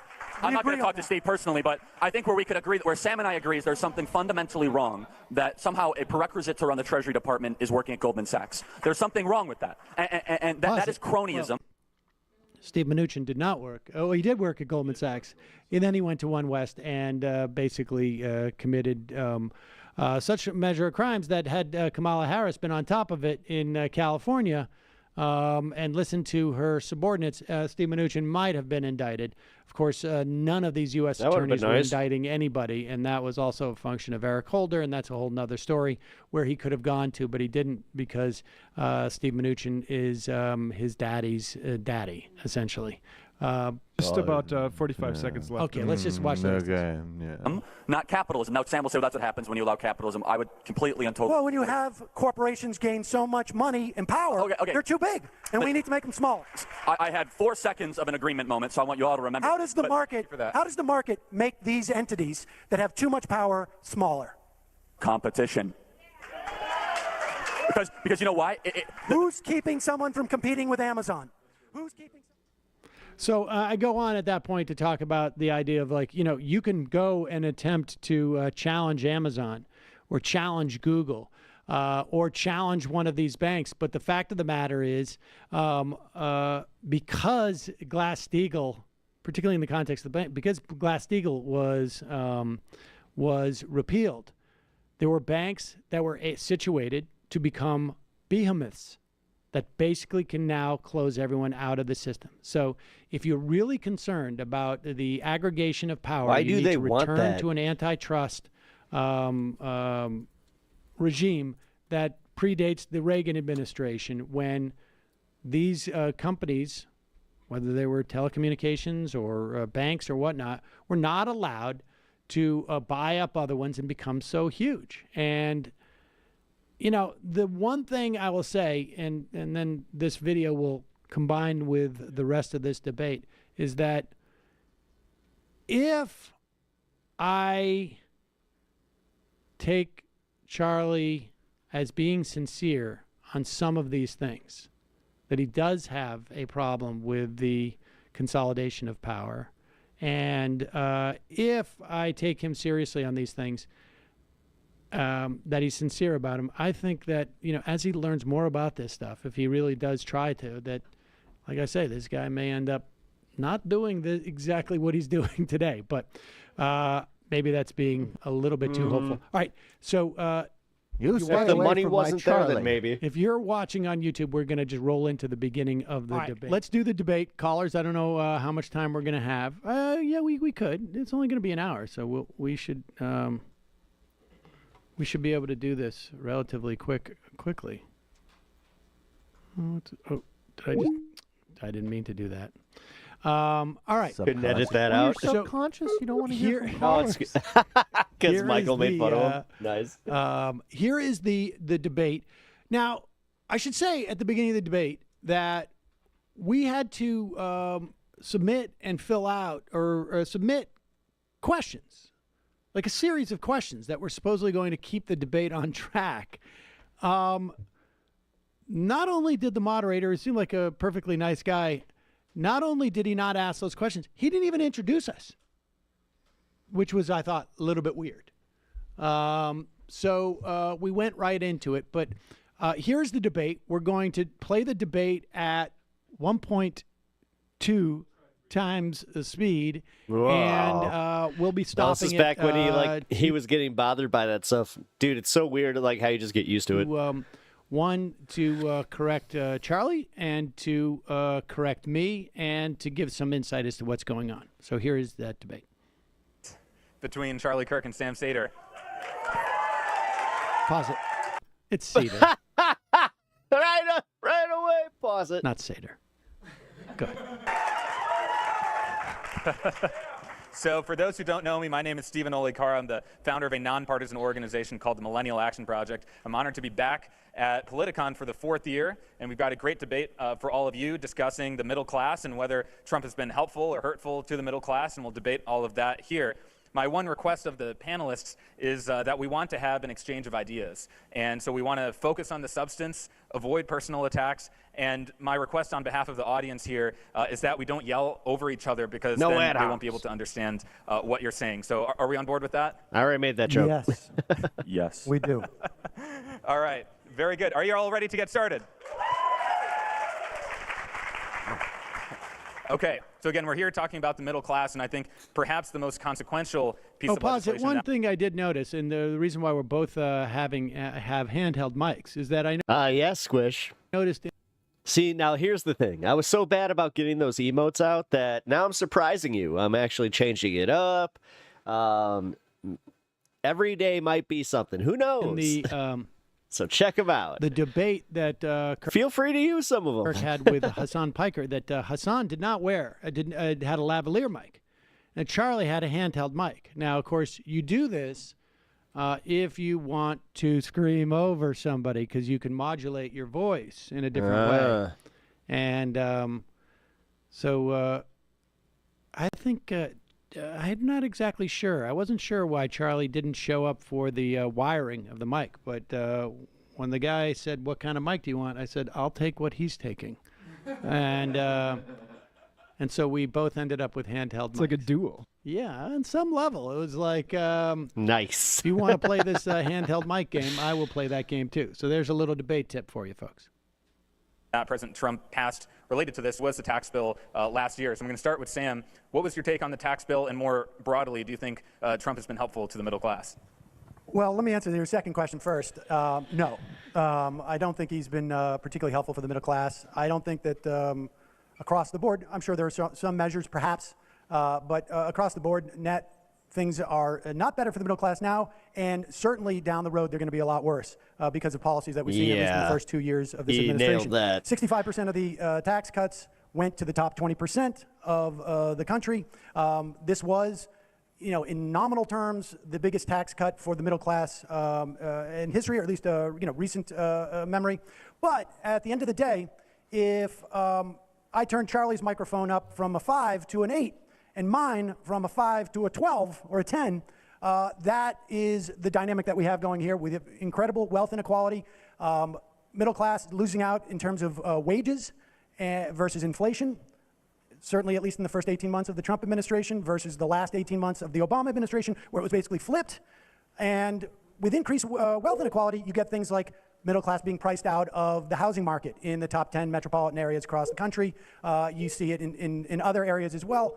So broadly speaking, at least in terms of the tax cuts, it provides some very inefficient stimulus to the economy, but no, this was for the very wealthy. Charlie, your response. I first want to say, Sam, I think you always come about your ideas very thoughtfully, so I look forward to this discussion, sincerely. So. Me too, thank you. No. And so the first thing I would come from the argument that Trump has helped the middle class, and let me build it out in a couple ways. First of all, you did say it was the largest middle class tax cut in recent memory. Now that's not saying a lot, because there hasn't been done a lot for the middle class, but let's define what exactly we mean by the middle class. The middle class, in some ways, is a uniquely American concept. The way that most people would label the middle class, and you could have your own definition, is you have the comfort to send your child to a relatively good school, and your child's life has a greater than likelihood chance that will be better than your life, that you have a median income. Now, just pause it here. I mean, I'm not sure what the point of this was. It is a uniquely American concept insofar as in most industrialized Western countries, in fact, maybe all, the opportunity to send your kids to school and to get health care and to lead a comfortable life is basically taken for granted. It is not something that has to be aspired to or, a roll of the dice. But it's like what makes the middle class special here is we have more of a precariat, so you feel extra good about it. There's a chance it may not happen, so we feel good that we have those things. Allows you to live comfortable, that you could take maybe 1 to 2 vacations a year, and that you don't have to have an insurmountable amount of debt. Now, that being said, when Americans are polled, anywhere between 70 to 90% of Americans think they're middle class, which of course only 50% of Americans are middle class. So it's really amazing to see the separation of data of how many people think they're middle class versus how many people actually are middle class. Pause it. Now I understand what he was trying to say here.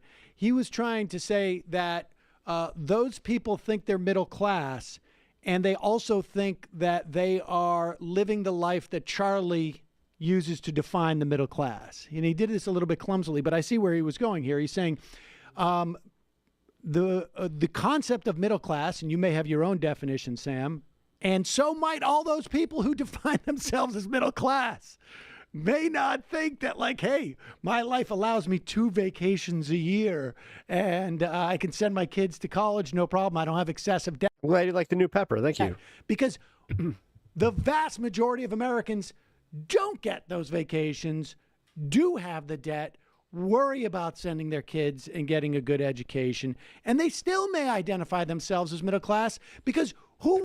Yeah, I figure use the other one for bringing Tim Pepper out. Wants to, because I know. Because now I have that. If you want to check out some of the prompts, if you want to. No, I'm not in the top 1%. If you want Tim Pepper to join the program, you can do so over on Twitch. 10%. I believe it's 100 bits. But I don't want to perceive myself as being at the bottom rung of society. Now, I suppose I could have addressed that, but I only now understood his point because he didn't quite deliver that succinctly. But the reason that I would say that is that we have an elevated standard of living in this country that goes beyond just income and goes actually that people that are earning $30,000 to $40,000 a year have access to higher quality goods that in other countries they wouldn't. But let's talk about the Trump tax cut in particular. First of all, there's a lot of demonization against corporations and against businesses. When businesses thrive, they have to employ people. And so 3.5 million jobs have been created since the start of the Trump administration. Most of those are middle-class jobs. Wages have gone up about 3.8% in the last year. They were flatlining under the Obama presidency. My favorite number... I'm sorry, that's not true. Excuse me? Hey, hold on. I'm running the panel here. You can't do what you just did. Excuse me. Well, but I'm not going to sit here and have lies about facts. Everybody has a phone. There's a tier 3 right there. Google middle-class wages. See if they're stagnant versus inflation. So 3.8% wage increase over the last year for the median worker. Hispanic income is at its highest level in American history at $50,000 a year. My favorite number of the Trump administration is that 3.9 million people have gone off food stamps and into the labor force. 3.9 million people. Now why is that my favorite number? Do we know how many people are on food stamps and in the labor force? Like, I don't get that. I didn't get that. Well, no. What he's saying is like, look, here's the thing about food stamps. Food stamps is what is known as an automatic stabilizer of the economy. Right. When the economy has a dip, or let's say a crisis, like in 2008, more people become eligible for food stamps. It's not that the program is expanded. It's that more people, unfortunately, become eligible because their wages have disappeared and their money has gone away. And so, yes, as you get further out from this crisis, more people get more jobs. Incidentally, as long as we're talking about job creation, and this is something I probably should have brought up during the debate. There were some things I simply forgot to raise. But job creation under Barack Obama's last 20 months was higher than under the first 20 months of Donald Trump. Let me get these numbers. Here we go.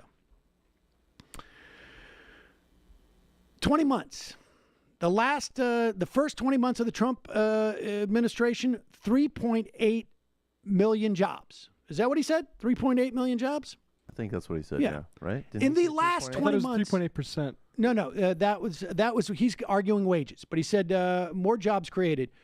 In the last 20 months of the Obama administration, 4.15 million jobs were created. So job creation during the Obama years, the last 20 months, higher than the comparable amount of time that Donald Trump has been president. The wages, he has exactly opposite, although I think what he's doing is he's taking the increase in wages in a very short period of time. He's not taking it for the entire time that Trump is in office. He's taking a very isolated month to make that argument. But if you look back on the past 20 months and you look at wage increases versus inflation, it's a net loss for workers, including the middle class. For us conservatives, we do not judge success by how many people go on government programs, but instead of how many people go off into independence. Now, I will not say that our economy is at its optimal level. I think it's the best economy in a generation. You look at 4.2% GDP growth, 3.7% unemployment rate. And so if you judge... All right, pause it. Now, again, he's looking at one quarter, and it is not... He's using a term that is for a very limited period of time. True, but worthless in terms of making an assessment as to the policies. But go ahead. Middle class by two major things, which is standard of living increase, of which you're seeing that happen dramatically, and the second of which is education. We have a lot of work to do on the education side. I think you and I would both agree on that. We could have an extended conversation about that on policy. But the economic metrics are so good that the New York Times says, quote, "This economy is so good, we're running out of ways to critique it." And so, again, it's not a perfect economy, but for middle-class Americans that care about rising wages, creating jobs, and tax cuts, the average American family had a $2,700 tax cut under this Trump tax cut. All right, That's pause good it. for... Here is where I had one of my bigger failures. I didn't really pay attention to what he was saying there, but there is the average family. He uses that figure as opposed to the median family. So that's the old, if Sam Cedar and Bill Gates are in a room, the average wealth between the two of us is somewhere around $1 billion or $2 billion or whatever. What does he have, like 50 billion? I don't know, $25 billion. That's what the average is. That's if we redistributed all the wealth. That's what the average is. But the median is something very different because the median is where the family sitting in the middle. And for the median family, the tax cuts was actually closer to about $800. Now, $800 isn't nothing, but if, like I say, if I give Charlie a raise in his volume by 3 units on his microphone, but I give me 7, guess who you're going to hear more from, folks? It's going to be me. And that's the problem. Your purchasing power is, and your political power is diminished if I give that much more money to billionaires.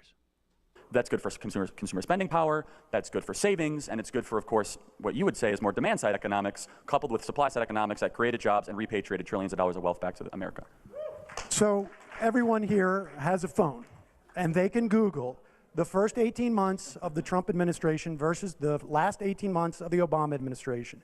Wages have gone up 1.7% under the first 18 months of the Trump administration. Inflation is up 3.8%. That is simply a fact. Now, if you narrow the time horizon, you can come up with numbers that you're talking about. And this is why people have to be careful about statistics, because I can come up here and manipulate anything. Yes, Latino wages are up. In fact, the middle class is making more money today than in... I kind of feel bad, but I just figured out that part of my mom's memorial collection that I just have been discussing with my sister is a ring for my middle finger. $61,000 than in I think she'd enjoy that. the past. However, like I say, inflation is up. Why did he just do that? The cost, dare I say, gay little clap. of higher education has gone up 110% since 1994. So it doesn't matter if the middle class is making $61,000 if to lead the middle class life that you were talking about is that much more expensive. If the middle class liked the tax cuts, they wouldn't disfavor them far greater than they do even Obamacare at this point, right? I mean, so the bottom line is, we can throw out statistics, but if they're not contextualized, it doesn't matter. Okay, so everyone knows the tax cuts went to the wealthy. Am I demonizing them? No. The point is that they have an inordinate amount of wealth and income in this country, and it turns into political power. And I know you have a problem with that. And the way to solve that is to flatten the tax, is to not give them tax cuts and more power, and give corporations more power and cash to pay off their shareholders, which tend to be the board of directors and the CEOs, but rather to spread the wealth. So, okay.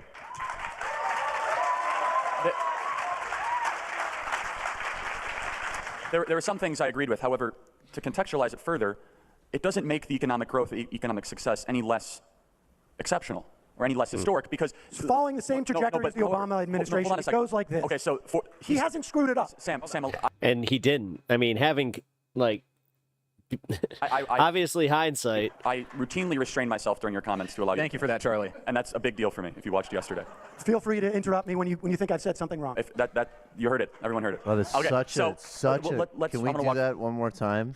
That is such a smart move. It's so because I had to because he just lies. He just well, of course, but also practically. I mean, practically because he just lies. But I mean, there's no escape. What is he going to say? No, we should stick to format so I can lie. It's beautiful. And then also you look really accountable. Like, hey man, let's both be honest. Totally. By all means, if I'm wrong or God forbid being dishonest, please correct me. A couple points there. The first of all, the big misconception that I have with your original analysis is that just because someone gets rich, someone got poor. That is categorically false. If a wealthy person increases their net worth. They did not exploit someone to get wealthier. They had to take a risk, employ a bunch of people, buy a building, have a really good idea, and people had to continue to buy that. Now, in a slightly different topic, I would have addressed the fact that, of course, yes, they're exploiting their labor.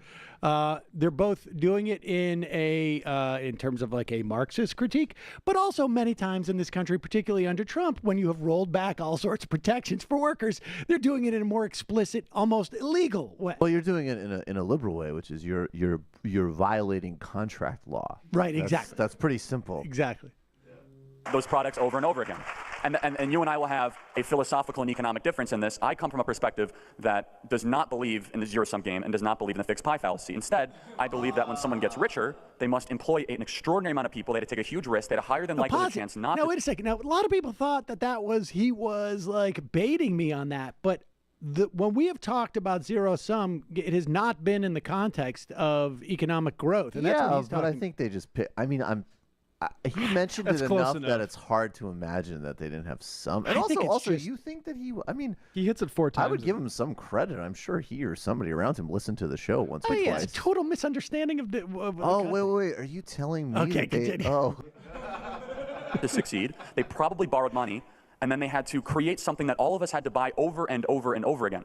That inherently allows the standard of living to increase for all people, prices to usually go down, and then you enter competition. It's very, very difficult to do that time and time again. And you see in market-based economies, you have to have really, really good ideas for a long period of time to accumulate that kind of wealth. With that being said, those that get wealthy because of access to power, such as 8 out of the 10 wealthiest counties in America around Washington, D.C., they're not actually creating anything that I would consider to be of value to the middle class, because they're being rewarded to their geographic proximity to a $4.4 trillion federal budget that is extracting money away from middle class Americans. Those are the lobbyists, those are the trial lawyers, those are the people working for the corporations that are lobbying not on behalf of middle America, but on behalf of people around Washington, D.C. So in that, you and I will agree. Well, okay, the people who live in the counties you're talking about are overwhelmingly arms sales and military-industrial complex people. I'm not the Trump administration raised the budget of the military by $700 billion over the next 10 years. But Sam, that money's flowing into those. Is that right or wrong? I don't agree with that, though, so I will have a consensus that but my point is, Donald Trump is the one who is leading that extraction of wealth. First of all, but let me finish. Didn't you say I can interrupt you if you said I said something wrong? Yes, so it's only $700 billion of our budget every single year. What's the rest? It's to entitlements. It is to the bureaucracies. How about the government contracts for housing and urban development? The government contracts for health and human services. Well, you were talking what about the government contracts? Yeah. So those counties that get the government contracts outside of the defense contracts are also what I put my critique on. Minuscule. $3.2 trillion is not minuscule. It's a made-up number. Let's talk Kansas for a moment, shall we? Because I wish you explained why it was a made-up number. Well, all right. So the fact of the matter is that our budget. The biggest expenses we have are Medicare, Social Security, and the military. And then the entire rest of the government is like about a fifth of the remaining money that we spend. Maybe it's a little bit less than a fifth, but let's just call it a fifth. And so the HUD contracts that he's talking about are minuscule compared to the rest of the budget. And I got news for you. Here's what no one in those counties are making money off of: Social Security. They're not. There's no way for them. They're not selling Social Security. I like how he agrees with you about the military-industrial contractors in Virginia, but the second thing he had to mention was, as opposed to that, the most famous thing in those suburbs, he mentioned trial lawyers. There's no trial lawyers living in those areas either. I would say that that is probably one of the few jurisdictions where there's just not a lot of trial lawyers. You don't know about all the trial lawyer think tanks in Arlington that are funded by Lockheed Martin and Raytheon? Part of the problem is like with some of the times, and this is something that I got to work on in the context of the debate, is like I couldn't even understand what his point was. It was so sort of disparate. So I had to choose one. And that's basically the trick in these things, is that what is the overall notion is that you're getting ripped off by 5 different groups that are just maybe associated with what he's talking about, maybe not. And so you pick one. But then I wanted to basically take the offensive and talk about Kansas, because theoretically we were still talking about the tax cuts, because it was the only question the moderator asked. You can talk about what a small business does for employment. I'm a small businessman, and I understand what small business does. In Kansas, if I had been living in Kansas, I would have gotten a huge, huge tax break because I'm an S-corp. Huge. Under Sam Brown back in 2012. He brought in Arthur Laffer, who I'm sure you're familiar with, is the god for folks like you in many respects. The idea being, if we cut taxes on the wealthy, they will spread this wealth. It will trickle down on all of us. It will shower down on us, right? It will rain upon us. And we will all be sprinkled with this golden shower, if you will. And the economy will explode. And people will have jobs, and everything will work out. In fact, revenue will go up. Right. That's what Mitch Old McConnell joke, told us after but this tax still cut, too. funny. And what happened in Kansas was a disaster. It was such an unmitigated disaster. Not only did it destroy Kansas's educational system, the Republican-controlled State House rose taxes 4 years later because their economic growth lagged, their employment lagged, and then Sam Brownback was literally made ambassador to like ether, right? He's like the ambassador to religion now. He's been jettisoned into the atmosphere in some way because that is the perfect example of the Republican conservative philosophy, and it failed. And we know that it's failing now on a national level. Can I chip in here? Because Mitch McConnell made the same promise about the deficit. In fact, Larry Kudlow, the chief economic advisor of the president, made the same promise in July. And we now have a deficit that is twice the size it was when Obama left office. And now Mitch McConnell wants to cut Medicare and Social Security because of those taxes. You're not going to hear me. You're not going to hear me defend federal pause deficits. it for 1 second. Now, I will just say this.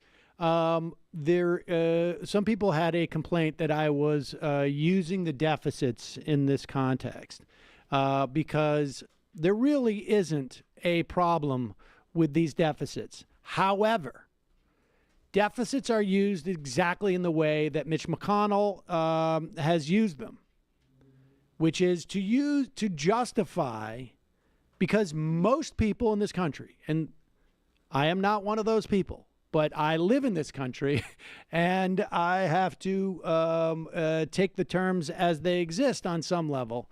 I could argue that deficits don't matter, but then I've taken myself out of this argument. And once I argue that deficits don't matter in this context, I don't have a response for why, the way that Mitch McConnell uses them.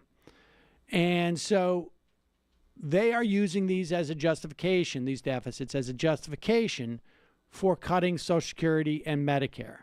And so I didn't want to have the argument about MMT in this context because it wasn't just a modern monetary theory. But so I just want to note that for people. I don't think deficits are that problematic, except to the extent that they are used as a justification to cut the most important programs for Americans. So really, in many respects, when you get a tax cut like this, it is zero sum, because if it wasn't zero sum for them, they wouldn't pretend to care about the deficit. Or our exploding national debt. Quick fact, Barack Obama added more debt than any other president in U.S. history. Do you defend these tax cuts that have doubled the deficit? So the tax cuts should have been coupled with spending cuts. However, we have explosive economic growth. We have more people in the labor force than ever That's before. revenue coming in. We have trillions of dollars repatriating back to America. Let me finish. I allowed you to have your Kansas example. Now that we're talking about states, let's talk about the juxtaposition of the failed state of California with the successful state of Texas.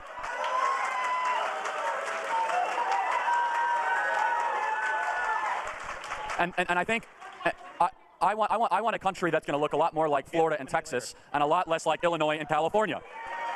Now, what have states like Illinois and California done? Well, they're losing citizens, number one. They're losing job creators. They're losing entrepreneurs because they have raised taxes. They have reckless politicians in both states like Illinois and California. What have Texas and Florida done? They've kept their taxes low. Both have no state income tax. They have deregulated their economies, and Sam would even agree with that. Texas, during the Great Recession, 2008, 2009, 2010, comprised 1 out of 3 of all jobs created across the country. And if you couple that with, if you juxtapose that, if you will, all right, with pause Illinois. it. Now, all through this diatribe, we had basically the oil and gas and fracking. Like in North Dakota, there was also like huge job creation. Pretty good job creation. Because of fracking, which have large costs associated with them. It's win-win. Right, in terms of climate change and in terms of people's health. And I don't think Florida is the place you want to go to talk about enormous economic growth. And Illinois has a Republican governor. But the point is, like, all Texas somehow making weed even more illegal and banning prawn. No, thank you. All this on top of it, yeah. Then anime stuff is pretty narrow. But this is where he wanted to go. So I continue. That in the Midwest is booming except Illinois. Every state in the Midwest has a 3% GDP growth. Illinois has a 1.8% GDP growth, despite Chicago being an exceptional city that's being screwed up by corrupt politicians in one political party. And you look at California, that should be the most prosperous, that should be the richest state in the country. And yes, you'll say... What giant city is run by Republicans that is awesome? Please, elaborate. You'll say it is the richest country. It also is the most populous country, with the most amount of homeless people, with the most amount of people living in poverty, with crumbling schools. Pause it. Yes, one would expect the most populous country to have the most amount of people associated with societal ills. So if you have the most amount of people in the country living in a state, the most populous state will more than likely have the most populous homeless population. Yeah, and also, even more, but there's, I was actually just talking with Waz about this the other day, there's more of some certain aspects of homelessness around LA, as an example, because the weather's nice. Well, it's yes, an easier place to do that. So people come from other places so they don't freeze to death in the winter. Sort of makes sense. But also, I would even say, just slightly more substantively, and you don't have time to get into this, but this also is a difference inside the broad center-left to left coalition, because certainly, the more liberal California legislature has proposed doing a bit more for this stuff, and Jerry Brown's a tightwad. He doesn't want to spend money, and they don't want to tax the Silicon Valley people. So to the extent it even is true because of policy, it's true from a left, even just a Keynesian critique. Democrats aren't as socialist as Trump thinks. Right. The Democrats are basically keeping tax rates this is lower. an argument why they should be doing more. Right. But in the conservative mind, homelessness is not something that is a situation that has happened to people. Being on food stamps is not a providing a baseline so that people can eat.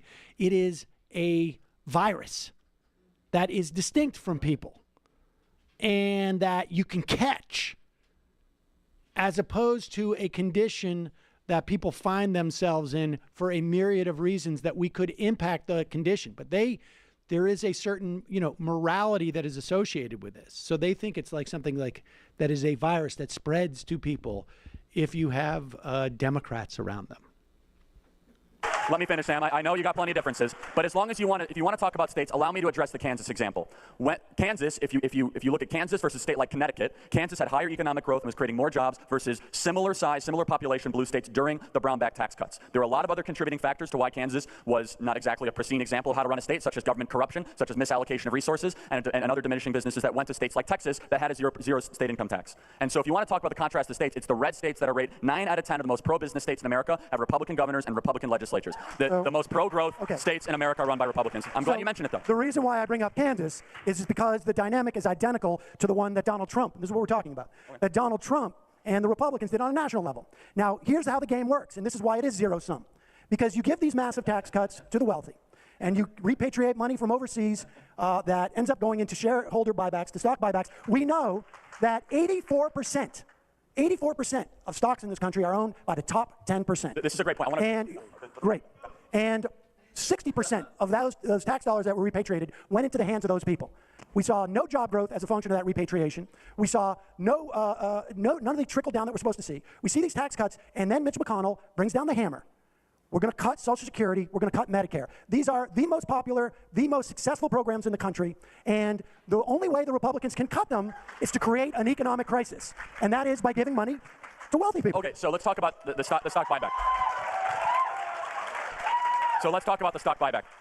So you say 84%. What that doesn't contextualize, to use your word, is money managers that are controlling money for pension funds. So that does include pension funds, Sam, it does not. 401ks. Sam, it does not. Goldman Sachs controls money for the California State Pension Fund. It's categorized as Goldman Sachs controlling that money, not as the pension fund. So when the stock market goes up, the teachers, the firefighters, the police officers, their 401ks go up, their pensions go up, and their net worth goes up. So when the stock market explodes, Sam, I allowed you to finish. You're lying.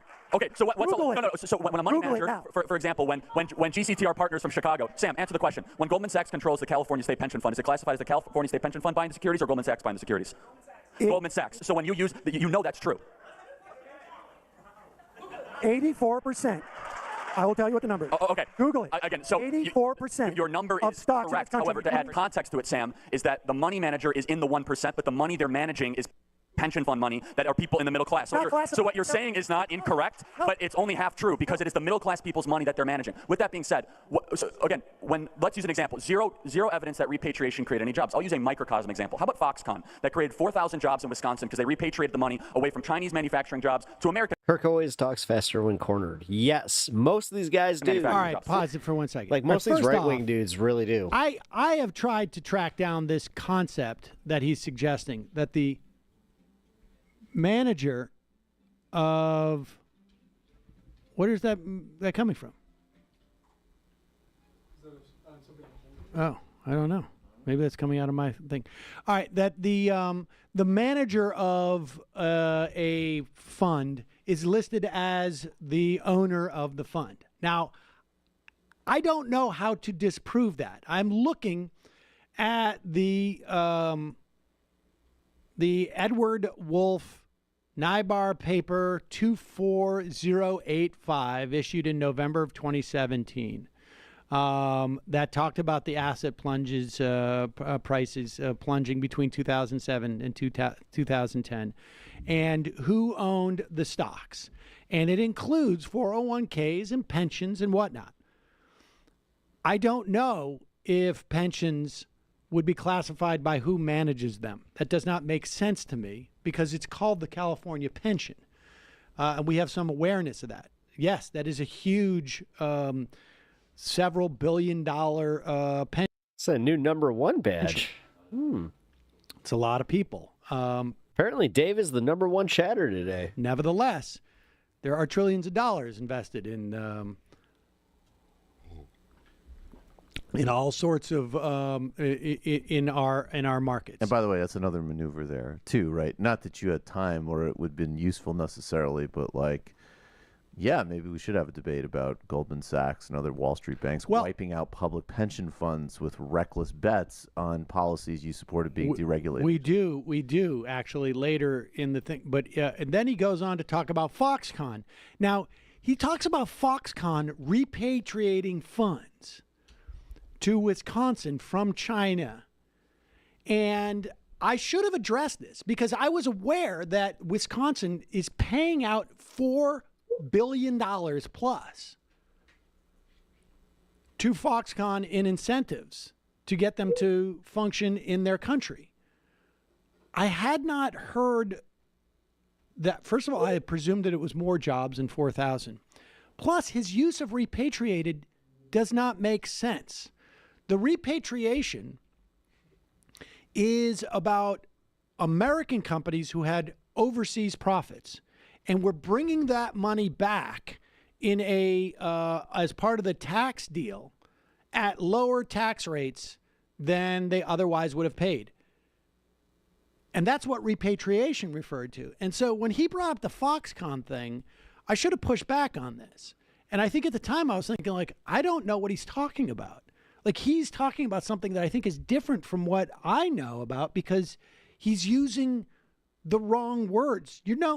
Foxconn is not repatriating anything because they didn't start here. They're getting a sweetheart deal to open a factory. Yeah, Yes. they're repatriating all of these Chinese villages that they stole from America because of globalist trade deals.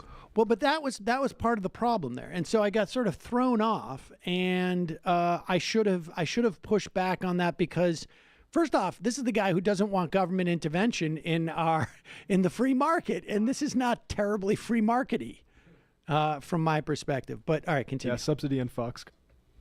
4,000 new jobs were created in Wisconsin because of the Trump tax cut that they directly attributed to a pro-business, pro-American mindset. That's 4,000 jobs in Wisconsin that otherwise did not exist under a Republican governor, Republican state legislature, and a president. Now, that's a microcosm example. You said there's zero evidence. That's a piece of evidence. Well, look. People can look at the last time a Republican president repatriated that money. It was the American Jobs Creation Act, 2005. George Bush promoted this. He has come out and subsequently said that he got rolled. because all those companies that wanted that to supposedly add jobs, cut jobs. We know these money went to buybacks. We know why buybacks are legal now because of the Republican Party changed that regulation in the 80s when it used to be called stock manipulation. And we know that it benefits the CEOs and the shareholders, and that 84%. And it does not, it includes the California pensions, it includes every municipal and state pension and 401k in the country. Thank you. Hey, sir. So, but here's another thing I do want to talk about, because you talk about, can you explain to me when someone gets richer, who exactly gets poorer? Can you explain how that process works? Like for example, when I'll explain to you. So who gets? Folks, you understand the idea of buying power, right? If I give you, ma'am, $10 and school costs $10, you buy a school. But if school goes up to $20, then you don't have the same buying power. What drives the price of, let's say, housing, for instance? It is wealth inequality. And you see this in 10 cities across the country, the biggest metropolitan areas in the country. The middle class cannot afford to live there anymore because we have real estate going through the roof. You're right. And so you have in states such as Illinois and Connecticut and California, because of excessive property taxes, people don't want to purchase some of those houses. So you have one of two problems that happen. Is that the middle class gets priced out. So the wealthy, if you will, the people that you are demonizing, will go up a bracket and they'll say, well, if I'm going to pay $35,000 a year in property taxes, I might as well buy this XYZ house. Therefore, the middle class person who's trying to sell their house with an excessive property tax burden property taxes are one of the main reasons. I'm a homeowner. I know what taxes are, and they're not nearly as much as if the price goes up. Again, so in states like Illinois, property taxes can be anywhere between 6.5% to 9% for a state that doesn't work, for schools are completely and totally broken. So, but like, the foreign investment thing. So I'm still trying to get back. Pause it. I didn't know how to address what he's saying there, because he's just the words don't connect. He's mentioning the state taxes. If state taxes were so high, it would have an adverse impact on prices. It would drop the Night, Anna. The price of the house. I mean, overall, you could say it's too expensive, but it doesn't even track with what he's saying. But he does just keep going. He's got a deep well of talking points, and it doesn't really matter how relevant they are. It's pretty impressive in that respect, but go ahead. Some game. When an entrepreneur renders a service and employs a bunch of people, and you buy that service, who is getting poorer in that transaction? Because you said zero-sum game. I'm trying to understand. I'm in a talking market about economy, tax cuts. No, you're right. So tax cut, where an average middle-class family had a $2,700 tax cut, where you have the corporate rate that went from 35% effective. I understand a lot of corporations did not pay that. They used loopholes, of which I disagree with completely. Went down to 20% effective in January, and they used that money to invest in capital infrastructure, or they repatriate stock buybacks. So they're using the money to buy not exclusively. So stock buybacks. How about companies where the actual employees own the stock, and their own net worth goes up? Aren't they part of the middle class? I am sure there are some members of the middle class who benefited from the tax cut. That's what I'm saying, Sam. The overwhelming thrust. Who's keeping someone from competing with Amazon? What was that? It looks like the TYT cut that out. I don't know. That's this stream here. That's strange. Wow, did we lose? That couldn't have been much. That could have been just a blip. Who's keeping someone from competing with Google? Oh, okay, so I'm glad you asked. Keeping someone? Nobody. But you know who's keeping them from? You know who's trying to compete? Who's preventing them from keeping to prevent against Goldman Sachs and JP Morgan? The Dodd-Frank bill, because it has so much regulation and such cumbersome rules, it disallows the local community bank from ever competing against them. The local community bank is going to compete against Goldman Sachs. Oh wait, hold on. I'm so glad They've all been bought. That's a great question. Where do these banks start from? Hold on for 1 second. All right, so I just got an IM going back to the pension funds, and I'm glad some of it. Hi, Sam. Kirk is wrong about pension funds classified by the money manager. I do securities litigation, and these kind of statistics are formulated by the 13F reports. Pension funds report these 13F separately, and they are specific to the fund. I have no idea what he's talking about here. Now, honestly, like in that situation, you need to have a securities attorney. Yeah, maybe debate isn't the best place to hash some of these things out, right? Yeah, I mean, some in those areas, I think you just got to. I mean, the idea that I was like, I don't know how to disprove this. It's like a perfect argument in that case. Yes, exactly. But continue. Where did Wells Fargo start? It started as a local community bank that eventually did a very good job of running their balance sheets, and then they became one of the Wall Street banks. It's not unheard of that when there was no Dodd-Frank. Exactly right. It was before Dodd-Frank, Sam. Right. And they were not allowed to merge until that 96. No, again, I think there is some merit to your Glass-Steagall argument. I do not think that is the primary factor why 2008 happened, nor would I say that reinstating Glass-Steagall will have competition Wait, back did on. we miss that? All that Glass-Steagall stuff? What happened? There's a big gap in that. That's strange. There was a big gap when we were talking about the Glass-Steagall because we're returning to it. All right, well, let's continue here. We'll try and find that segment that's missing. It's weird. Wall Street. We will get competition back on Wall Street when we decentralize the SEC, when we decentralize the FDIC. We make it easier for people to give out loans and have FDIC deposit. Like, I don't know what the words decentralize the Federal Deposit Insurance Corporation means. Like, I don't. Like, that's the thing, is that there were times where he would say stuff like, I don't even understand what like, I know what the FDIC is, and I know what decentralized means, but how would you decentralize this? This is an insurance fund, so that when you put in money into a bank, up to $250,000, I believe it is, for each individual depositor, at each bank. In the event that the bank goes under because they have made a series of bad loans, let's say, and the loans go south, and certainly in the run-up to 2008, we started to see this quite a bit. They make too many loans, the businesses go out of business, and... Well, according to Charlie Kirk, then on top of this, they should have the ability to just sell off, like, with our money to themselves, and then just, I don't know, claim bankruptcy with the bank. Because they loan not only... It's insane what they're actually arguing for. Like, just being like, no, take all the guardrails off. What's in the bank, what's in the deposits, but a certain percentage more than that. People could stand to lose all their money. And so the only way these banks can function in a way that is confident for people and you don't get bank runs is if the federal government says, like, look, we get you covered for the first $250,000 you got in that bank. And I don't know what it even means to decentralize it. Like, I don't know. Bitcoin. Honestly, like, it doesn't. No, it's taking a weird, like, there was a line of people, I think, who some were sort of associated with, like, critiques of bureaucracy in the 70s that has almost nothing to do with what they're talking about today. And then maybe I don't know. He doesn't know. No. There's no explanation. My point is the real explanation is that you could connect those words with a tradition that he is not a part of in terms of policy. But what that is that's a nicer way of not at all. I understand what not you're at saying. all, and that's a nicer way of just saying he wants to get rid of insuring people's deposits, right? I mean, that's the only abolish the Treasury Department. No, or your check should come from several different agencies instead of one. No, it means that he doesn't know what the FDIC does. Or he doesn't know what the FDIC does. Yeah. All right, here, continue. Insurance backing. That is so hard to do right now because Goldman Sachs doesn't want that competition. It's very simple. When you have someone from Goldman Sachs running the Treasury Department that will probably work for Goldman Sachs after, and they worked for them before, they're going to try to protect Goldman Sachs' interests. What does that look like? Create rules and regulation that make it very hard for other banks to compete with Goldman Sachs. You and I agree with that. We agree that the middle class is suffering for Trump's continuing to allow Goldman Sachs in there. Maybe we should both vote for Bernie Sanders. Well, so Elizabeth Warren. And again, it's important to remember, it's not just a Republican or Democrat thing. Both parties allow Goldman Sachs to run the Treasury Department. But let me say this. Elizabeth Warren and Bernie Sanders definitively would. Well, she might 1,024th allow it to be run, but... Oh, there you go. 1,024th, the Treasury Department might be run by someone. Go for it twice. Go for it twice. He actually tried to make that joke twice. I know why. Like, I honestly did not hear that. So when I saw you, I thought...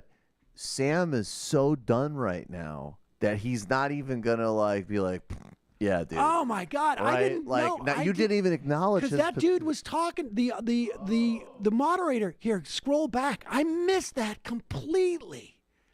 I love this. Important to remember, it's not just a Republican or Democrat thing. Both parties allow Goldman Sachs to run the Treasury Department. But let me say this. Elizabeth Warren and Bernie Sanders definitively would. Well, she might 1,024th allow it to be run, but... 1,024th, the Treasury Department might be run by someone from Goldman Sachs. So, while we're moving on, I want to make sure we talk about trade and tariffs. I suspect there might be some agreement, some disagreement here. I'll start with Charlie. Give us your take on Trump's trade policy, his tariffs. Yeah, pause it. We missed the whole thing where I said we should together do you agree with it? support a 21st century. Yeah, they cut out Glass the best Steagall. part. Shit. And all right, well, let's continue. That's very weird. We'll have to track that down. What's your take? I have a more nuanced opinion on it. I think what he's doing with China is terrific. I think China. Well, pause it. They also missed the part where he was talking about the banking. About the. I feel like they missed the part where you challenged him to list the three. No, that. It's because she said that she was 1/124th of Cherokee Indian or something, and that's why they kept calling her Pocahontas. Regulations comes up later, doesn't it? Or no? Regulations is later, I think. I hope. Yeah, partial. Okay. Debate. Has been an unfair actor on the world stage for far too long. They still are categorized as a developing nation in the World Trade Organization, which allows them access to subsidies. They build a coal-fired power plant every single month, which as soon as they exit as a developing nation, under that certification, it would be much more difficult to do that. Sam and I might actually agree on that. Pause it. And what was also sort of amazing is like you just justified the huge subsidy for Foxconn 20 minutes earlier, and you're crying subsidies to help China now on some type of principled level. Like it's just, but continue. Look, China steals our IP. So the way it works in China is if you want to trade with them, you have to essentially form a partnership with the government. They'll copy your good or service, and then they'll sell it back into the market that you're competing in, probably quicker than it will take for you to manufacture back in that country. Generally, I'm a free trade guy, and if the goal is to get to low tariffs with some of these countries, I'm all for it. But with China, I consider them to be the great existential threat of the West and of America, and I totally, completely support what Trump is doing with China. IP is not pro-free trade. Just technically speaking, right? Well, technically speaking, but I mean, in terms of, I also, the United States has written every single trade agreement with loads of IP regulations that are bad for public health. So, like, you know what country built its publishing industry off of no copyright and IP laws in the 19th century? United States. The United States, they sure did, but not when it came to South Africa delivering generic AIDS drugs to their people. Then you needed to tighten up on that. The Trump tariffs on China. This is weird. You guys are getting ranked in chat. And there are issues to some extent with China. The Trump tariffs on China. Bloodstone coming in at number 3. Are attacks on the U.S. Middle class. Ford is going to be laying off close to 12% of their workforce as a function of these steel tariffs. You have a lot of smaller companies that are looking for exclusions to these steel tariffs that make pipe fittings or whatnot. The Trump administration, because they have big donors who are major U.S. steel manufacturers, have denied every single one of those waivers. You see it with Iowa farmers who are paying stand up to about $620 million worth of cost to Iowa farmers. So from a middle class perspective, I think the tariffs are damaging them. There's some benefit in the new NAFTA to some auto workers, but it codifies the monopolies by Big Pharma by forcing these monopolies on Canada as well. And new function on YouTube, I guess. really, look, the number one issue that the middle class is facing is healthcare. I kind of like it. And that's why we see every election across the country, we see Democrats running on healthcare and Republicans pretending that they're not signed on to the lawsuit that will destroy some of the most popular elements of the Affordable Care Act / patient protection bill. So maybe we could turn to that where it'll be a little bit. Yeah, I mean, the trade, I think we can agree on part of it and disagree. Let's talk about healthcare. First of all, the Trump tax cut also included a repeal of the individual mandate, which was the largest tax on our generation. And if you don't believe it's a tax, just read John Roberts' opinion that upheld Obamacare. It is a tax on people that do not need to necessarily buy health insurance by force, and were being forced to buy something that was completely. I'm not going to lie. I like the incentive. Better income bracket. But in healthcare in particular, there have been bill after bill that would have lowered premiums, that would have Ichiban, number one. allowed health insurance to be bought across state lines that have been opposed bitterly by Democrats and some Republicans because they're bought by the health insurance companies.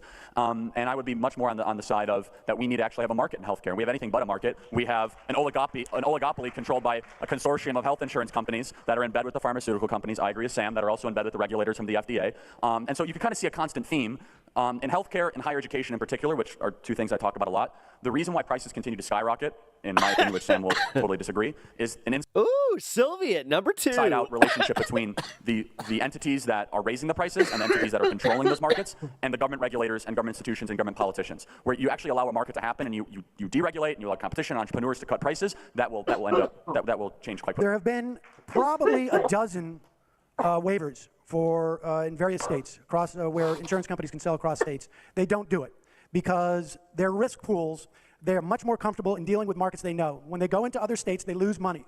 And that's why they don't do it. The idea that there's any inhibition for insurance companies to sell across states, there's no federal law that says that they can't do it. Each state has their own insurance regulators. That is not a federal law whatsoever. They have tried it time and time again. The risk pools are different. They cannot make money. That's why insurance companies don't do it.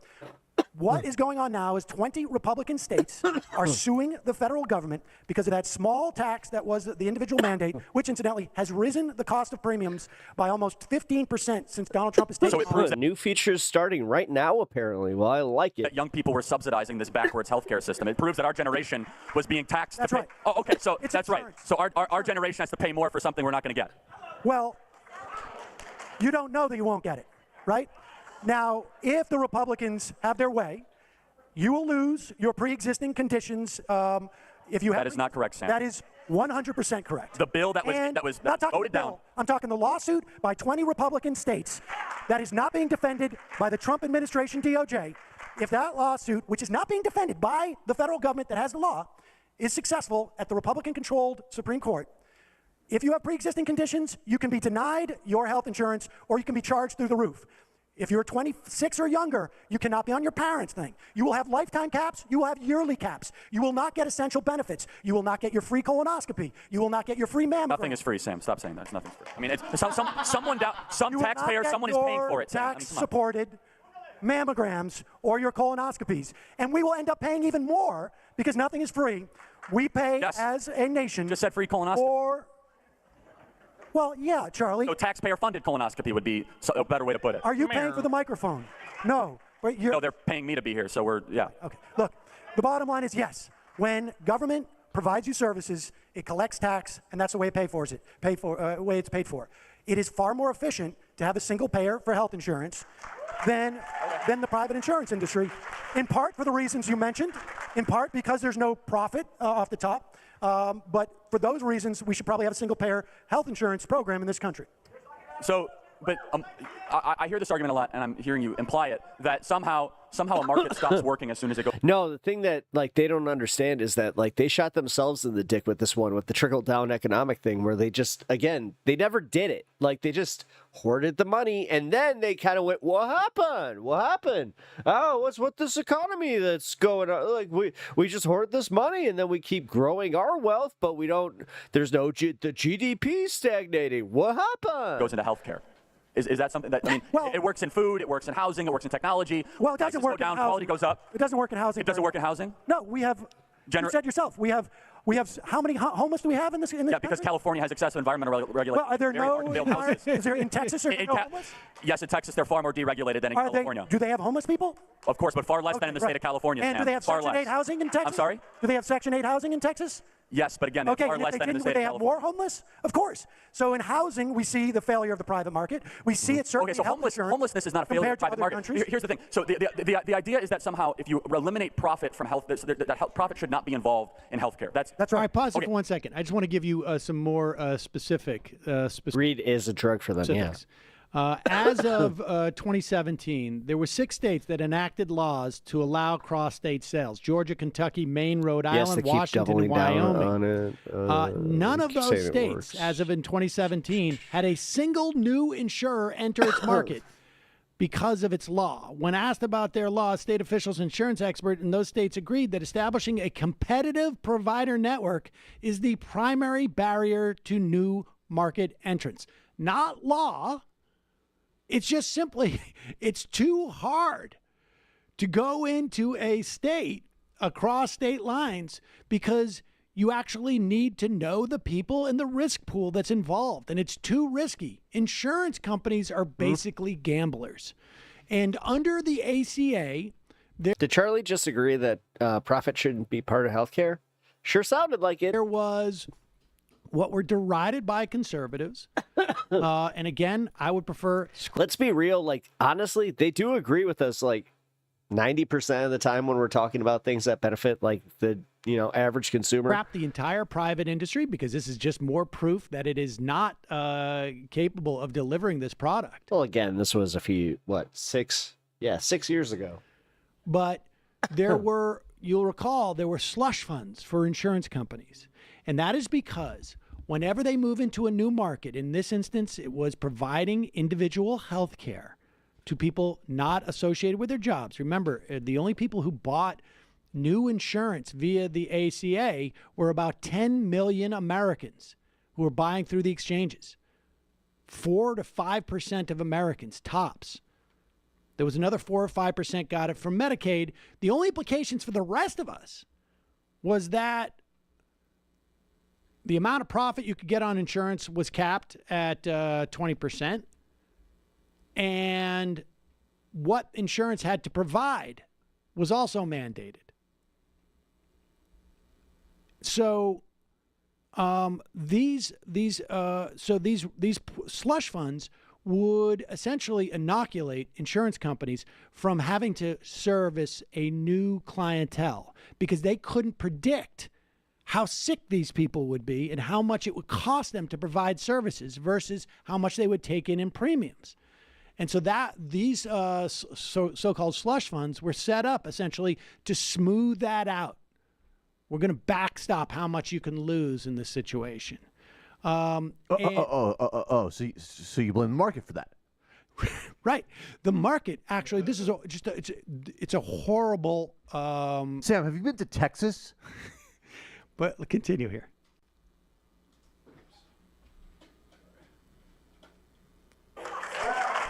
Not only is that, so you would say food is essential to health to living.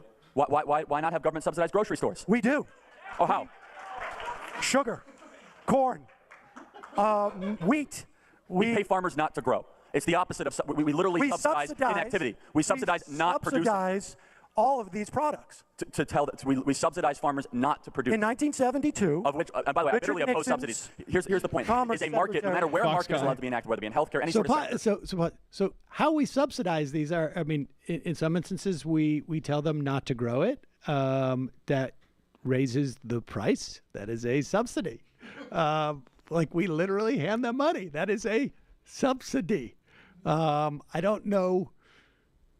Like you get stuck. They're like, wait, you're describing a subsidy, and you're saying you're trying to prove the fact that it's not a subsidy. And I don't know beyond flashing a dictionary up. It's a subsidy. We subsidize food, of course. You do know that corn doesn't come from magic seeds, Sam. You always see prices go down, quality go up, and more people have access to it. I know you're Those are the principles of the market. But they don't stop working because you implement. We don't have a choice if you need health care. LASIK eye surgery is elective.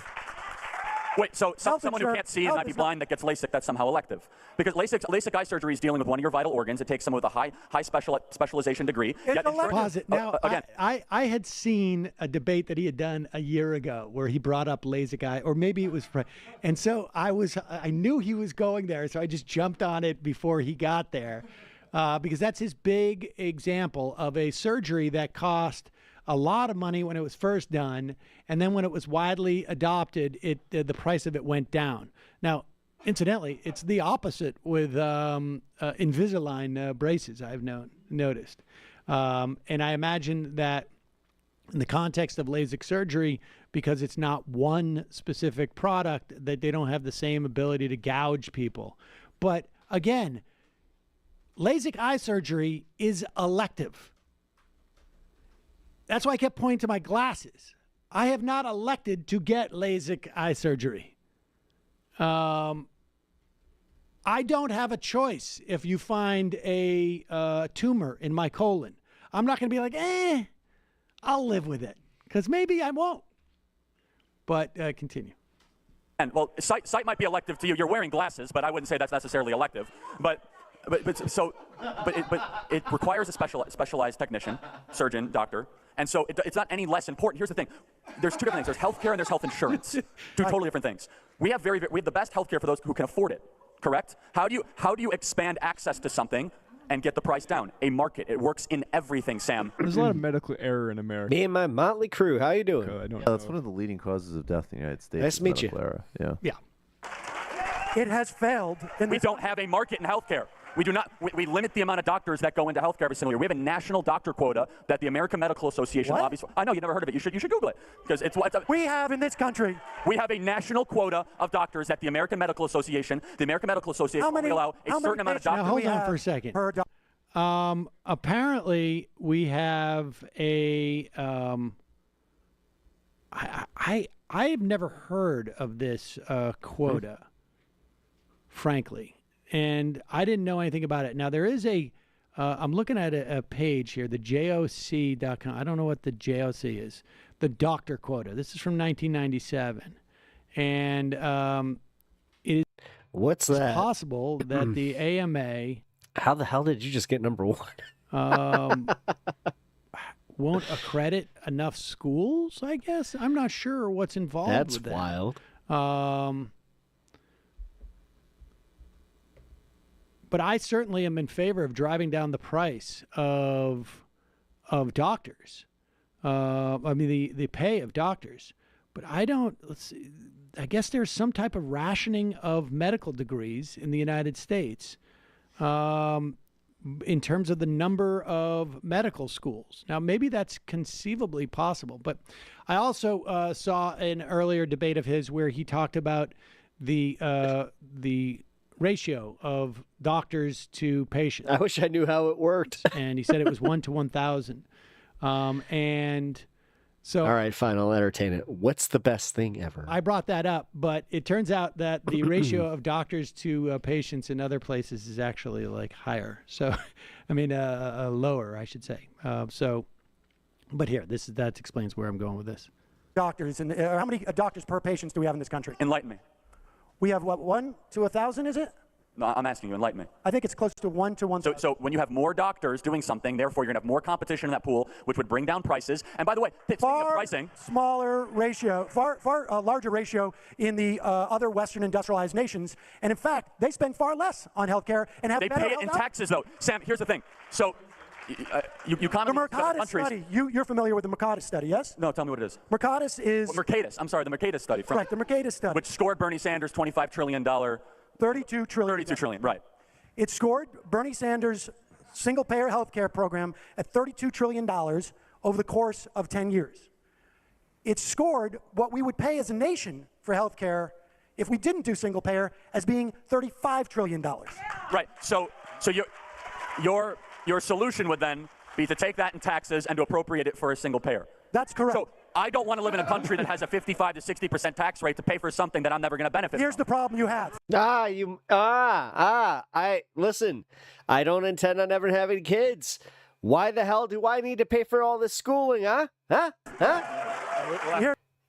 Honestly, I don't feel this way. I'm just kind of, I could easily throw this one back at him. It's like, all right, dude. So don't tell me what to do with my money and take away 60% of my earnings to pay for something that I'm not going to benefit from. If Charlie doesn't want to live in a country that appropriates his money to pay for health care for other people, he's got nowhere else to go except for maybe a third world country, because every single other Western industrialized country I'm going to give you the last word doing that for their citizens, and they are saving money and providing better health care outcomes. With 50 to 60, the highest tax rate in a country that Sam likes to talk about a lot, Norway, is 78%. That's not a country that I want to live in. And maybe it is. Maybe this country had 90% highest tax rate for 30 years during the. That's marginal versus effective, Sam. You know there's a difference. Do not demagogue it. Marginal. Explain to the audience marginal versus effective. You just demagogue something. Why do you like the word demagogue so much? It doesn't seem like that we're getting more XP like this. They want super chats. Well, first of all, marginal versus effective. Like, I don't. Why does he? I say nothing. You don't opposing. I don't. Yeah. They're not. I don't think he understands fully what that difference is. Like, the marginal rate is like, it runs contrary to the point he's trying to make. I think the effective tax rate of people at that time, back when the marginal tax rate was 90% for every dollar made after, I think it was 470,000, what would be equivalent to somewhere to $2 to $3 million today. The effective tax rate would be like after you do all your tax loopholes, how much are you really paying? So it would be less. But I'm making the argument in this country that we've paid more taxes. And those tax loopholes haven't gone away. So I don't. Are you testing a theory? The only way I can interpret it is if he's saying, like, yeah, it was 90%, but they weren't actually paying that because they were writing off till down to like 40. But I don't think that is. Oh my God! If you don't get number one now, again, Ichiban number one in my heart. Even if you said that. What that would be, I mean, if you were saying people didn't pay 60% of their taxes, which I don't know, like there's a lot of loopholes out there. But accountants 50 years ago were nuts. Yeah, accountants 50 years ago were very creative. And the thing is that the taxation in Norway is also set. What is the point? Is I don't marginal get it. as well. I couldn't figure out if I'm he a was scientist. I have to test it. saying And they also the scientific method in this is the process right now. I love it. Which is their collective share of a nationalized oil industry, which they get a direct deposit back from the government from. All right, well, let's listen to where he's trying to go. Marginal tax rate means that for every dollar. Okay, so it wasn't the effective. That's the difference. It's effective tax rate in Norway. Is a difference. Well, the effective tax rate was probably about 80%. It was 38%. Then it went up to 44%. You just say go. Guys. The tax rate. Oh, that was that moment. Tax rate. I should tell you. We go back here a little bit. You can hear somebody yell at me, "Shut the fuck up." Some dude did, and now it turns out that he was that Charlie was wrong. It's not an effective tax rate. It's the marginal tax rate in Norway. I don't know what the effective tax rate would have to be to get 78%, maybe 90, but it's 78%. And for some reason, some guy over in the corner. So was he a sovereign citizen? He could have been. The guy who's passionate about the Norwegian He tax says, system. "Shut the fuck up." And you'll notice I put my microphone down. And I tell him to go F himself. So he wants Sam Cedar, Sylvie Alpha Cut. _decibel $2. WB a tier that lets you send a message. Well, I was Like like it. I was ready like. Are You don't serious? ever interrupt me when I'm Still talking at about 75. taxes. Exactly, you son of a bitch. Here we go. 50 to Charlie 60. gets the last The one. highest tax rate, highest tax Well, at rate in the least country that Stan's Sam winning. likes to talk about a lot, Norway, is 78%. That's not a country that I want to live in. And maybe it is. Maybe This country had 90% highest tax rate for 30 years during the. That's marginal versus effective, Sam. You know there's a difference. Do not demagogue it. Marginal. Explain to the audience marginal versus effective. You just Total demagogue bluff. something. What's marginal versus What does effective? he think he's Marginal tax achieving rate here? means that for every dollar. Okay, so, back right, in so it wasn't the effective. That's the difference. It's Well, thank you effective for the tax rate in $2. Norway. I It's a difference. appreciate the it. effective tax rate was probably about 80%. It was 38%. Then it went up to 44%. me and my motley crew over here just being like, what is going on? You just said I'm number one. Ichiban over here. The tax rate. Nice. The tax rate. This is gonna be the Under final point. the tax I rate. love it. Under Dwight D. Eisenhower, went all the way up to 90% on the effective. Not Every the dollar finish. after $400,000 was taxed at a 90% rate. That would be at about $2 million a year now. And so the marginal tax rate, you can work it out. We have such incredible wealth inequality that when you're talking about some of the billionaire funders that we might know, or the the effective tax rate, We're not getting the into that. effective tax rate is going to be quite high, maybe 85%. Okay. Yes, I love billionaires wrap that this up. created millions of jobs and wealth for all Americans. I think we should applaud those. Okay. All right. He so personally we're out of should. time. He personally should absolutely appreciate. We're out of time here, but I actually thought that was a very constructive All right, debate. pause it now for 1 second. Now we should tell you, for whatever reason, Let's this, respond to Jank's breakdown now. This wait, but this. Oh, wait a minute. It does seem like it's going to push you up. Hold on. We have the time code on the other one? Yeah, All I'm right, seeing can exactly what you mean we here. play I think other that one? you have to just give it a minute. I think it's going to catch because up. it was 19 minutes long that we missed lost. 19 minutes. Yeah, it was that whole section where you had him name three things that help the middle class. All right, we'll do that tomorrow because I think the best section of the debate. Yeah, they clipped out the juicy stuff. Why did they do that? It's weird. Yeah, you gotta talk to Jenks. The best section of the debate, where I think I got him to do the worst, was on when I asked him to name 3 regulations that Donald Trump has cut and how they've helped the middle class. And the first one he mentioned was the coal, like basically rolling back the restrictions on coal, which have led to, which create a tremendous amount of obviously it's a problem from standpoint of global warming, but also from health problems. But he claimed that it created 200,000 to 300,000 new jobs in West Virginia, which would mean that something like 1/6 of the total population of West Virginia got new jobs in the past 2 years. Was the other one about this, like, was it Superfund sites where it's like farmers? Then he with said the oil? Consumer Protection Finance, right. the CFP. We're gonna go back and find that. That's very strange. We'll take that whole section. Yeah. All right. Well, we've got to get in touch with TYT and ask them why they have that. Stepping on your shine a Who little are bit they here. protecting? Yeah, exactly. Conspiracy. I miss that crew. I think I said that before, but I really do. All right, chill mode.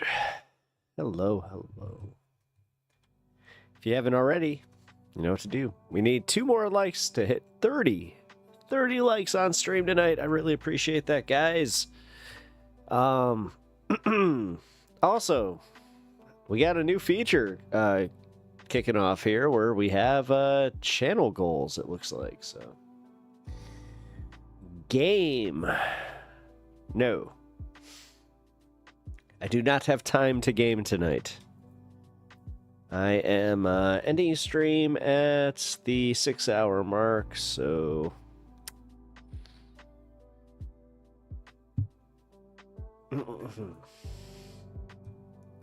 Sorry, no game tonight. Maybe later.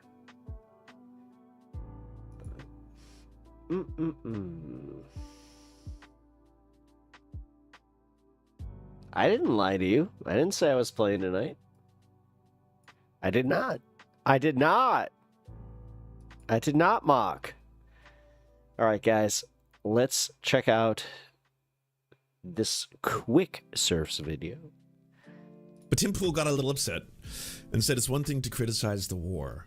This is, I mean, anyone can criticize war, right? And hopefully you do criticize because war bad. It's another to call it a genocide. Massive swing to one side on an issue he doesn't know much about. Which, again, I don't know if you're a reliable narrator here, Tim.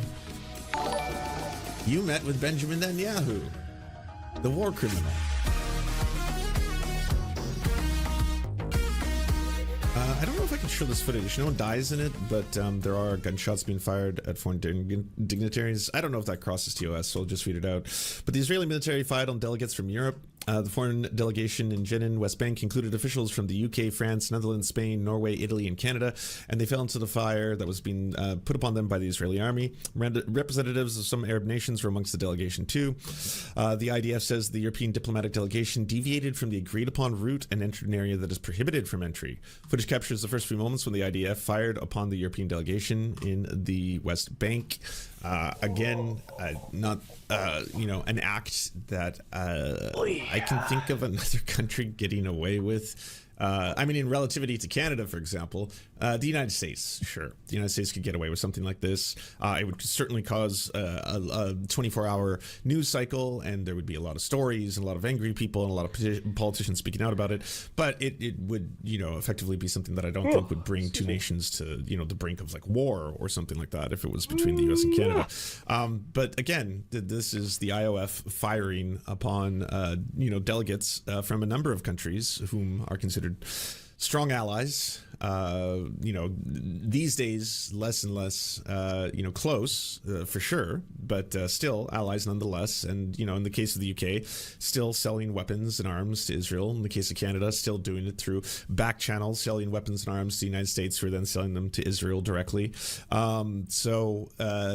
It's a pretty fucked up moment that just took place. And I wanted to juxtapose that with some humanity. Miss Rachel is showing more courage these days than I don't know, almost any politician in the West, I'd say. This is her doing a recent segment which she both uploaded to her channels and YouTube that features a Palestinian child, a 3-year-old named Rahaf. Let's go back to sleep, Rahaf. We're so tired. See the bunny sleeping till it's nearly. She's a double amputee who lost her legs in an airstrike.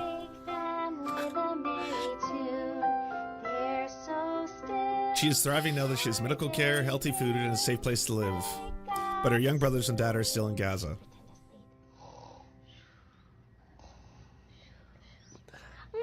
Her mom, Isra, is so wonderful. I will never forget the video chatting with people her are actually mad at this. And imagining myself in her mom's position. She said they don't eat in front of them anymore because they're so hungry they have so little food. It broke me, and I will do everything to help her. Rahaf and her children everywhere whose human rights are being violated. Thank you to Palestine Children's.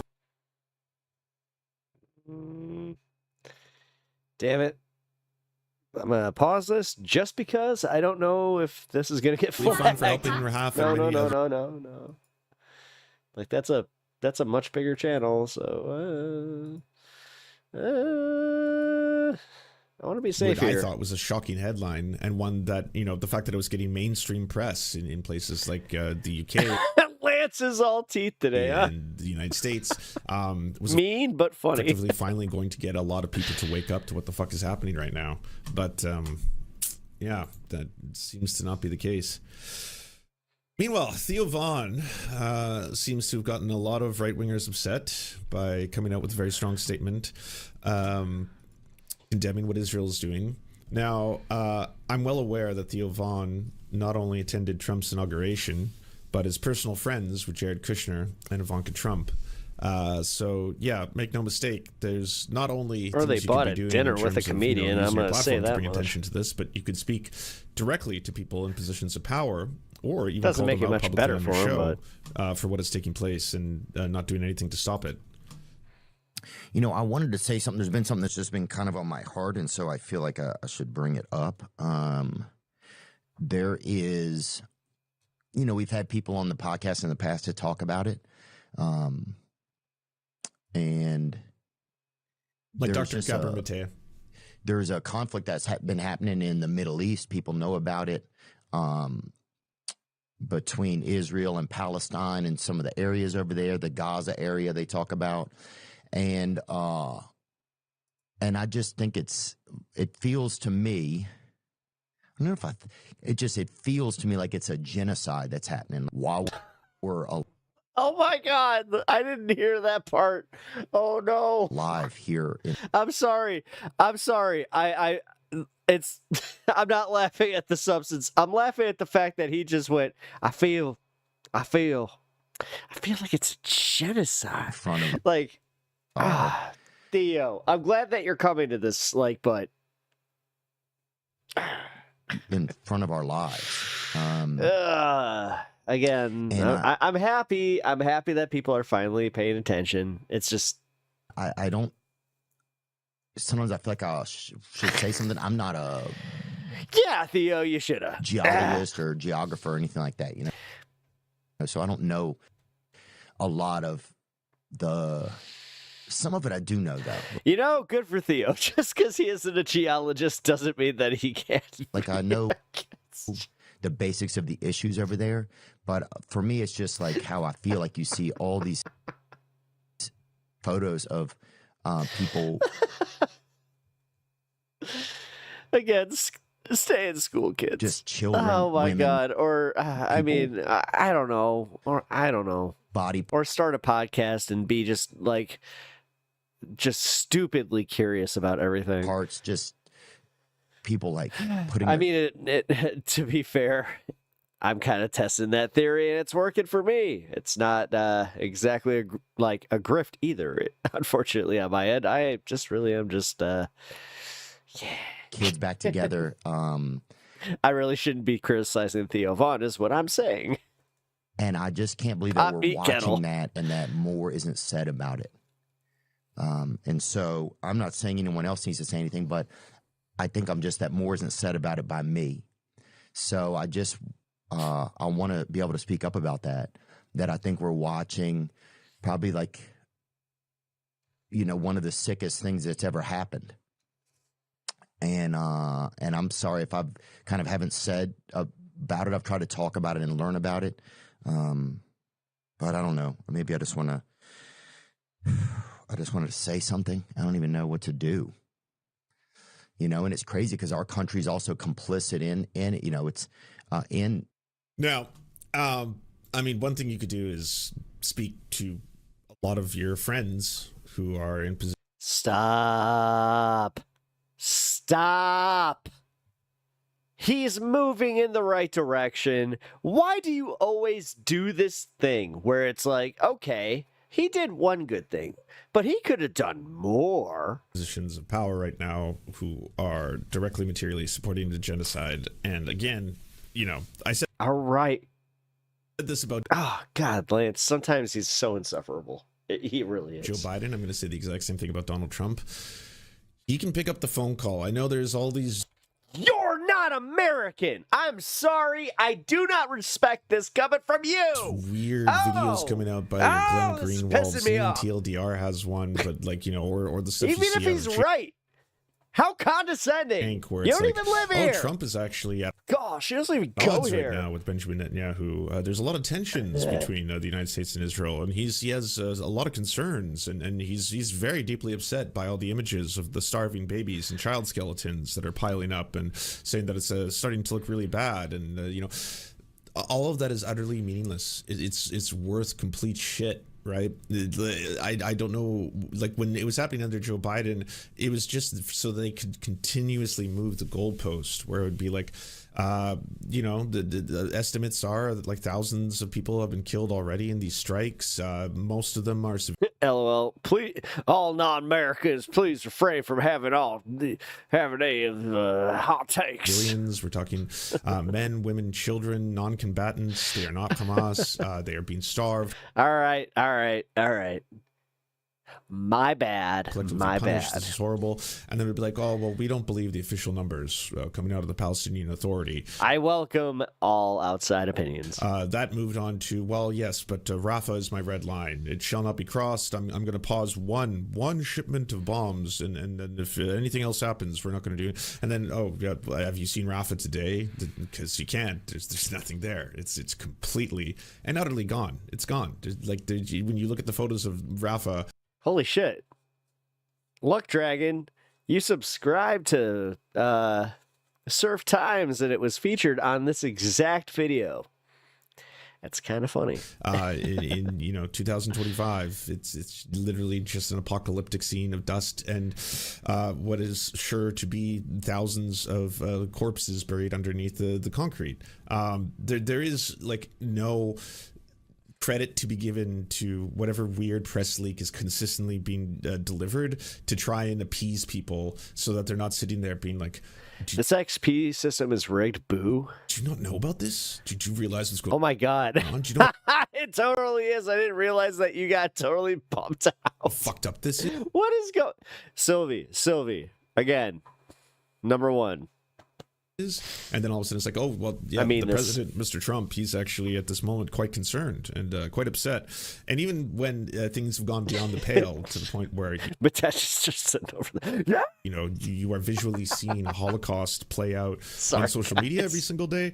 You're still getting people damn who are trying to do the exact same thing now. Where it's like, well, Trump is very, very concerned. Keir Starmer and Mark Carney and Emmanuel Macron released a very strongly worded letter, which hits a lot of the same notes you've heard so many times before. We've always supported Israel's right to defend itself. The very first thing that comes up is a glitch. But this is going too far, and we believe that peace is possible. We're going to be working towards a two-state solution. It's just so wild for them to release a statement like that while not recognizing the state of Palestine in the same breath. Canada doesn't, the UK doesn't formally, and that's something you can do immediately. All right, actually, I just found out that they're testing this on my channel. Yay for the beta? You can formally recognize the state of Palestine, open up cool. diplomatic channels with them, and you do not wish I would have known about this. Have to wait until some conference to do that. You don't. No, for real though, that's kind of wild. We're testing this out in real time, guys. So, you could immediately impose a two-way arms embargo, which if you don't know what we're talking about, over on YouTube we have it's kind of like Twitch, where they're rating people in chat. Depending on the country, is something that you're actually supposed to do for a country that is openly committing war crimes. You're not supposed to be selling them arms. But Thank you, again, you just try to find loopholes around that. In the case of the for real. Thank you so much, dude. There's a scandal where they were actually continuing to do it, despite publicly stating that they would not. And in the case of Canada, we have found the loophole where we're simply now selling our weapon systems to the United States, who are then shipping it to Israel. But that way Canada gets to wash its hands and feel like the good libs in the room once again. So there are things Theo Von could be doing, and that's 100% true. And I don't think that you get to, on one hand, have a podcast and sit there and be like, hey, by the way, this is a genocide and it's fucked up and I wish there was more we could do. Missing one. When you're besties with Ivanka and Jared Kushner. Wow, there is things you could do, actually. You are in a unique position, one that I myself... If you guys would like a gifted sub, turn on your ability to accept gifted subs right now, and you will be getting a gifted sub. And most other people are not, No, Dave's number one again. I mean, Ichiban, number one. Out of the multi-millionaire, super famous podcaster, all that kind of stuff. That's something that he could do tomorrow. So on that, you can't really absolve Theo there. In terms of, is this good for Theo Von's audience to listen to? Absolutely. Yes. It's a really good thing for people who listen to Theo Von's podcast. How did Dave get to 125? What? I don't know how many millions of listeners he has, but for them to sit there... I don't know. The word genocide, and self-reflect, and if they missed that episode where he interviews Dr. Gabor Mate, who brought him that's fucking wild to tears, actually brought him to tears. Somebody's legit pissed because he started to reframe the whole thing in a way that he could see that it clicked, right, and humanity activated. +1 humanity achieved, it is something that I think. Like the average... Where do you see the XP? It's voter, here. Always told, because, these are the people who speak for the normies. There should be the a community button. It's the Joe Rogans. That's why the Democratic Party is spending $10 million to fucking, America's Next Top Joe Rogan contest or whatever. Which, hey, if I can compartmentalize for a second, complete sidebar. You know why that idea is absolutely absurd and ridiculous and just so comical at this point? Why do you think that alone could be a solution to a lot of this? You do have a lot Pep XP. I like it. Who are definitely that's a win. Pro-Democrat and align with the Democrats that are willing to meet the Joe Bidens in the White House, like your David Pacmans or your Brian Taylor Cohens, for example, who do have massive platforms. That in and of itself is not the problem. You know what you could do with $10 million in terms of like trying to reach small local TV stations. This is truly America, no meritocracy. In communities in red states to try and just tell them the again. I will try and figure this out. On a PEX P basis. Donald Trump is making you broke. Pep XP. I like it. That's all the message. It's over 9,000. It doesn't have to be about identity politics. It doesn't have to be like just the reality. Donald Trump is making you broke. Pepsi. I like. You are going to pay more in taxes this year because of the way that he is trying to tap the crown next year. Literally, like just Click the crowd. Funnel money into the hands of the very few. He is literally Click an the elite who's trying to crowd. increase power for the elites. $10 million, you could probably buy a couple of local TV stations in deep red states and influence voters way more than trying to do. We need to spend millions and millions of dollars to find the leftist Joe Dave's not even trying to kill the game. Rogan and crown him. And then it's That's like, and kinda funny. what happens if you suddenly put all your chips into the idea of this one person who's suddenly the voice of the left? Say it's you crown Midas Touch. Midas Touch is now the Joe Rogan of the libs. And it's like, all right, what happens if they have a single scandal? Like, it seems like most podcasters, YouTubers, and streamers seem to have all the fucking time. Like every other day, especially men. Like, there's entire subreddits dedicated to covering the amount of people who. It's almost like you're looking forward to uncovering it and using it for content, Lance. Turn out to be really shitty, and then there's so many stories that I can't even keep track of them anymore. When you go like to half of them, you're just like, holy shit, what the fuck? Oh, okay, yeah, I didn't know that. Yeah, that person wants to eat people's feet, like not sexually. He just literally wants to be a cannibal. That's not good. We shouldn't have given them the $10 million and made them the Joe Rogan of the libs. Where's the Alex Jones of the libs? I ask you. And then someone's like, shimmy door, and okay, fine. Can't say much on that. Anyways, I digress. Back to Theo. Pep talks. Again, good thing for the audience to hear this message. Absolutely. That's a net positive in terms The Serfs has one of the worst online communities. They kind of do suck. Of him as a person.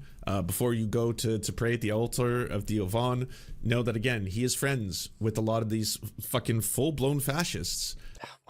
Who are in power doing fascistic shit right now in the United States. Find other things to care about. So you are actually in a unique position. Like, this is where your heart is and what you believe.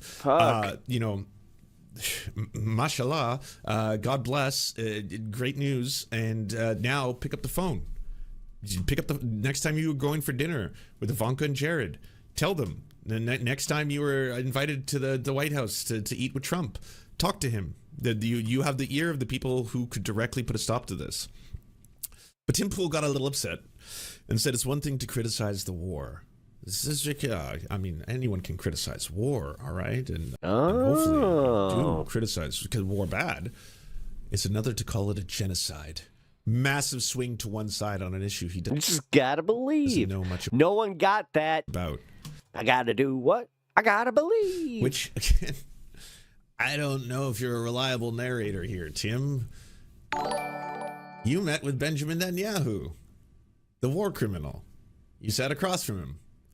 You didn't do a citizen's arrest. You apparently weren't even allowed to talk about it because of certain rules, which we all got to learn about. But to sit across from the person who is directly responsible in committing the genocide, to look him in the face and then nothing. No strong words, no condemnation at the very least. I'm not even telling you that you have to become Batman on the spot, but, maybe a mean phrase, you could be angrier at him than you ever were at Sam Cedar. Would make sense, right? Like, I know you hate Sam Cedar, but I mean, he's not a war criminal. Benjamin Netanyahu's a war criminal. There's that whole thing. I know you hate Emma. Absolutely despise Emma. Think Emma's a pedophile until, it comes time to go for sushi and poker with the boys. But, I mean, why be angrier at Emma Vigeland? You were ready to falsely smear and accuse Emma Vigeland of being a pedophile than you were to criticize a war criminal committing a genocide. What does that tell you? Oh, and by the way, I think this might be one of the bigger ratios into the sun that's happened in 2025. But Hasanabi says every human rights organization, the UN, virtually all genocide scholars are all wrong. Benjamin Netanyahu told Tim personally it's not a genocide. So there you have it. So you may. All right. We got through it. What the fuck? My dog.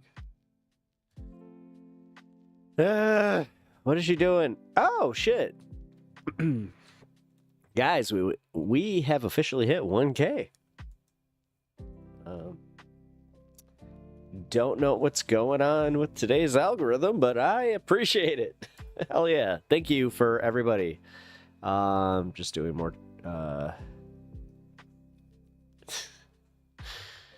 Man, you really want that.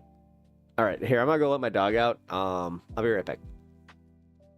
She is being...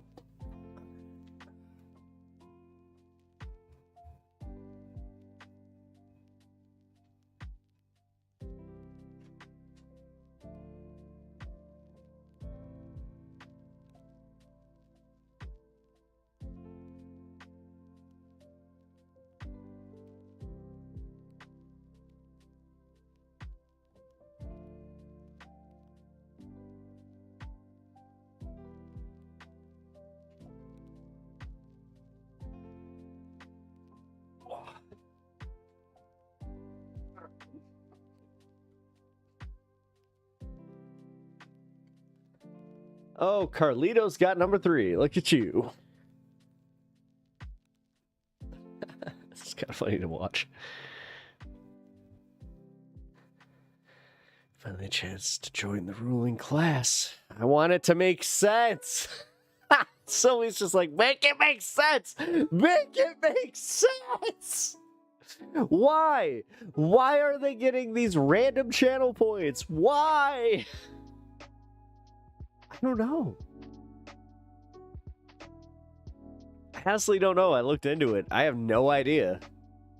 I even used my special YouTube powers where, as a creator, I get a little insight into this stuff. But, oh, you know what I didn't do? I didn't check my email. Let's see. They might have actually given me an update through that. More than likely, that's what they did. And I'm dumb.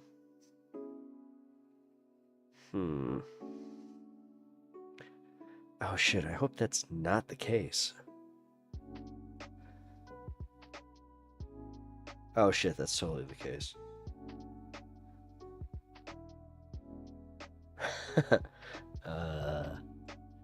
Alright, so...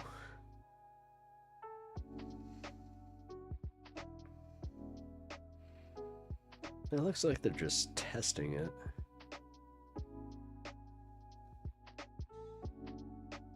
Okay, yeah, it has nothing to do with that. I thought it was about this. Pleased without a crown. Shouldn't be allowed in chat now that I really think about it. Oh, Carlitos coming in with the power trip. Oh boy. Should have seen that coming. I find this funny that this happened when I did a bunch of stuff for Twitch, where it's like I got a bunch of like new emotes and channel points and all that stuff, but you would think Matesh should be number 1 with all the gifted memberships, and it's insane. Like I don't know, man. There's a Netflix show that did cool Scientology sociology experiments that like that with the viewer. Forgot what it was called. Pep chat about to go for full Lord of the Flies. Oh my god, don't, guys, what are you doing? You know what? Free highlighted message. Best wasted saying nothing. Sylvie, thank you. You guys rule. Yeah, if you're new here, I do have one of the and I'm not just like being biased here, even though I am biased. I do have one of the best communities on YouTube and on Twitch. So if you guys want to join a very cool community of like-minded and some, we agree to disagree type of people, we do really have like a great community here. Keep reflecting on that, and I appreciate it. YouTube is doing a sociology experiment to see if they can divide us by giving us crowns and XP. I mean, what did Twitch do then? It's like the whole thing with Twitch. Channel points. You've earned this many channel points. Spend 1,000 channel points to show how much you love this person. They know that they say the wrong thing. The second spot is mine.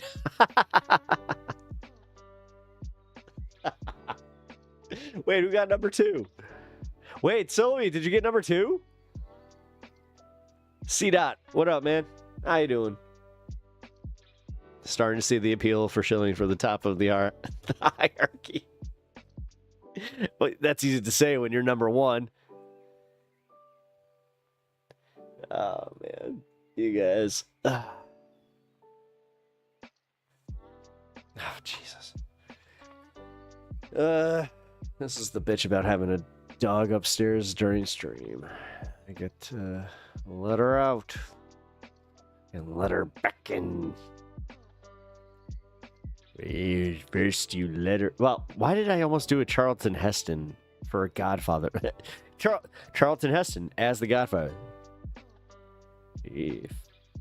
At first I thought I was out, and then they brought me back in. Those damn dirty apes. All right. I gotta go get my dog. I'll be right back. Again.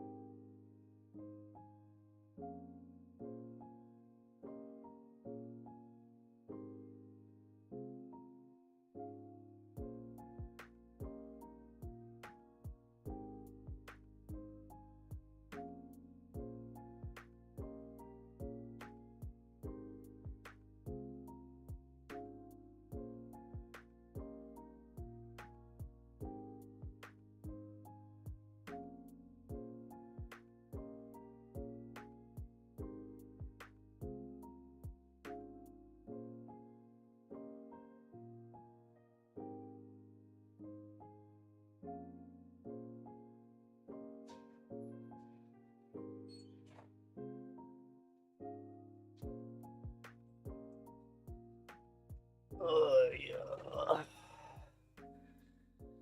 Okay. Puppy dog. Yes, sorry. He's here. Oh, my God. You know what? I'm done with the headphones.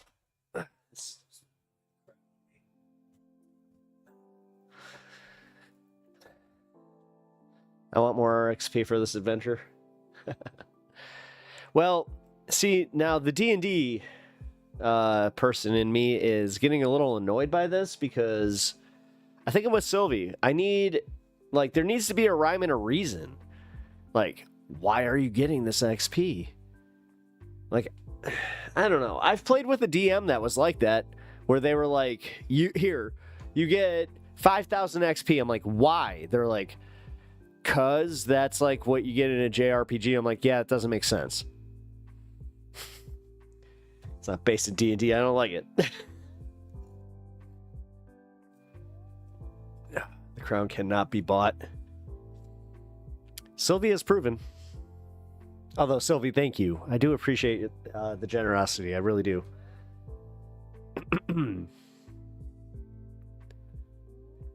It could not be bought, though. You and Bloodstone are both just like, you tried. You tried. I bet you guys are like, when you see a pay to win, you're just like, oh, fuck this game. Actually, I'm like that. God, you guys remember the first wave of Battlefront 2 where you had to pay to win? Don't miss that. It's all gonna be cosmetic until it's not. Oh, God. I'm so glad that game came back, though. Oh, you know what? Legend, if you're still here, if you're interested in playing that, I was actually going to be putting that back on the PlayStation, so. More Dave of Pep Talks. Nice. I just saw that. Man, 10:13. Holy shit. What is going on tonight, man? We have, yeah. So far, we've had 1,013 views today. Pretty cool, man. Thank you, everybody who's, stopped by here and found a community that they really enjoy. You know what? Y'all rule. Whether you're old, new, or possibly to be new. By the way, guys, if you're a little confused about the last VOD, I did kind of... I accidentally, on purpose, put out the VOD from yesterday onto my normal... what do you call it? My normal videos. But, yeah. I actively despise pay-to-win systems. Me too. Me too. I really do. Like, I can't stand it. Oh, shit! Wait, what was that? Oh, no! Oh, my God.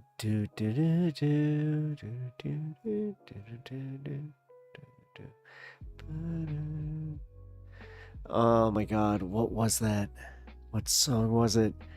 That's gonna trigger, a copyright flag, and I need to get rid of that song.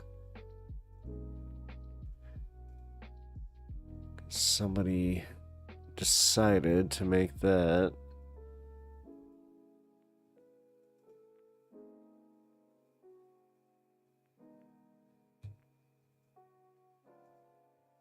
Fuck.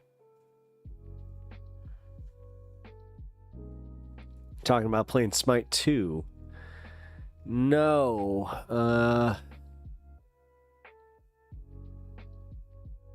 Fuck. Oh, thank you. Sylvie_decibel $2.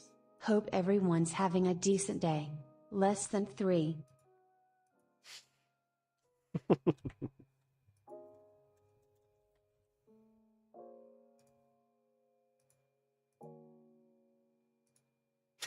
Less than 3.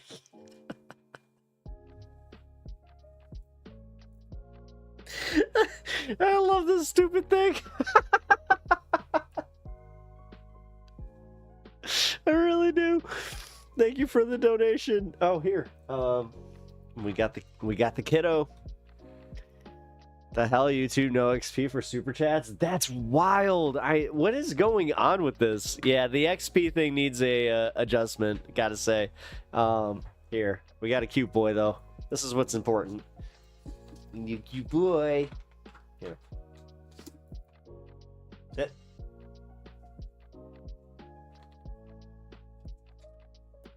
Good boy. There's my buddy. Oh, shit. I missed it.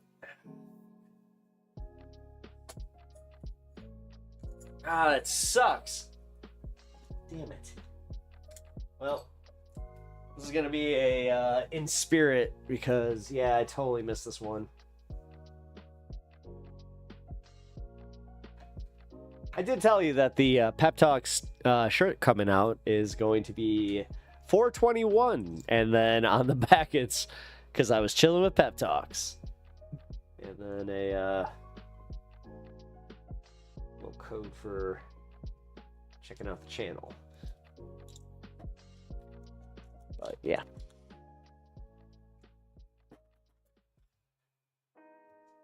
I highly recommend picking one up when it comes out, because I will only have, I think it's like 25 available. I have to check the final manifest just to make sure that it's either 25 or 30. Can't remember. I know I have to do it by 5s.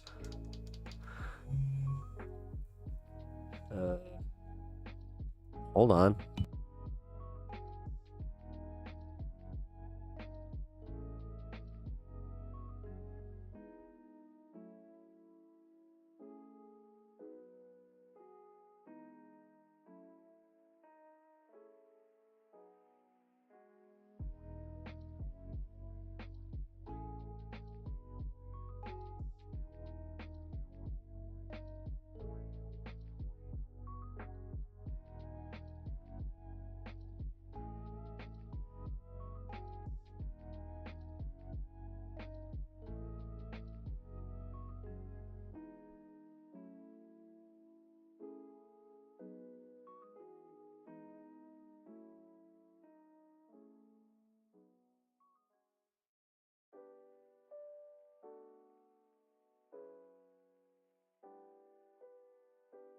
Sorry about that.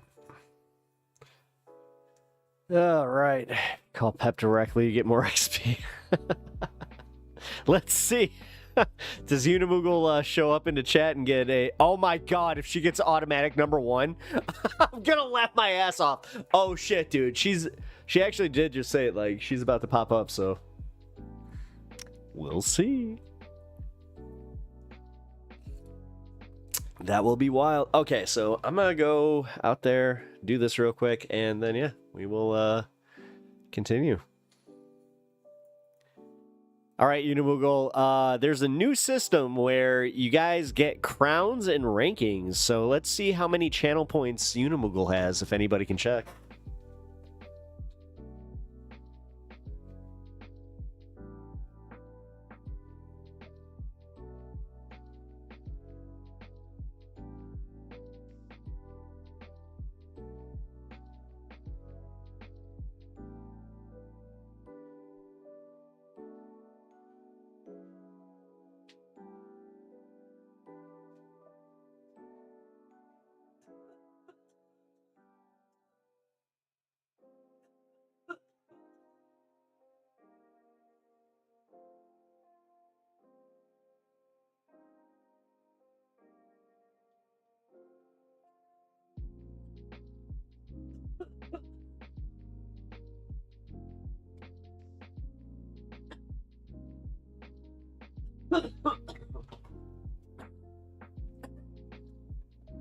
Oh.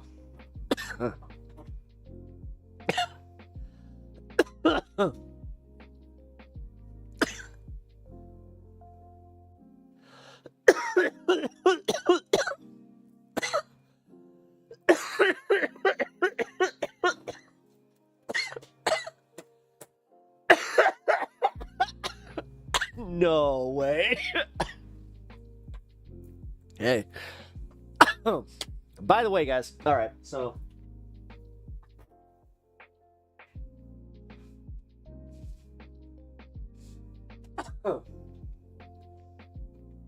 completely random. But what I'm going to be doing on the channel is I'm going to be drawing on some blank covers. Now, this is for my Power Rangers fans. Number 1, I will be offering commissions if you want something specific, but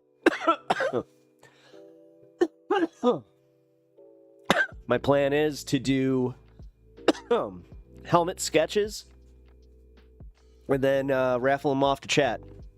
So I also have other books that same thing. Now we do have certain, like, if you want a certain character, let me know, type of thing, but this is something that I've just been toying with, and you know what? Yeah. Feel like you guys might appreciate it, so.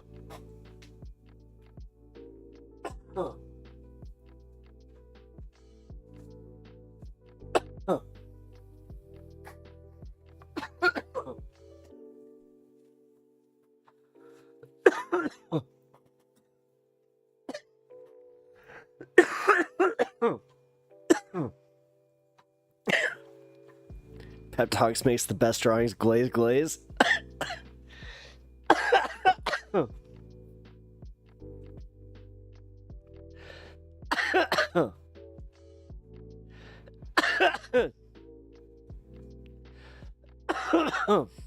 Keep going. Keep going. I like it.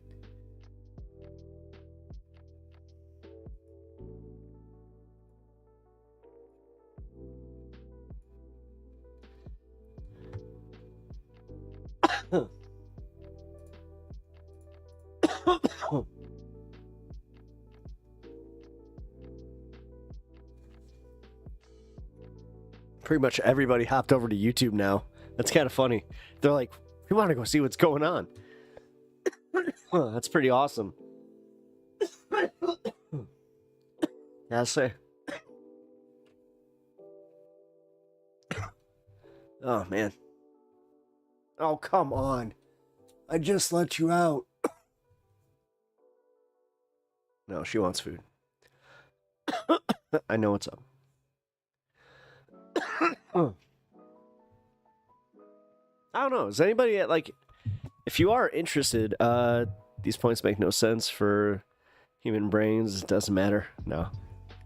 But yeah, if you guys want a Pep Talks original art piece, I'll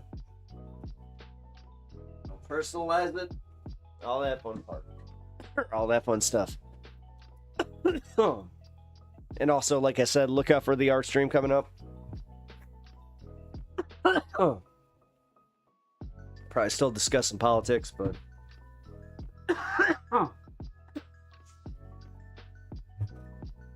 man, that hit. That rig thing.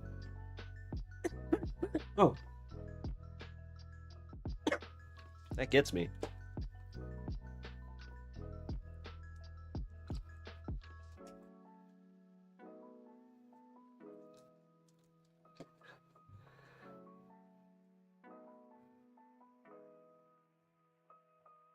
At Pep Talks TV, feed me tacos and tell me I'm pretty. I don't know what we're doing, but I saw we're telling Pep to do things. Oh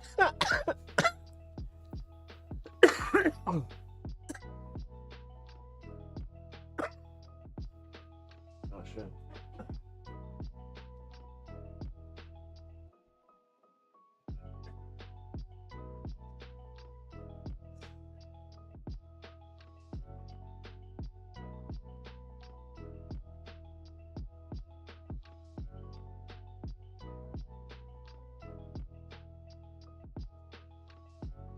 Oh, man. All right. You want tacos? You know, I wanted tacos yesterday. Didn't get them. I think I'm gonna go for them today. Like a smart person.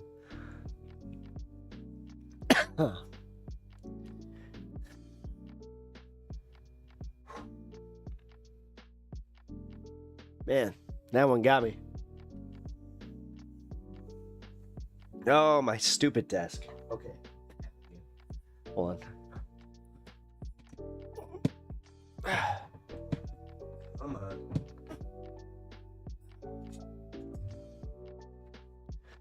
That's it. I gotta do something about this shit. All right.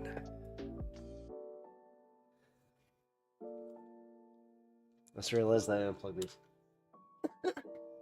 Like, I can't hear shit. Oh. Alright. No more politics. I'm gonna turn off the news feed. No more news. Sorry, guys, if you're here for news. My apologies.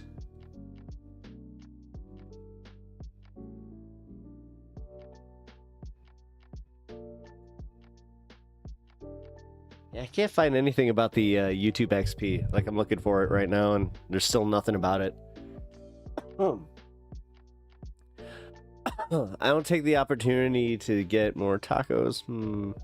Maybe Friday will be Taco Friday for me. Hey. Now, do you have, like, a go-to spot, or do you, like, have a, like a taco truck that comes around kind of thing? Because we have both. So...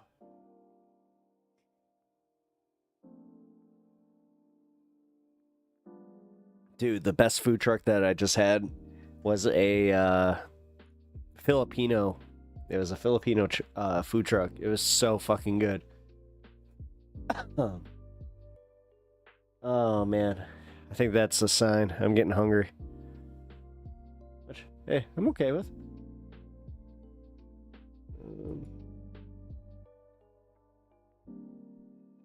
Let's see. Where are we at tonight?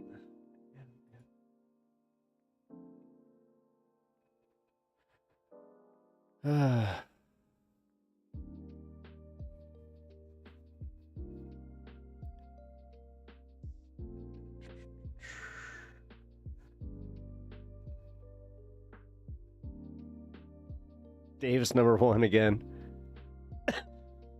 Oh, Unimoogle, you're number 9. You got 75 XP points. Or XP points. Chai tea? Chai tea? Yeah, XP. There are taco places everywhere around me. I might try one of the streetcar tacos. Always busy, so probably... Yeah, that's the thing. Like, the longer the line, yeah, you want to go.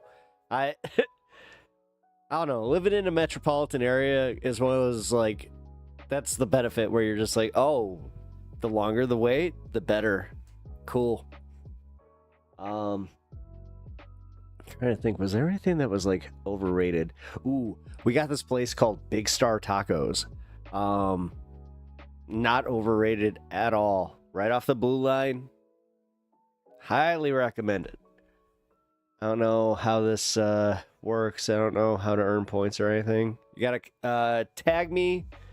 I mean, you need to make sure that when you're saying my name, it's one word. Pep Talks at Pep Talks TV. So you almost had it. I just exist and give you crap in chat. I know. You're very good at it.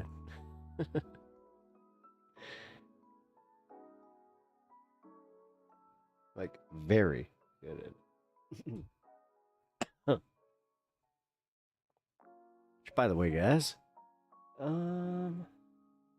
By the way.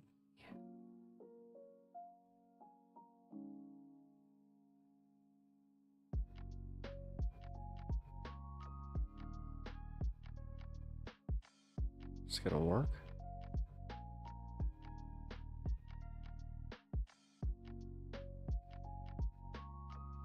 There we go.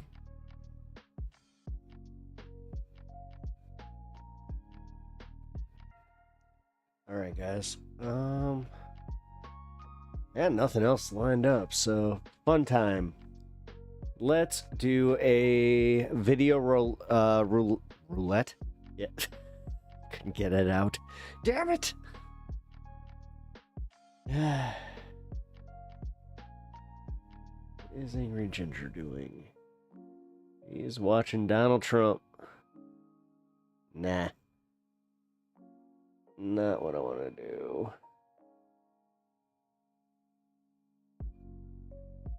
We want to get to some breaking news right now as we take a live look at the White House. Elon Musk has left the Trump administration after his effort to slash the government. That's according to the Associated Press. Musk was, of course, leading the charge with the Department of Government Efficiency, known as Doge. He's expected to continue, though, to run his companies. SpaceX and Tesla will continue to follow this story tonight and bring you reaction as it comes in. Interesting. That's, okay. People are... It is kind of weird, like, how, like, other media sources will... I feel like we heard about that, like, what, 2 days ago?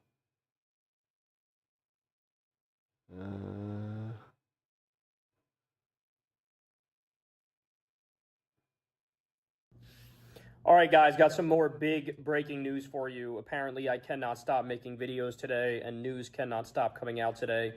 But this one's worth it. This one is worth it. So we just talked about how the unilateral Trump tariffs have been slapped down by a court. They say Shoulder Devil says Psychonauts. It's illegal. It'll be appealed, but I think that's a great sign. I think it's likely that the higher courts will say the same thing. So his tariffs are being stymied right now. That's Saturday. Fantastic. I might do a gaming stream. How about this for another piece of good news? Well, wait. It is official, according to the Associated Press. Elon I don't want to Musk commit to something that I can't fucking back up. The Trump regime. Hold on. He's done. It's over. In fact, he took to Twitter and said, as my scheduled time as a special government employee comes to an end, I would like to thank President Trump for the opportunity to reduce wasteful spending. The Doge mission will only strengthen over time as it becomes a way of life throughout the government. So he's making it Twitter official. No. Miss Alice, I you know what? No. You gifted it to me. He's leaving. It's over. I want to play it. And the backstory here, y'all, is absolutely juicy. What actually went on behind the scenes is juicy. So as you all know, Elon Musk went all in on the Wisconsin Supreme Court race. He was basically like, campaigning for the Republicans, spent a lot of money trying to get the Republican elected. Well, that dude got his cheeks clapped, bro. He lost by double-digit skis. You are all right. Just blown out. And what happened was the other Republicans realized in that moment, like, wait a second, Elon Musk is wildly unpopular. Nobody likes him. He's electoral poison. He's totally toxic. And then on top of that, the Trump cabinet members don't like him either because he steps on toes all the time. He's really interpersonally awkward. His Doge cuts really fucked over a lot of the cabinet heads. And so in that moment, it became clear, okay, Elon, you can keep doing what you're doing, bro, but you got to take a back seat. Like, you can't be so publicly facing.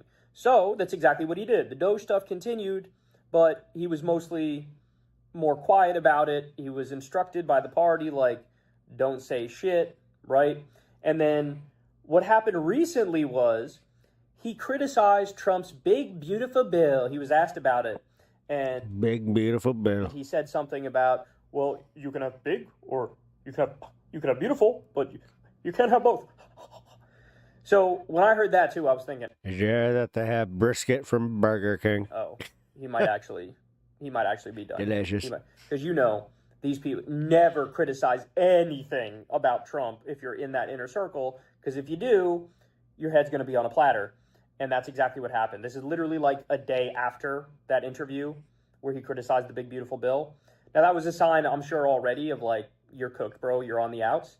But now it's official. So, I don't know, man. It'll be interesting to see what keeps happening with Doge. What I will say is this. Elon Musk needs to be criminally charged for all of the things he did with Doge. When you cut pediatric cancer research... Sylvie, I'm so sorry. When you cut the money that went to malaria treatment and AIDS and HIV treatment... What the fuck? I feel like it's punishing you. I'm looking back through chat. I'm like, oh. In USAID.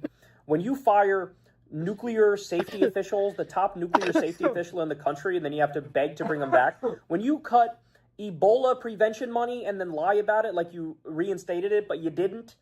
The list of crimes, destroying the CFPB, the anti-scam police, cutting Meals on Wheels, these are all things that he did totally illegally, usurped the power of both Congress So we call Greg Abbott when he goes to Jurassic Park. and the president, hacked into the back end of the Treasury, stole everybody's data, cut 50% of the Social Security offices.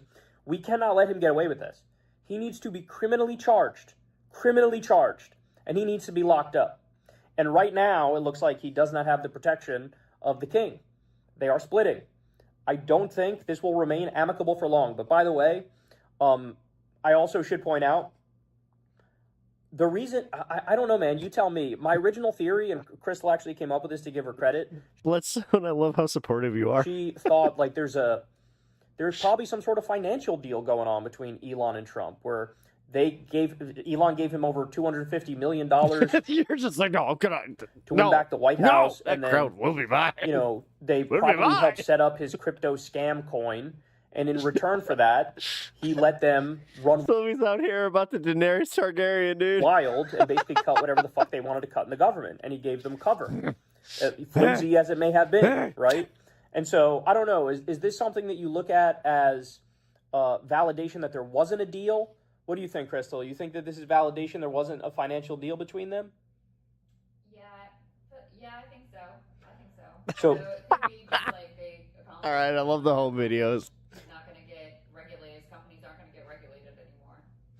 yeah, that's true. And the other thing is, we have to keep looking, because Elon may have enough of his little minions in the I'll government always be where they number keep one in doing everyone's Doge-style heart. cuts, and like that could also be a sign that there's still some sort of a relationship. But yeah, the fact that he's officially out of the government, maybe you're right. Maybe it wasn't as deep of a corrupt financial deal as we thought, and which means it was what? Narcissists love narcissists. Big ego people love big ego people. Do you think Trump was under Elon's spell for a little bit there? They tend to, because then they look at everybody and they're just like, oh, look at this weak beta cock that has feelings. Oh, being a mega genius, even though he's not. Really? So you think he fell for all the hype? And then when he actually saw what he was like in real life, he's like, fuck this guy. So I'll ask you Excuse me. guys that question. Post in the comment section below, guys. Do you think Like that. Somebody told me that you just need to own the burbs. It's just like, yeah, but I'm Midwestern. I can't. I that need to say, excuse me. this now means there was not a financial agreement where both My sides got mother- something? Obviously, You know, rest in there was a peace. financial agreement in the sense that Elon gave Trump $270 million she'd be to such win the a White House, right? Like, that's by definition a conflict of interest. That's by definition a corrupt deal.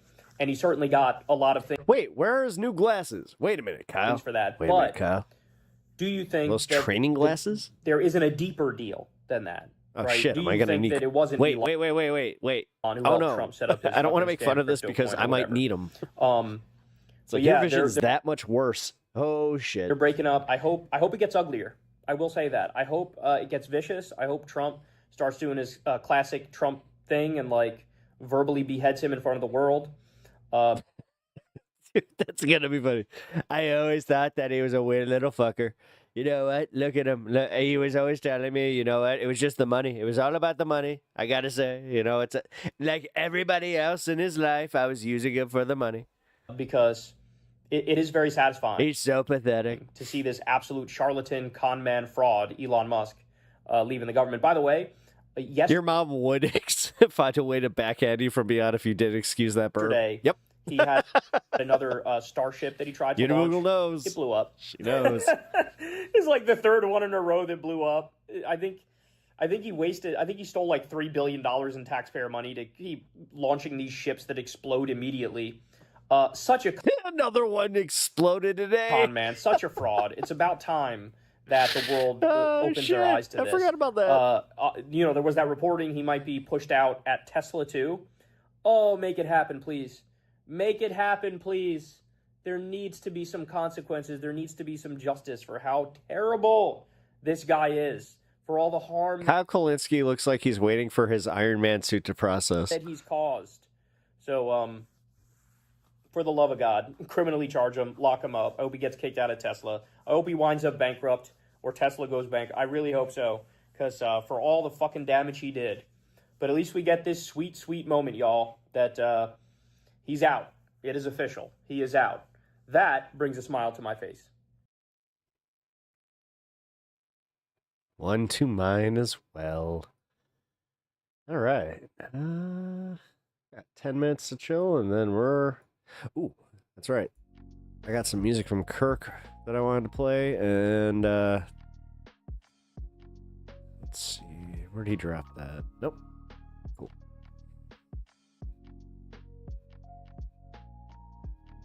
Check that out in a minute. If you're new here, I have a few viewers that drop music here, and we go about 10 minutes where we give them the floor to showcase their music. Oh, that's right. Wait a minute. I forgot. I can also include the music videos now. Yes. Bloodstone. Nice. Those new emotes rule. Like, I'm pretty happy about those. If you guys didn't know, you guys can also join over on Twitch. I have some fun little things over there that are definitely reflective of the community, but I just wanted to say, anybody that has liked the stream and subscribed today, I really appreciate it, and I do hope that you are enjoying the content and the community here. Let's see. Oh no, shit. Wow. Okay. Redeemed my 100 messages. Oh, hell yeah. Thank you for redeeming. I appreciate that. Increase the sub points too. All right. I don't get Twitch, but you know what? I appreciate it. Let's see. What are we at over here? Bro. That's wild.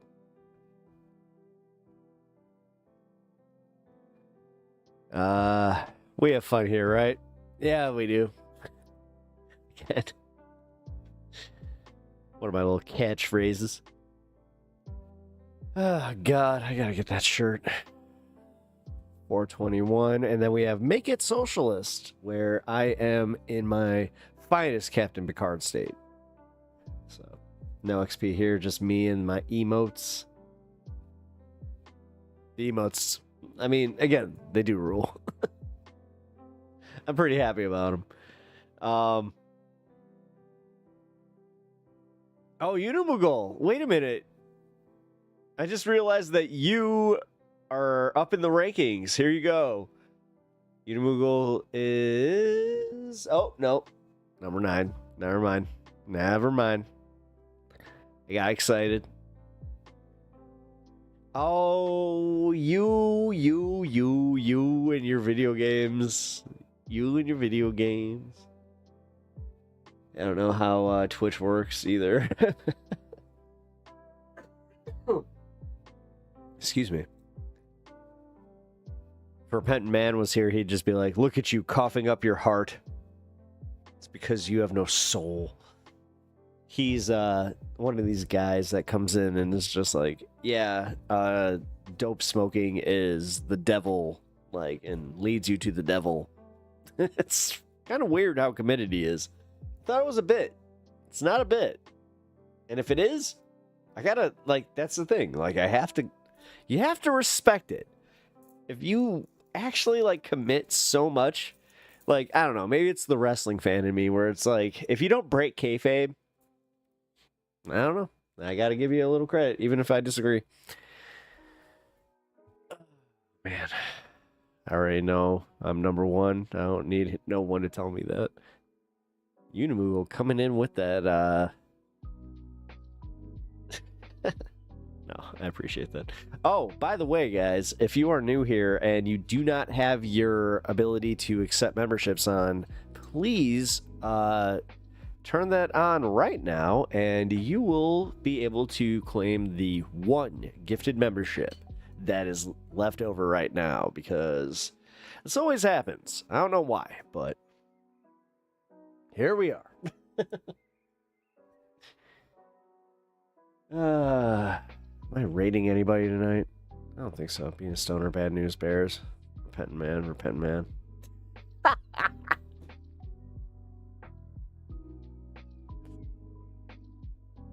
Bad news bears. What a great use of that. Oh, what a dick. He really is. You gotta respect the grind no matter how much you dislike him. I mean, the thing is, it's one of those things. Like, every time he pops into the chat, I'm like, all right. I entertain at least, like, the first, like, I don't know, what, 10 messages, and then it does get old. Like, I feel like it was either yesterday or on Friday. But I did snap on him where I was like, you know, this got old. Like, this got old quick.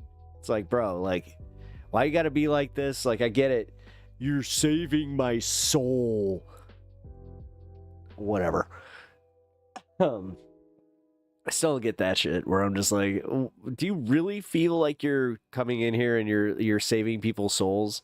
Like, he gets mad at me for, you're making it look at... He's literally doing like the 90s parent thing where he's just like, you're trying to make getting high look cool. Oh, whatever.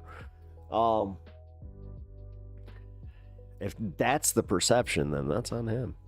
You were thinking before on who the Israeli ambassador looked like, and she looked perfectly...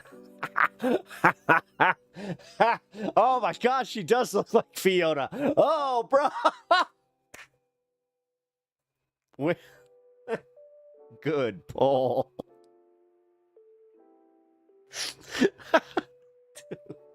She even had the same teeth. All right.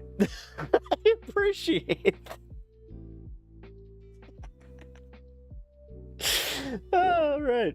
I always appreciate when a chatter comes in here, man. And like they just like they drop it where boom. That's exactly what you meant. It's like, yeah, it is. Hell yeah. Oh man. Low Bridge, shout out, man. That was awesome. Dude, you fucking nailed it. Yeah. Sylvie vibes. Oh, look at that. Oh, can't even like that. I can't even like that. You just did vibes. I appreciate that. Oh, he's seeping. I can't. I'm going to, but let's see. What's it take for him to wake up? 1. Have a good one. Thanks, Low Bridge. I appreciate that, man. We're giving the dog a treat. 1. Let's see. Is it woken up yet? Yeah.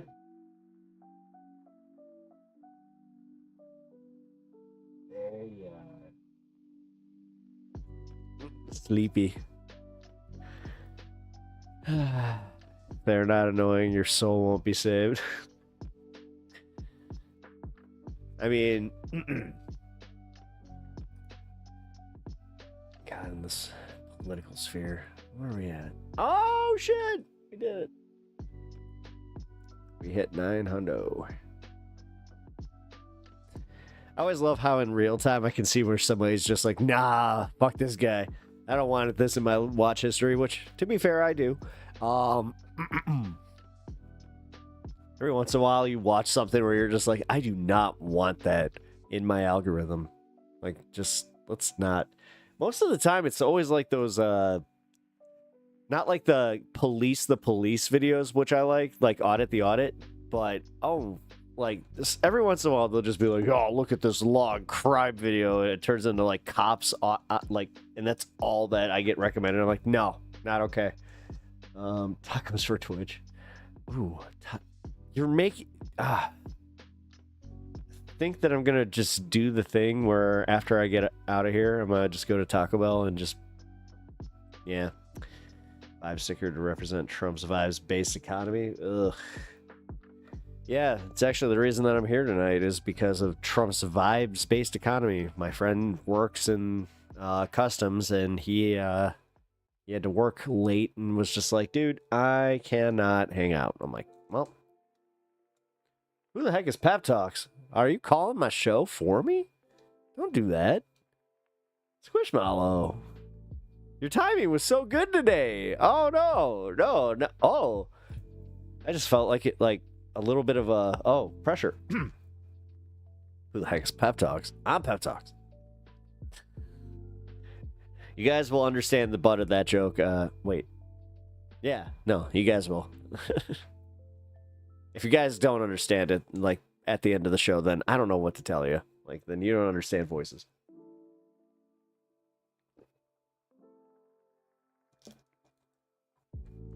This entire stream. It's pretty much what it took to finish it.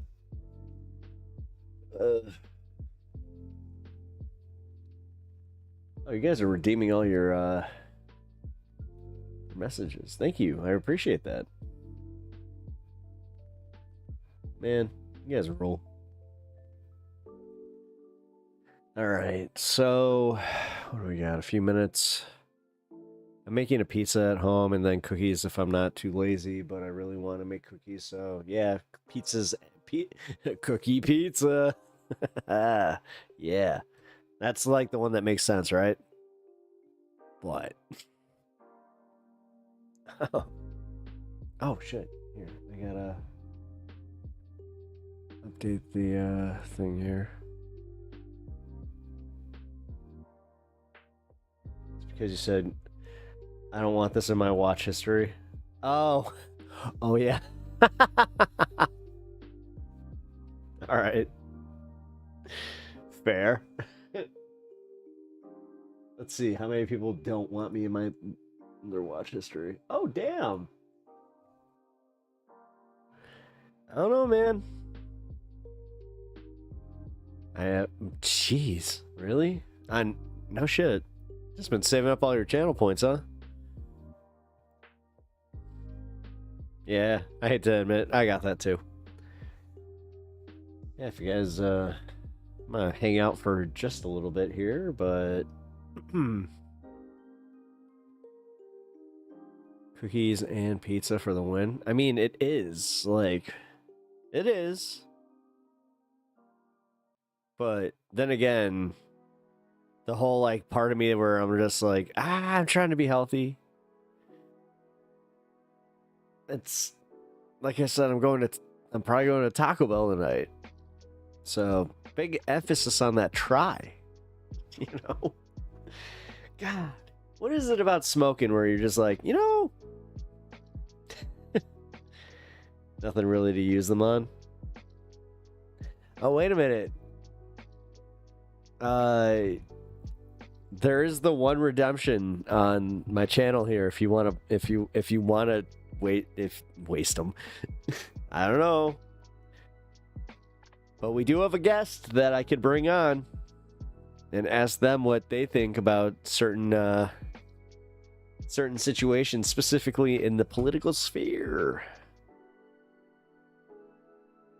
Oh, jeez. Where the fuck is this? Trying to find this song that I also screwed up on.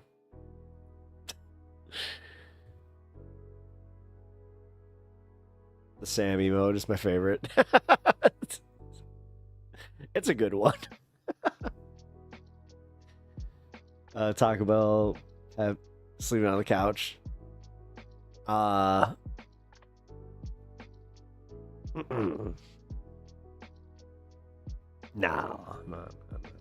Let's see. Italian beefs. Those are the ones that, yeah, if I eat an Italian beef, then you might want to watch that. It's one of those situations. Dude, I'm actually like, I got that weird thing where I guess I'm so like attuned to just eating stonerlicious food, where it's like, nah. Wait a minute. I just had this conversation with somebody. We were talking about how when you change up your diet, sometimes like it will really, really like screw with your stomach. Like even if you're like eating like the best food. And then you go back to eating like just the worst food, but you're like for some reason it makes you regular again, and it's just like, yeah, it's because your body was attuned to it. Oh shit. Here, alright. We got a redemption. Ugh.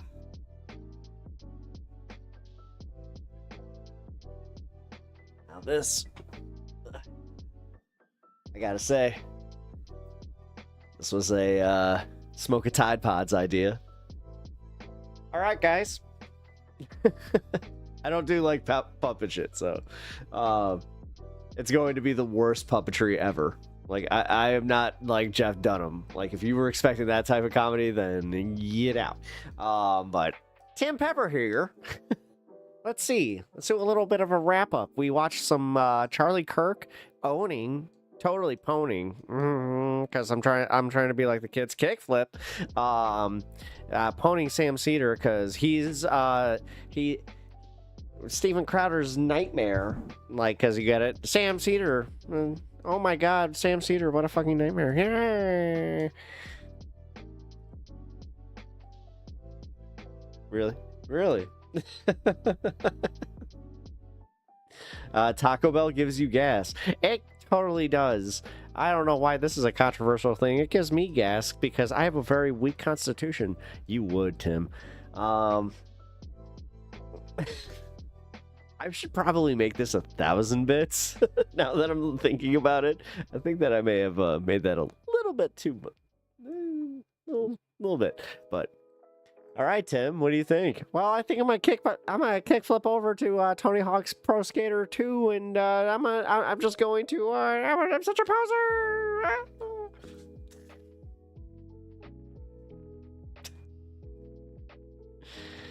poser. Day. All right. Cookies and pizza sounds great to me, but probably not my A1C. Nope. Oh, I mean, come on, Taco Bell, really? I forgot about the puppet. Yeah, I did too. I forgot that I set it to 100 bits. Not a good idea. As I said, maybe 500. I think I'll go 500. You know what, Squishmallow, you get the introduction to Tim Pepper to everybody that didn't know what this was. Ugh.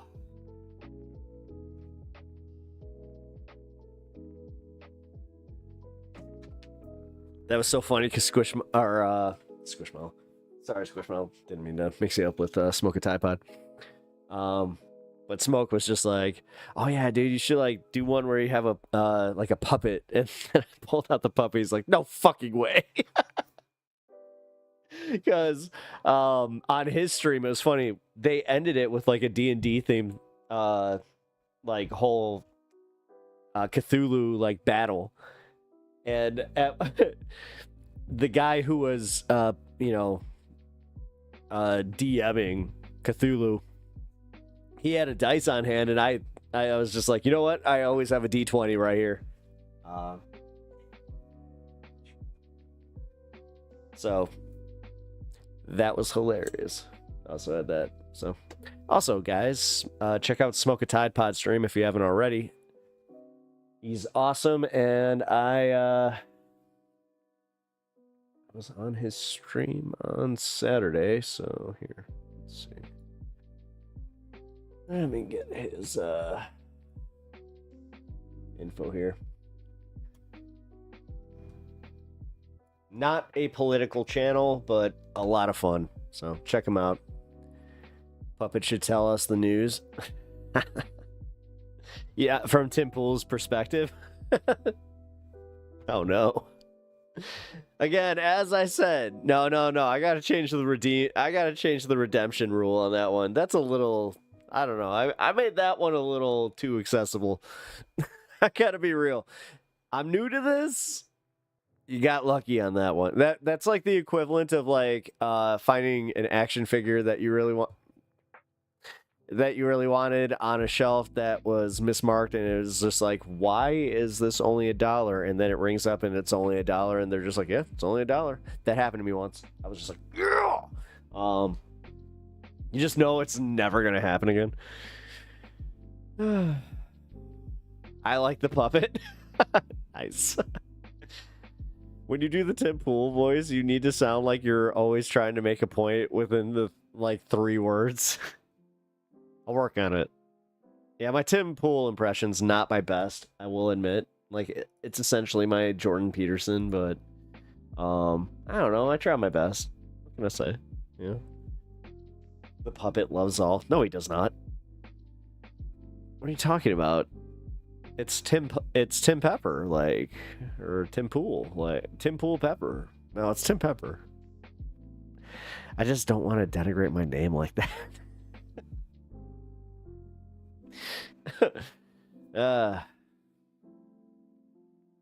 I heard that. He just farted something fierce. It was one of those long ones too. It was like, oh yeah, you can't hear that. I forgot. Oh God. Oh man. Oh.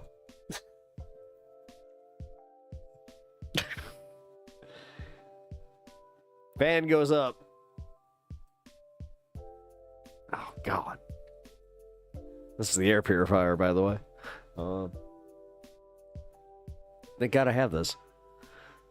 Oh, no. I missed a puppet here. How does it compare to Warmo? The puppet loves all to a point. To a point. Yeah, Miss Alice, sorry. Tim Pepper kick flipped right out of here. Sorry. Yeah, you did miss the puppet though. You'll have to check out the VOD of when that is available in about 20 minutes. Let's see. What are we at?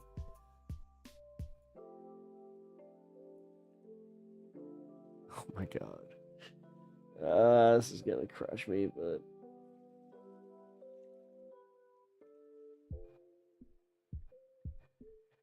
Okay. You want another? Oh, I hate you. I see. All right, I see it. I see it. All right, fine. You get one more.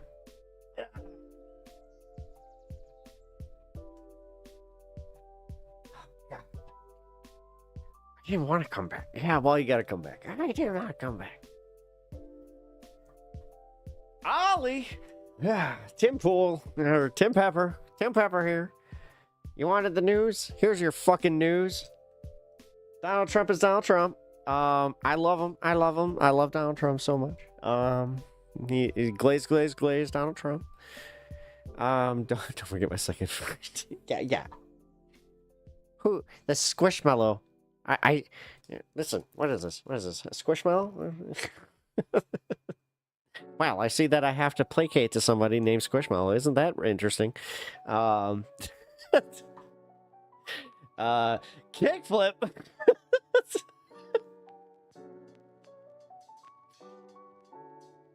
Take care of your mom.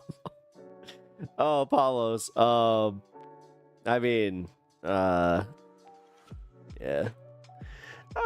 I gotta finish my little puppet bit, and then I can talk about the serious stuff. Meanwhile, my mom, you know, God rest her soul, she's just watching this like, what are you doing? So, although she might, no, she loved a good puppet bit, so. I could just do this. Alright, I'm Tim Pool. Again, why does my Tim Pool? I'm Tim Pool. I don't know why I sound like Jordan Peterson. I'm just an amalgamation of every right winger. Charlie Kirk. Facts don't care about your feelings. Ah! All right, that's worth your 100 there.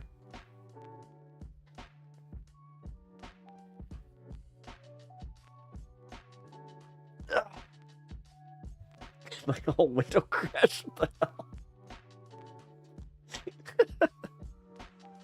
Oh, really? Should be doing it. The fuck am I witnessing? Somebody redeemed the puppet over on Twitch. It's a new thing. This is what happens when I introduce new shit. Oh, I forgot you're not over on Twitch. Well, you can redeem L Puppet over there. Need a redeem button to give Tim Pepper. He has a beanie. Did you not see the beanie? Here. No, Tim Pepper has a beanie. That's the whole reason that he is Tim Pepper. Look at my beanie. Look at my beanie. I hide my perfectly. I have all the hair in the world. You don't understand. I am a very popular podcaster. I only moved to West Virginia for safety. Kickflip.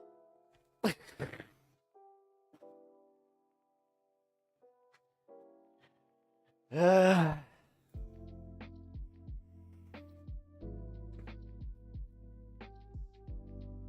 didn't see it. So cute.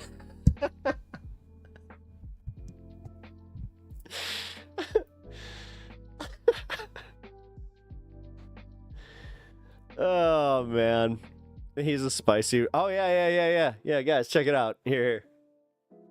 Here's the thing. If you guys, I'm gonna have to change. I'm definitely changing the points. But if you guys out debate Tim Pepper, then what happens is he gets cooked, right? Tim Pepper gets cooked and turns in to little ramen dish where you cooked Tim Pepper.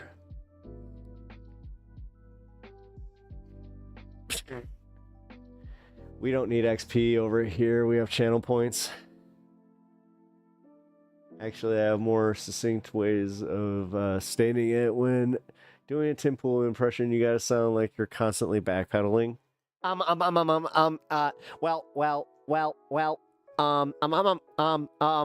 Well, here. Actually, yeah, actually, yeah. Ah, all right, I get it. All right.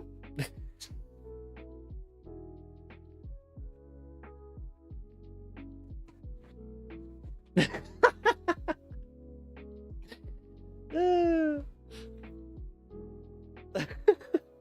can't believe I did that.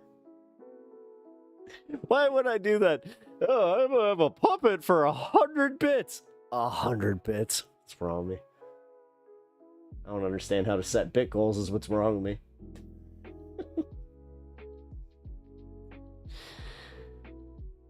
I mean, that was worth 100. I mean, that was like 100 bits. Like, get it? Bits. Like, comedy. Zing. All your channel points, probably. Yeah. God. That joke was so bad, it literally made my ear, like, just go, what's wrong with you?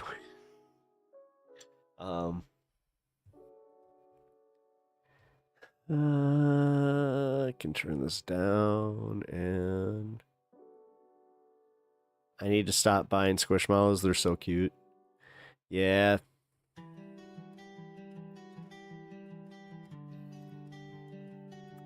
Though it does nothing to disprove that Warbo would eat it.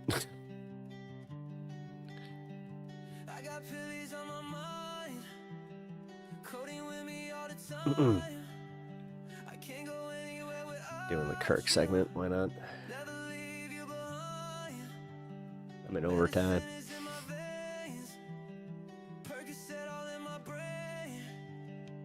And other streams I'm mod for, I can refund people's points. Really? You can never have too many friends. Sorry if it's overstepping. I just like giving it voice advice because... No! Hey, what are you doing? No! I'm the perfect... No! Sylvie, please keep that up. I'm the perfect person to, like... Give me all the advice. Criticism as well. And just, like... just don't be like that one guy where it's like... Oh, you're Christopher Walken. Not your best. You might as well stop. Not good. I was just like, oh. Your fingertips. Unlimited power. See, now that's one of my better ones. You can do the Emperor pretty well. Guys, I hope that if you're new here, hi. Welcome to the channel. I hope you guys are here to have some fun. You know what? I'll smoke with y'all again.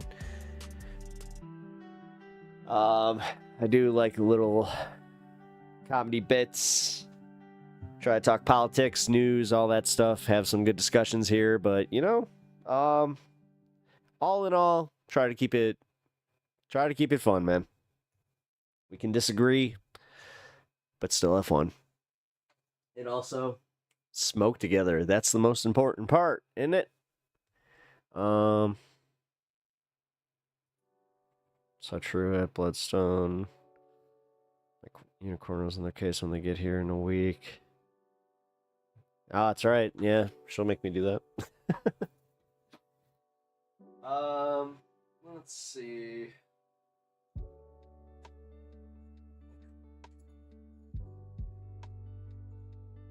Of course, I have nothing in there.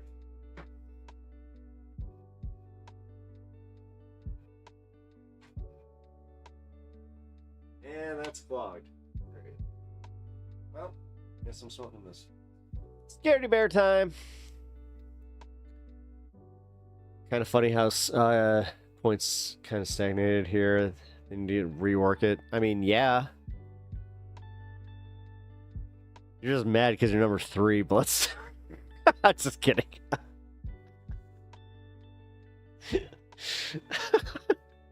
I love you guys. There it is, right here. I was trying. I mean, if anybody, I'm sorry. Like Sylvie worked so hard to get number 1, and she got bumped. She got bumped from the entire like top 3. God, I feel so fucking bad. Sylvie, I hope you understand. Like for real, I appreciate everything that you did to try and get to that. I also appreciate the fact that we got to like beta test this. Like, this is gonna be fun to watch back. Like, I'm going to have to clip this, and yeah, this is gonna be fun. Yeah, that'd be so cute. I sure my bed with plushies, so there's absolutely nothing wrong with that.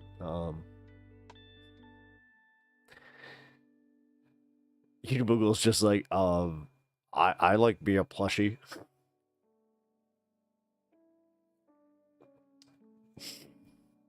Wait, oh, an update over here. Ooh.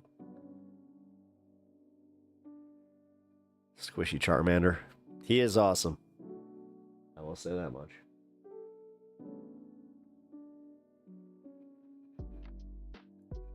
Update, update, update. Where are we gonna hit that? I don't think we're gonna do it. It's okay. Need to be on top. Well, wait, where's Mitesh sit on this?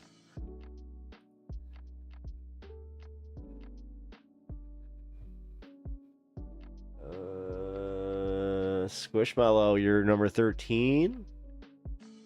Rome Dog's number 10. Legend of Sean's number 8. Me and my motley crew's number 5 now. Sylvie coming in at number 4. Bloodstone number 3. Miss Alice number 2. And Dave coming in at number 1. Dave, you're just like, yeah!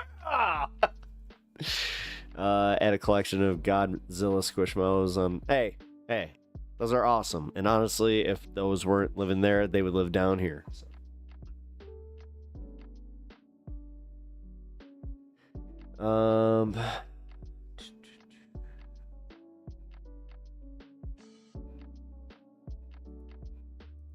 I'll join the fun. Why not?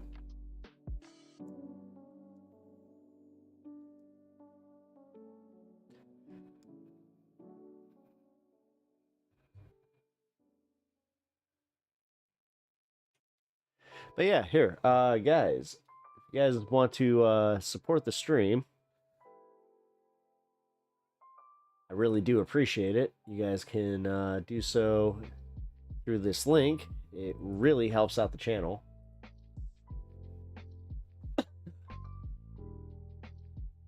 I just did through my nose, so I'm about to sneeze right about now. It's like clockwork. And now, ooh, it's always so much fun when I do that, though. I want a Cobra Commander Squishmallow. Do they have those? I know. Wait, do they have an Optimus Prime? I have 3 Squishmallows in my eBay cart. I'm waiting for sellers to offer a account. Hey, you know what? I saw this at Costco, and I blame you to Moogle because she was just like, "You need that." I was like, "Oh, I do." I will not turn that one away. I have Hello Kitty squishes. There's nothing wrong with that. I mean, not my thing. Like, I'm not into Hello Kitty, but I mean, I'm not necessarily not into Hello Kitty. Like, I'm not into it, but like, I don't know. Bats Maru, he looks badass. Like, let's be real. Also, I support my wife, and she loves her some Hello Kitty. So, yeah, I was about to say, like, I support. Let's put it this way: I support other people's hobbies, and just because I may not be into it, although they did a Gundam collaboration that I had to get all of them for her specifically, and then they also did a Godzilla collaboration that I have to get a few of those for her. As you can see, I am into the Big G man.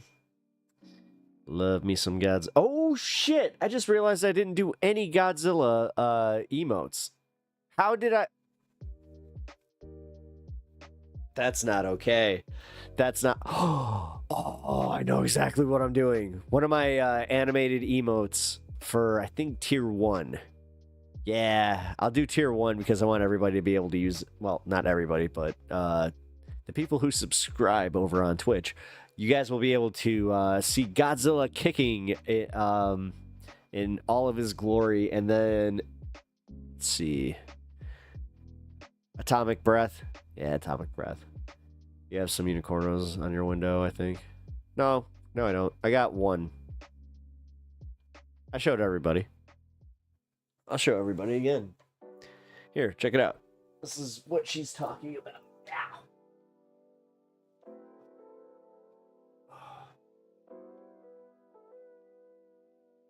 Let's see. There we go. The little headless horseman. He's so cute.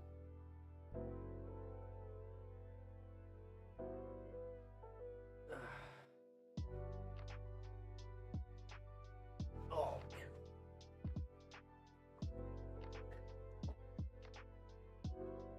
man. They're cool. Oh, no. Atomic Breath. I got that one. I'm going to have to animate it myself. Although, again, shout out to Smoke a Tide Pod for sending me the link on how to do it, and I figured it out real fast. So I will have some animated emotes coming up, and one of them will be it's either going to be Shin Godzilla doing his like giant like atomic breath that also like it's a bunch of lasers that like also shoot out of his back, or ooh, I could have two. But I'm thinking it's going to be classic Big G atomic breath.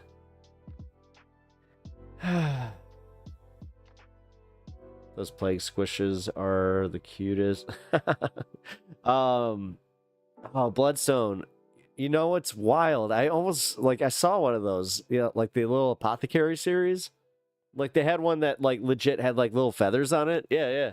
Oh. I love those. Those are cool. Oh god, I should probably go eat.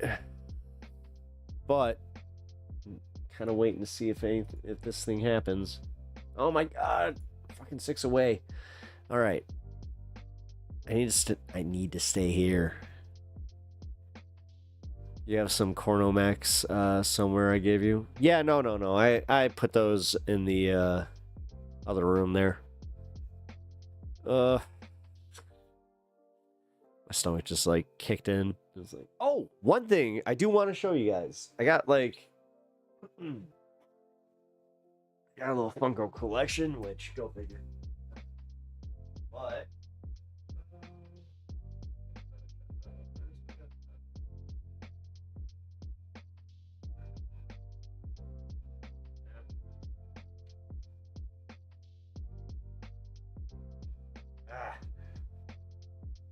I buried him. I got John Nada from They Live, which is if you don't know, one of the better movies that, like, if you like camp flicks, one of the better ones. Also, my favorite John Carpenter film. Gonna watch Captain America. Oh yeah, that's what I'm gonna do when I get out of here. That's my plan. Eat some Taco Bell and watch some Captain America. There's a store by my local mall that has a ton of keychains. I want them all. Again, actually, Bloodstone, what kind of keychains are you into? Because I do have some Funko keychains that, I don't know. Again, I'm doing commission sketches, but, I don't know. Like, I'm not trying to, like, make money off, like, the raffle shit, because there's, like, implications there, so I'm just going to just be like, no, like, if you are top chatter, I'm going to just send you, like, this little guy, like, this little dude, kind of thing, so. I got a few of those things. God, back in the day, I would have sent out some Pokemon cards like an idiot. Because I would have been like, yo, I want everybody to get into this. And then what happened would happen. God. I still can't believe that actually did happen, where it's just like, no, we're going to do the scalper market where it's so bad. Oh, okay. So real quick, I'm going to just end show on this. I got to watch something super cathartic happen where GameStop, like, it sucks for me because essentially it's just pricing me out of even considering buying Pokemon cards anymore. But it is kind of funny because they're essentially matching like scalper prices. So it's kind of like you got to pay what you would have paid, like what you would have been charging. And I really appreciate that because the resale market's about to tank because of it. So hopefully that corrects it. We'll see. Back in the day, I was using postal scales to fold. You think that I don't know how to use a postal scale? Also, I'm talking like hand scales, and then I also have like my postal. I got postal scales. What's up? Get some lobster claws and make them easy. Trade them out as charms. Pegboards are great for displaying keychains. Oh yeah. That's another one. Oh yeah, you know. I just thought about a few of the other things I could do.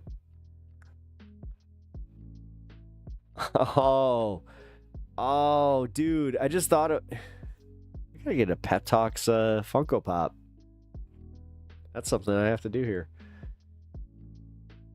But all right, guys. I finally hit that point. I have got to go eat. So what I'm going to go do over here is I'm going to raid the AG, our friend, because he's the man. He rules.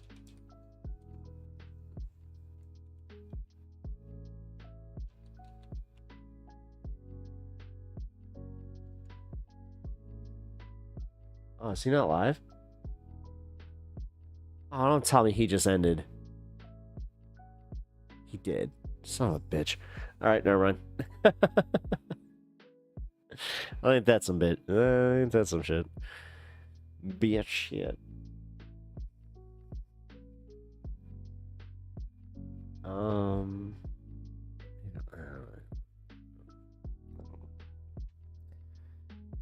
Dylan Burns? Let's see. What's Dylan Burns doing? Is he being super serious or is he actually... Putin's nuclear files. I don't feel like sending him... Sorry. Alright, no raid. Wait.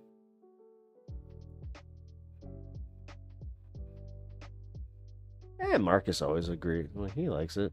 He has Hulk Hogan shit.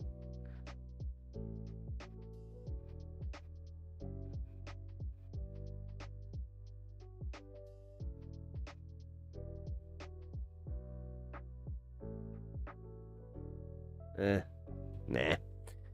Alright, guys. I'm not going to raid tonight. I'm going to just call it. But I appreciate you all being here. Tomorrow, I plan on streaming around 6.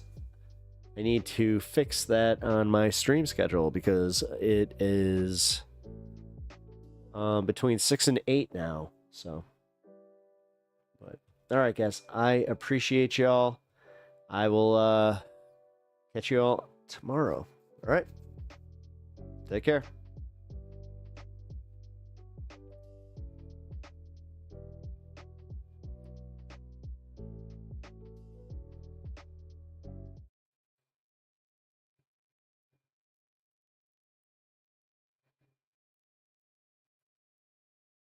Who the heck is Pep Talks? I'm not gay, but I fantasize about Marco Rubio. Pep Talks. Pep Talks. Pep Talks. Let's eradicate the Kung Flu. I'm literally coming. Pep Talks. Pep Talks. Who the heck is Pep Talk? They want our women. They want our children. Pep Talk. Sometimes no means yes. Grab them by the Pep Talk. Grab them by the Marco Rubio. Obama is a racist. Pep Talk. I'm literally coming. I'm literally coming. Pep Talks. We found weapons of mass destruction. My fellow Americans, it has been confirmed today from Pep Talks that we are indeed all high on politics.